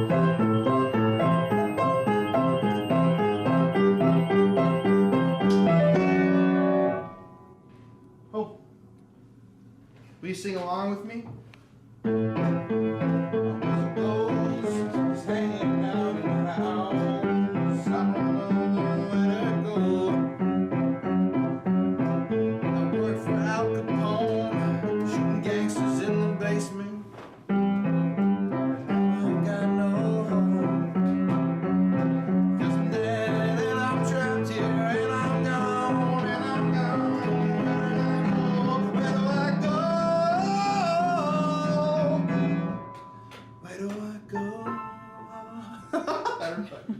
This is the Colin Browen show, I guess.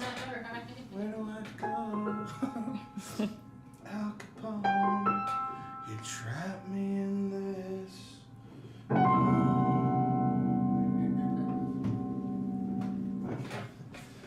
Well, that was an interesting experiment, wasn't it? They loved it. Yeah, they did really. They did like it. Seems like they liked horror movie themes more than... All right, everybody. Sorry for that kind of abrupt intro, but we were getting some really interesting activity from the piano and the REM pods and everything. We're here in the Brumder Mansion in the parlor room. We got Courtney here. We got Jeff over here. Hi. Mary right here. Hi. Colin's right here. No, but... Oh. What was that? Yeah. Oh, it's really going. Dude, that's weird. Someone's over there, too. Hello. You're welcome to come in. We're a lot of fun. Yeah, come step in the room with us.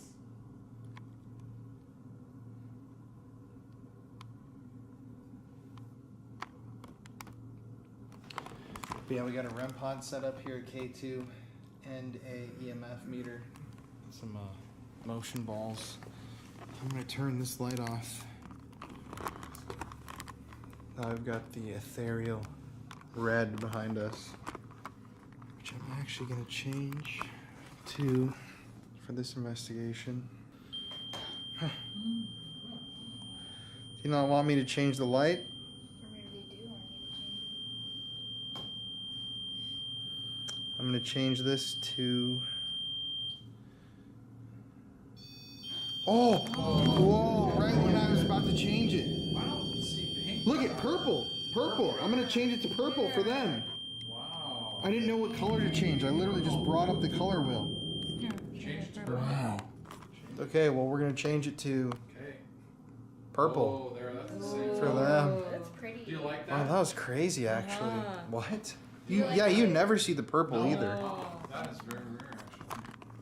Do you like the purple? I Did you hear know that? something, yes. Whoa. Oh. Whoa. I am feeling charged again. Something right What behind was that? you.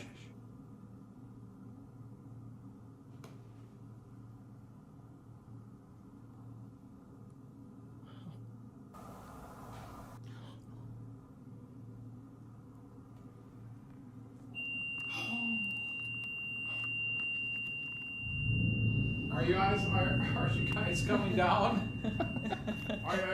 Are your eyes? Come Are your down. eyes coming down? Play with that light more. What's that? I know. I've been hearing that. It sounds like there's like that thing is shaking. I know.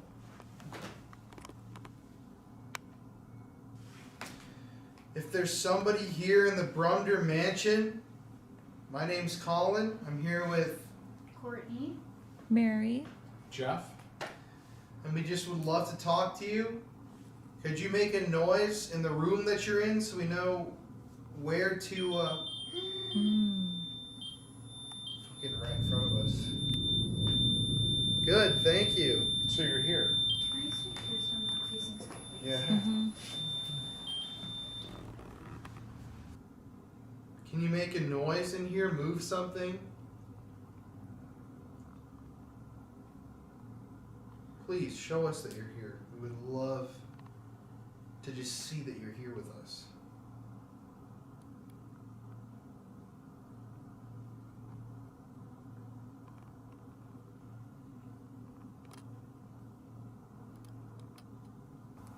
I swear it just sounded like some light footsteps walking somewhere over there. I feel drawn, not direction. This is the least activity. They say. Yeah, right here. Oh, like, look at that. Yeah. Did you like when I played the piano?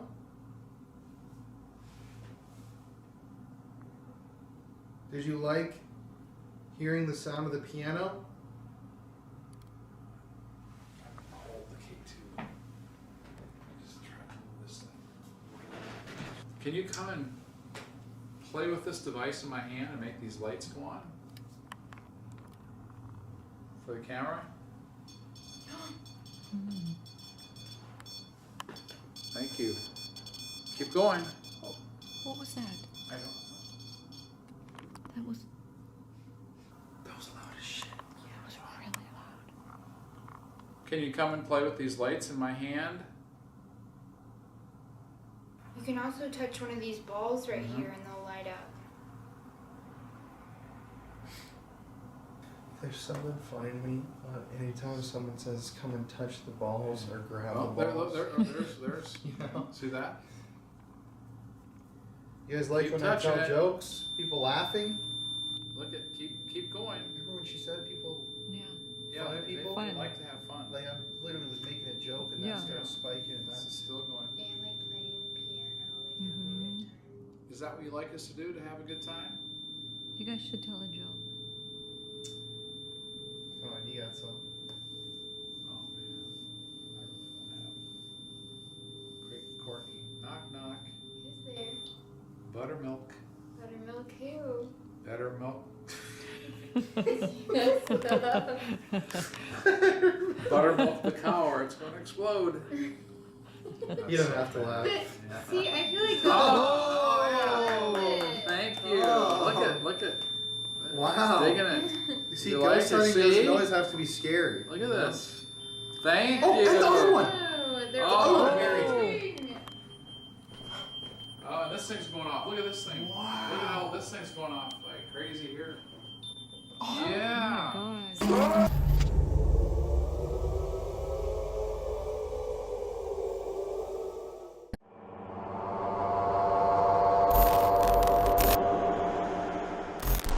Don't show fear. They will hurt us. They will fucking hurt us. I know they will. Well, I can tell this place puts you both on edge just looking at you in this interview.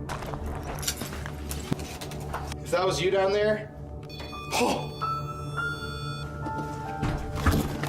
Oh, what the fuck was that, bro? Anxiety. I'm in danger almost. That's exactly how we felt, and we said it like 50 times that we have anxiety standing in this hallway. There's a way that demons, dark energy, can somehow figure out everything about you. But they've done it before, multiple times to us. Jeff, My fucking dad's name? we need energy. My sister. Oh! Door, bro. It's footsteps. Any of the women? Woman. Oh! I'm over here. No! That's what I'm fucking saying, dude. Dude, right there! Right there, bro! It's this fucking door! It was a fucking door! Get out. Say, bro, I don't feel very Well, I don't feel like we should be here. No, me I don't either, feel like we dude. should be here.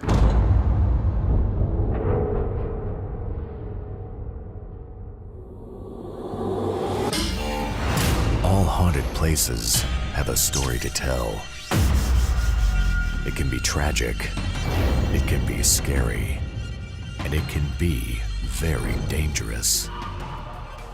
This is Colin Browen, and these are the Paranormal Files.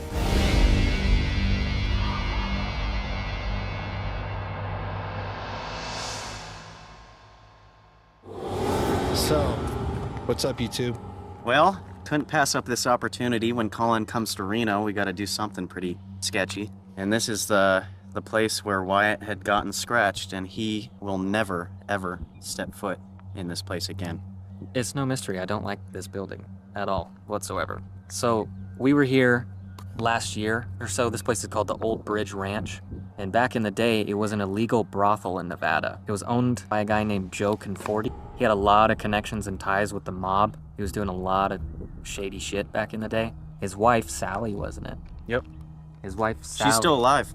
Yeah, actually. Was having an affair with a famous boxer. His name was Oscar Bonavina. And one day Joe found out about it, wasn't too happy, and told his little mob security buddies that he was coming into town after a fight to hang out and see the illegal girls. And his security shot him with a hunting rifle and killed him right there on the spot. And actually, Joe was never charged for that. He was never charged nor accused He for got it. off on it, yeah. Yeah, he got away with it. Even the guy who shot Oscar, he got away with it as well. They were saying it was some sort of self-defense because since Oscar was a fighter, technically his fists are illegal. They're marked illegally. Yeah, they said that he came to oust Joe to take over his business and whatnot. So that's why they shot him. Weird. What a weird thing to do. Yeah. Pretty interesting, though. And like I said, I got scratched last time that we were in here was... I'll restart after they go by. Yeah. Everybody stop. See, that's what I'm telling you. Like, people go all the way back there. Like, Yeah. put the sign at the entrance. The guy in the truck did. Anyway, last time we were here, months and months ago, I think we got in contact with Oscar, and I think he was the one that was mad. We tried to, like, get him to say something, anything that he wanted to say to anybody, because obviously he was killed so fast like that. But he was the one that actually kept banging on the walls, and I heard a noise in this room to my left, and the door closed after we were just inside there and heard this weird voice. And as we're walking down the hallway, my back was just burning, and I had a big, long scratch all the way down. Just one scratch all the way down my back. That was loud.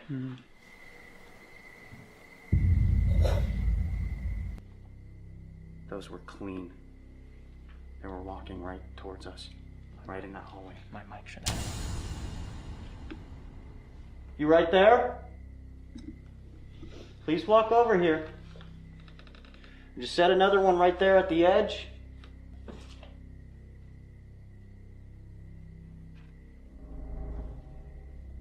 I don't like this. Did you just make a knock? You do it again. Dude. You're not allowed to follow us. Wait, whoa, hey, whoa. One line. Wait, what? One scratch. No. There's legit a line. Dude, and it's forming. Did you touch your back at all? No. There's one solid line. I'm taking my phone. Take that away. I can see it maybe with this. I was getting hot. I can't even see it. Dude, you got scratched. Yeah, I was getting hot. It's still hot. I can feel it. Hold on. What do you feel? It's you hot. Feel warm? It's hot. Yeah. You didn't feel a scratch? No, I just started feeling itchy and hot. Shit. You can see Hey, wait, actually here. I want to turn night. Whoa, footsteps. I got it. Look at that, dude. That is legit a scratch. Wyatt had mentioned that he had a little slight burning on his back, and so he had lifted up his shirt, and sure enough, he's the second guy on our team to get scratched. But these scratches were different. These scratches were underneath his skin, almost as if they were instantly bruised. Did you just harm Wyatt? I'm gonna leave the REM pod here. Now we have one in that hallway and one in this hallway. This is where... Yes! Yes! Oh, that was scary as shit. Thank you. We really appreciate that. Dude, the second we get halfway through any hallway, when we leave the front room, I just lose, like, the ability to think. I don't know why. I've never been clouded this bad. Can we check Wyatt's back again? One more time? Yeah. Dude, that's a solid, like, one of those inner blood vessels broken scratch. Did it welt up yet? No, it's inside your skin. There's no welt. It's inside your skin. Yeah, it doesn't look like it, like, harmed the skin. It looks like, It harmed underneath your skin. It popped your blood vessels in a straight line. Like a bruise. Okay, we're gonna leave this REM pod right here. That was the first time you actually gotten scratched. Yeah. First and only. Yeah. Right? But that was one scratch in one instance of, like, a very aggressive, like, angry entity. You know what I mean? The whole energy, you could tell, like, they don't want you in there, you know? Well, I can tell this place puts you both on edge just looking at you in this interview. Yeah. It's like, seriously, y'all are both... You could tell? Yeah. You could tell?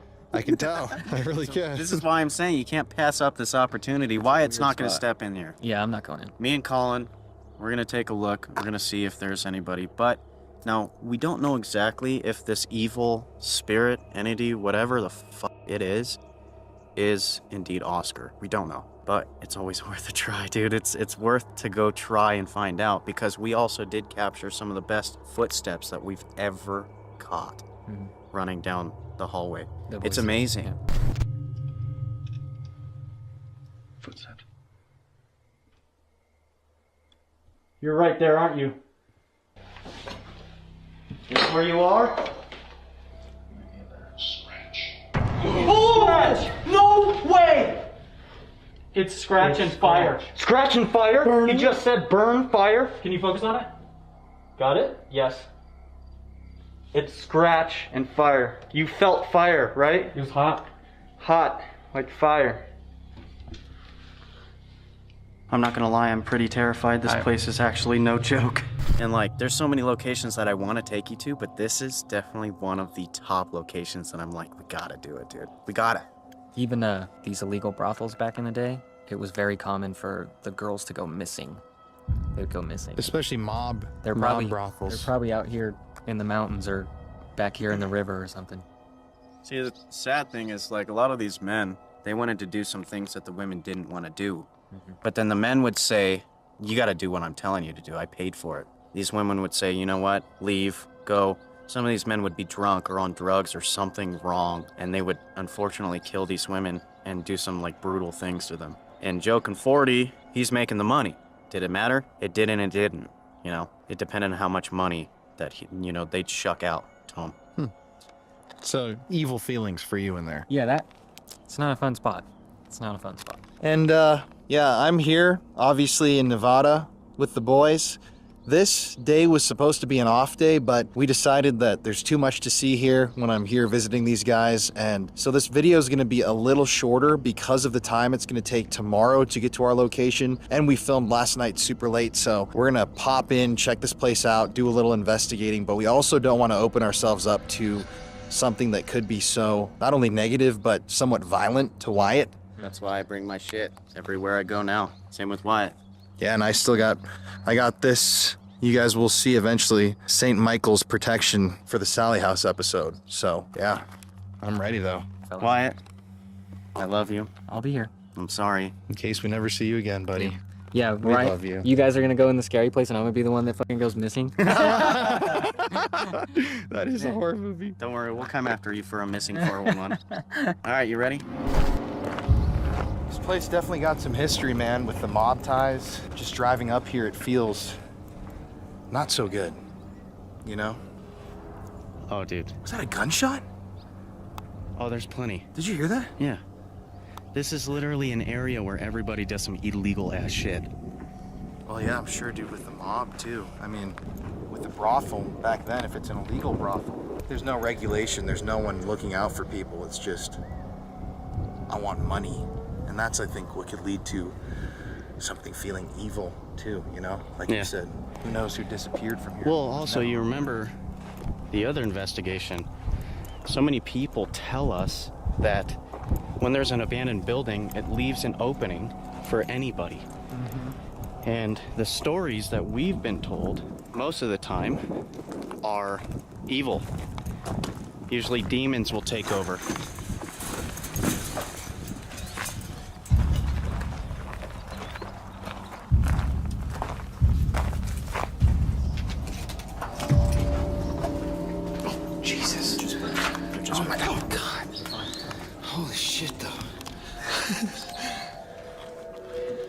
Bro, what the hell? Oh, Jesus, dude. Okay, so it depends. You want to go where Wyatt got scratched? Yes. Oh, Jesus Christ, bro. I don't know if there's any homeless people here. Is there anybody in here?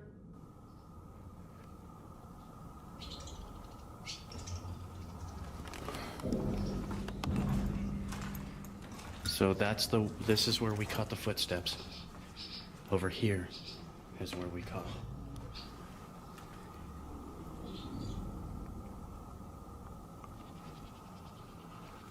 Bro, let me see if I got a flashlight in here. Oh, also, there's somebody who likes doing the Zodiac killer sign. What do you mean? Where Wyatt got Where Wyatt got scratched? Oh, that's not creepy at all. Just kidding. That is very creepy. Did you ever think it was just gonna be me and you? No. Look at us, man. Here we are. What's up, guys? If there's somebody here in the building, could you make a noise and let us know that you're in here?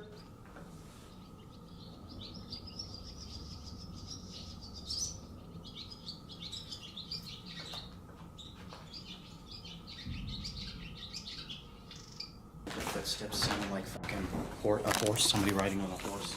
I'm getting creepy vibes, dude. The only way we can actually get a creepy vibe is to go where Wyatt got scratched. These damn birds, wait till people see the bats.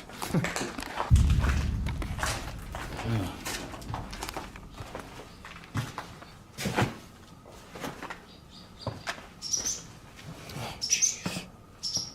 Oh!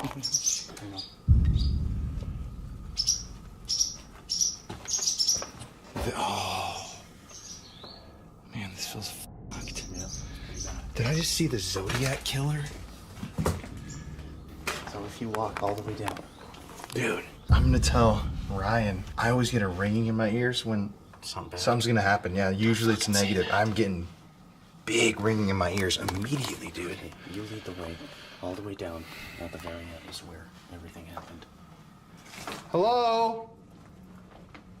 If there's an actual human here, we need you to identify yourself, please. Are these mattresses from the brothel? Oh.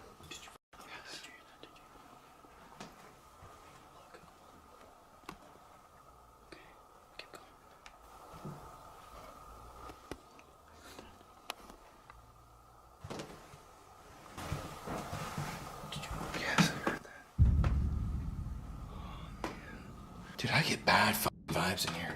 Oh, jeez. I'm sorry. Look at this, bro.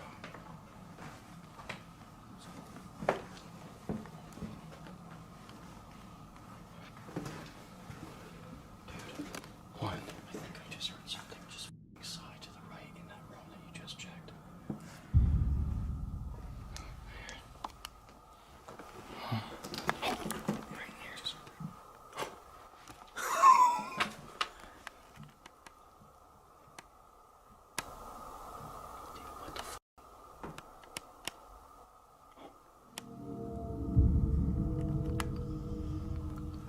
So sketched out. Dude, I'm fucking freaked, man. The Zodiac Killer signs don't help. Is this where Wyatt? Hello? Now, all the way back to the end, and then we turn around again. That's what they told us to do. So we gotta walk back? Through our device. It is what it is, brother. Dude, fuck, man. This is where he is, though, the evil, whatever it is. It's the middle of the day right now, but inside of this building, all the windows are boarded up, so it's pitch black. Like, here. Check this out. I'm gonna turn the light out for a sec. Oh, Jesus. Sorry. Oh. That is so dark, bro. And then turn around. Now look down the hall. Okay, we're doing what we used to do. We're doing what we did last time we were here. Somebody told us to go up and down this hall. So if you can, please. Put these candles out. Oh, what the fuck was that, bro?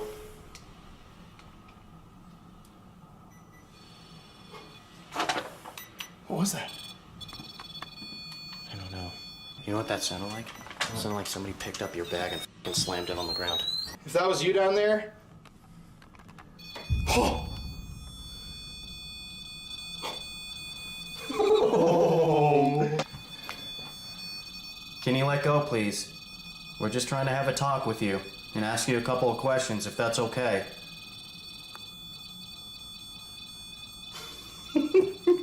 Man, this thing didn't go off at all last night. Here, I'm gonna reset it. Yeah.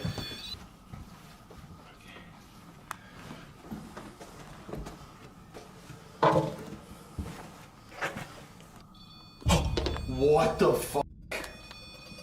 Bro, I just reset that on camera too. Yeah, we got it. Isn't that where Wyatt got scratched? Yep. That's where he noticed he got scratched. Yes. Please let go of that. Right now.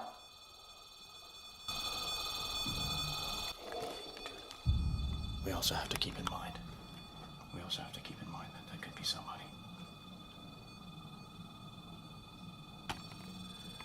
Dude, this is giving me a Anxiety. shitload of anxiety in here. Not like the, oh, I'm feeling like something. I'm like Anxiety. I'm in danger almost. That's exactly how we felt, and we said it like 50 times that we have anxiety standing in this hallway. But what the fuck was that thump? What we heard when we were walking that way, same thing happened over in that direction too.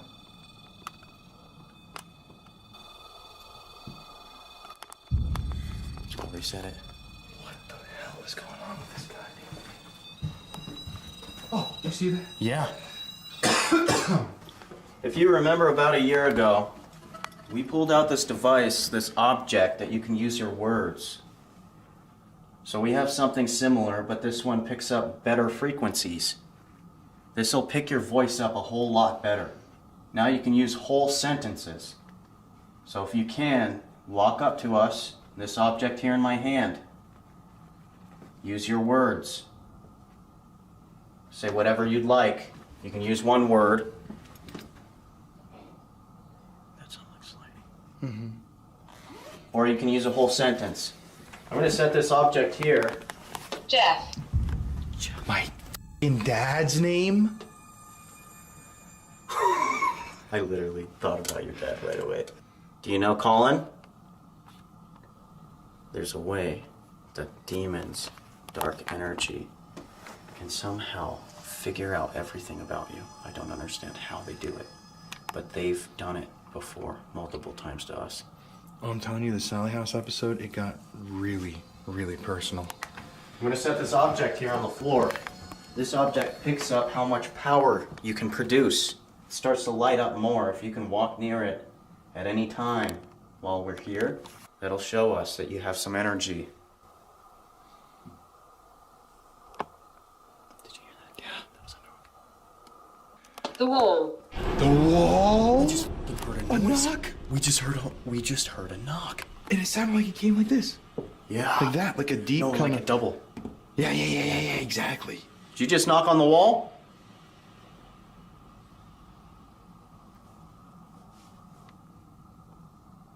We could go back over that direction.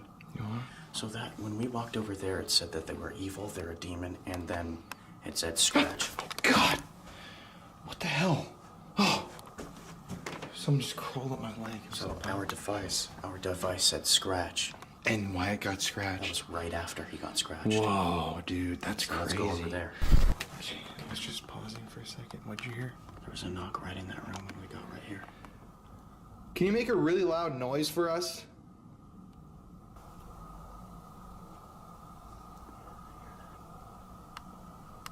Could you go like this?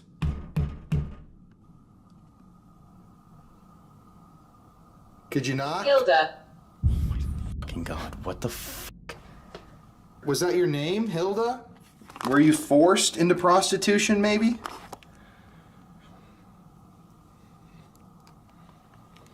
We walk again to the end. This is just what we were told to do. Let's do it. And I just remember this whole thing.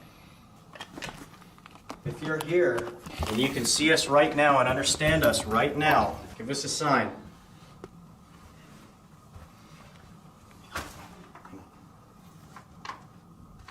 Use your words.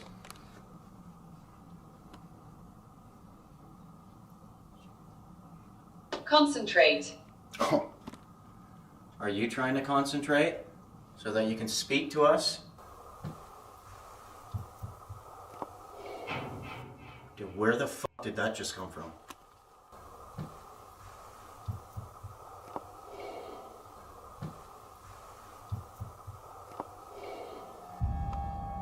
Right around I your... can't tell. It was like Maybe that between way. us. It seemed...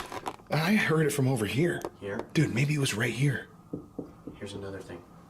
This hallway. Matches evenly with the other hallway on the other side. They're parallel, perfect parallel. Wow. It's weird to think of the unspeakable things that were probably done in these rooms. We need energy. What do you mean? You can take our energy. We have batteries. What? What's up with these X's, bro? Not really.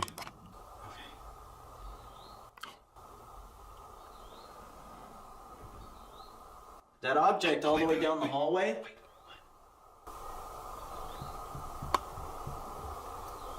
It's footsteps. It's footsteps. It's footsteps. That's further. It's footsteps. See me. We would love to see you. Man, this place is fucking eerie, dude. I don't have any devices on. Oh! Door, bro. Where? Devices on. Oh! Devices on. Oh! I don't know, but that was a fucking door. What door? I don't know. That wasn't one of these. Swing. Dude. We just looked in here. We just looked in here. Yeah. Well, that door was fully closed. Yeah. Somebody just slam a door, close a door, make a pound on the wall? Yo!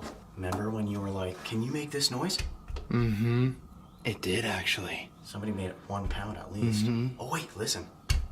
It was kind of like that. It was. Pretty close. Something's up, bro. Anyway. The last time that this guy was here, you... I scare people. Oh! I was about to say... You were literally about yes, to say it. You scratched one of his friends and scared them. Why did you do that? That's why he didn't come in today. That's why he's not here. What's your reason? We didn't do anything wrong. If I remember right, we were so polite to you.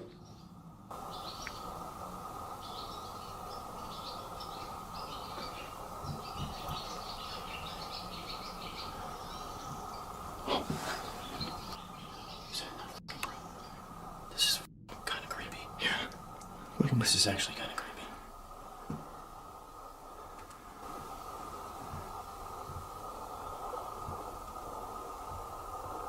Evil. Oh, evil! Why did you scratch Wyatt? Evil! Bro, this is a confirmation. Oh, it's gonna be so fun. Oh, dude. He's literally gonna be my I got chills, man. I know. Whoa. Just know you can't harm us. We are protected, both of us. Last time, when we were here, we weren't protected. We had no protection. Now. I can make it cold. You just said you had the chills. Yes. Literally. You just said that. That I have the fucking chills and I can make it cold. If you're evil, right? You are a nasty, nasty... Wait, cat ball too. That was literally running fast. It's in these rooms. I was like this, listen. Yeah, that's exactly what it was. Dude, there's so many in here. Cat ball, that one. Oh, baby, get Talk. Talk. What do you want to talk about? I'd love to hear you talk.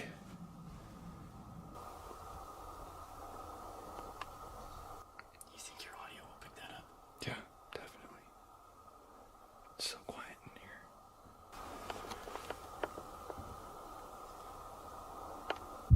I can't even tell where the noises are coming from, you know? Either one of these rooms, anywhere.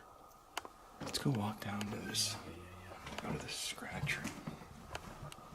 These rooms are... Did you... Dude? What? Dude? Civil. Did you not hear that? No, what was it? I was just That was a looking slam, but way further away, like the front door. That was like something, like somebody just jumped. This just said civil. They want to talk civil, but they're evil. They're trying to trick us. That's what they do. This is a weird place, dude. You're not wrong. Who's here?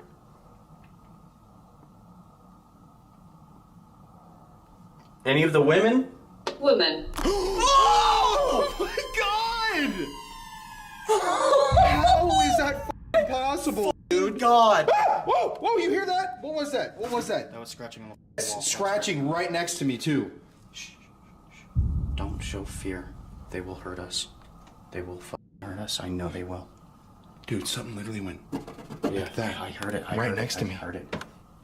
Yo, this is so compelling. Bro. Yes. Women. Who's woman. here? As soon as I said women, it said woman. And it was like half a second afterwards. And that puts to rest the debate of does the thing listen? Because you were saying it as it said it. They listen.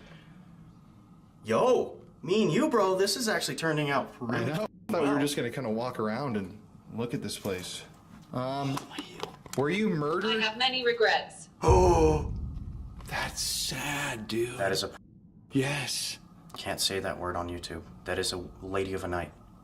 That's sad, man. A woman who has many regrets. Is there anything you need from us? Do you need our help getting you out of here? Because we can try. If you like the sound of that, maybe you can make one of these objects. Make one of these objects. Please light up.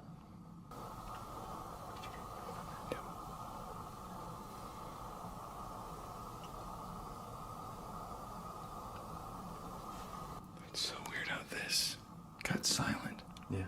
You know? I'm going to ask one question. Toys. Objects! Look at them, dude. We just had a whole conversation. They are so They're smart, dude.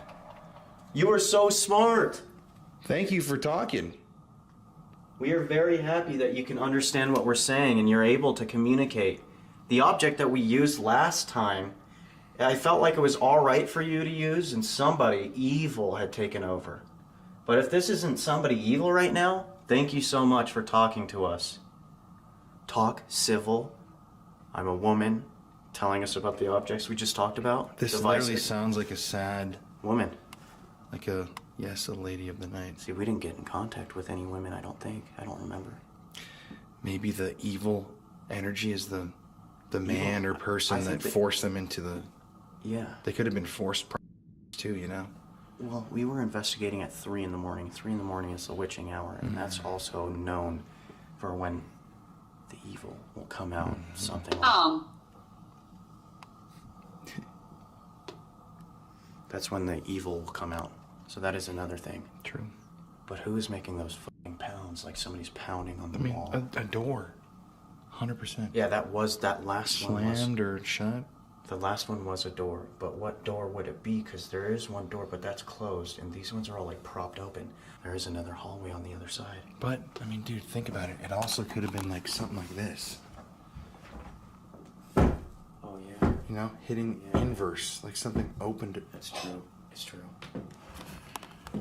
Okay, we're gonna come down here really quick. I have a little experiment. So whoever's here, this room feels bad. What was that? Sounded like a REM pod, didn't it? Wait, it wasn't the REM pod? That's why I backed up. I didn't see the REM pod.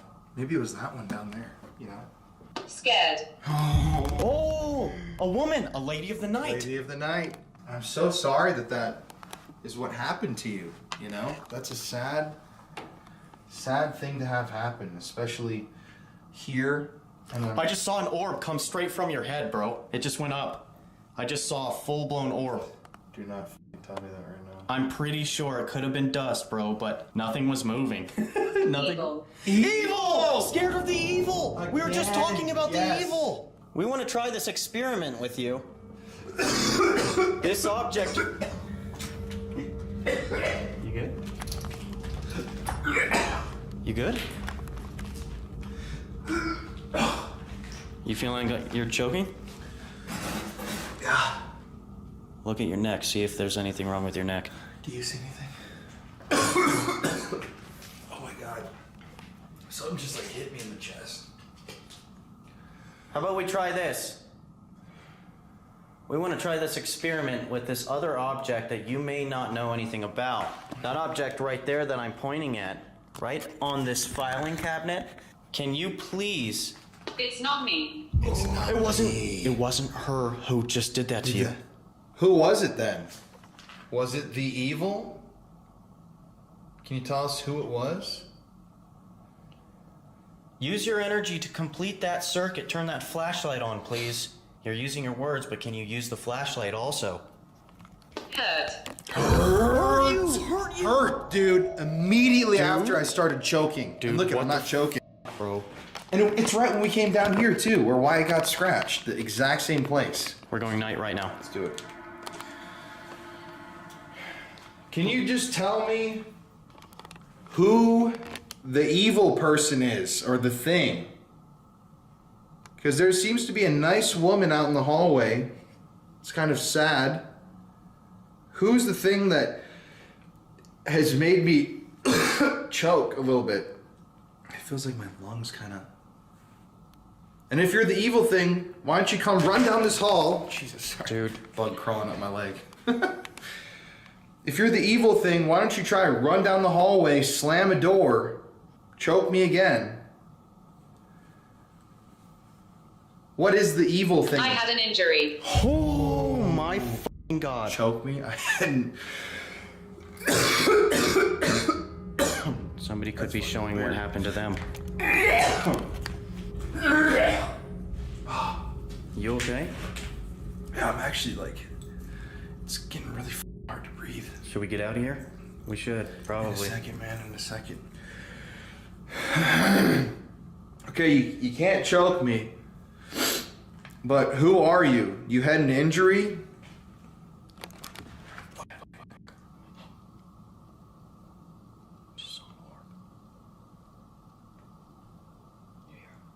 Take picture. Take picture. Okay, I'm gonna take a picture right now. If you're gonna show me who you are, what you are, that's what I'm asking.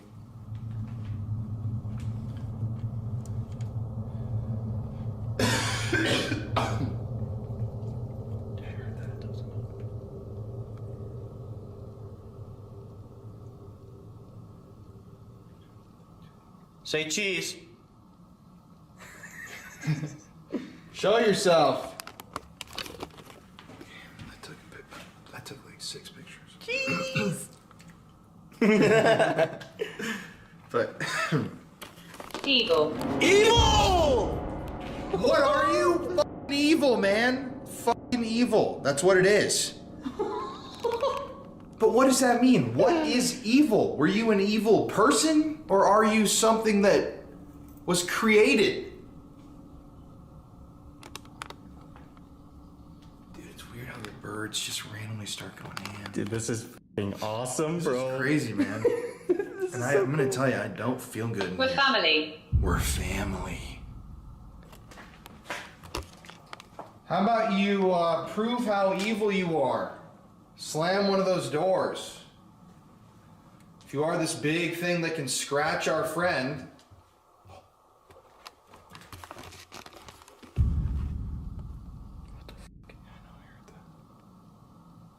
Why don't you make a loud noise or show yourself to us? We are watching you. We are watching you. I heard that too. Something just tapped me on the. Something just tapped me on the shoulder. I heard like a little Something tap. just did this. Something just f***ing touched me. Here, can you hold this? Can you show? Is there any fucking bird, anything on me, anything? No, I felt like no. something just went. Dude, I might be tripping the fuck out. Is there any like wire hanging up that could tap me? Here, turn the light on. Take a look. But I do not think so. Yeah, that was 2 knocks. No, bro, there's nothing in here. I think something just f***ing went around the corner and knocked on, or like tapped on my shoulder, or like did something. Somebody touched me. Somebody just touched me. Show me where. Right on the side, right here. I'm over here. No, that's what I'm fucking saying, dude. Somebody just touched me. Ooh, I have chills, man. Something kind of came in here all of a sudden, bro. I'm getting hella freaked the fuck out. Where are you? Let us know. Where's over here? I get that you're somewhere over here, but if you're gonna try to scare us by, you know, you like to touch people. I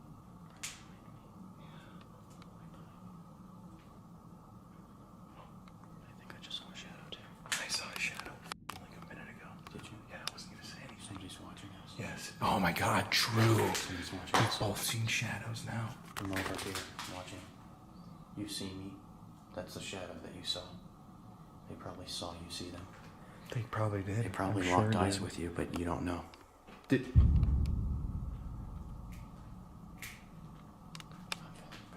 Get out. Bro, I'm feeling very uncomfortable. I don't feel like we should be here. No, me either, Like we dude. should be here. Get out right when we're saying you were literally saying, I feel very uncomfortable. We're gonna respect you. Can we? Yeah, we were supposed to be here like 30 minutes. It's been like an hour. This has been great, dude. Let me just ask one more thing. If you do see us, who are you? That's my only question. Who or what are you? That was a knock. Dude, they want us out. They want us out. You wanna go? We gotta. It's crazy how the flashlight didn't turn on once. It's like a This is when Wyatt validation. got scratched. Let's go. And you can't follow us home. There's something that came in here. This area over here isn't. What? What? Never investigated just 2 people. Ever. Really? And like, this is probably the worst place to f***ing do 2 people. Hear us. Oh, hear us.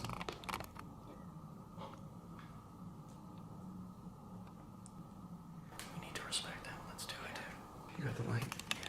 Yeah. Should I flash it? Yeah, turn it on. Remember at the beginning when I was looking for a flashlight? Turns out I actually had one. I respect you. Yes! Oh. This is, I just f***ing said, should we get out and respect them? You did, bro, and I respect you. Thank you so much. I just want to say thank you. Colin thanks you. We are very happy that you did tell us that there is somebody evil here. We are very happy that a woman had spoken to us as well. Now, here's the thing. The women, if you are stuck here and you feel like you want to leave, when we leave out of these front doors, use our guidance to get out of here and go to the light. Did you hear that growl? That was a f***ing growl. We're gonna make our way out of here. We just want to say...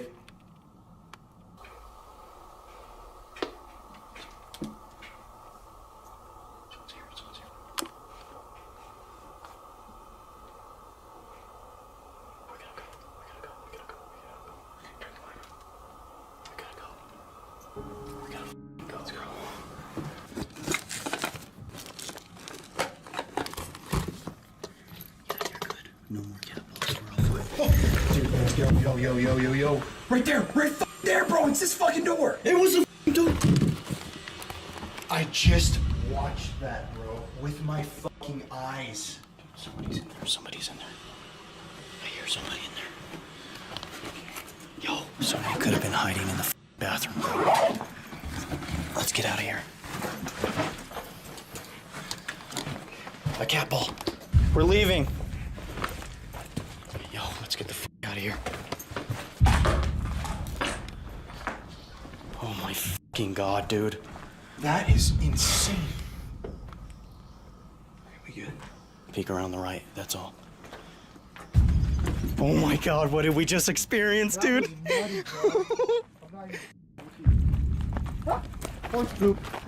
Oh, Jesus. Dude, that was... What did you think, brother? That was crazy, man. Oh my god. Seriously, for like a little intro video we were gonna do, this is a full-on... Wow. My heart is racing. Did you see that door? No, I didn't. I didn't see the door at all. I physically watched it shut. You know what's fucked up? The cat ball was like literally all the way down past that door, and I looked at that door. Nothing happened to it. Do you think somebody like pushed it? Yes. Okay. I mean, we were there for what? I think it was cracked. It was cracked, and the door I had to pull to close it. Mm-hmm. So somebody definitely pushed on it to continue to close it. Oh, they did, dude. I watched it go. Okay, let's get off this property. Okay. Brother, I'm so f***ing thankful right now. Wow. Me too. Hey guys, real quickly, as always, check out Twin Paranormal. There's more of them. There's obviously another part of the twin too. But Ryan's the homie. Everybody is so amazing in the Twin Paranormal family. Go check them out. It's me and Ryan here, baby. Hey. Stay spooky, everyone. Stay spooky. See you next week. See you guys.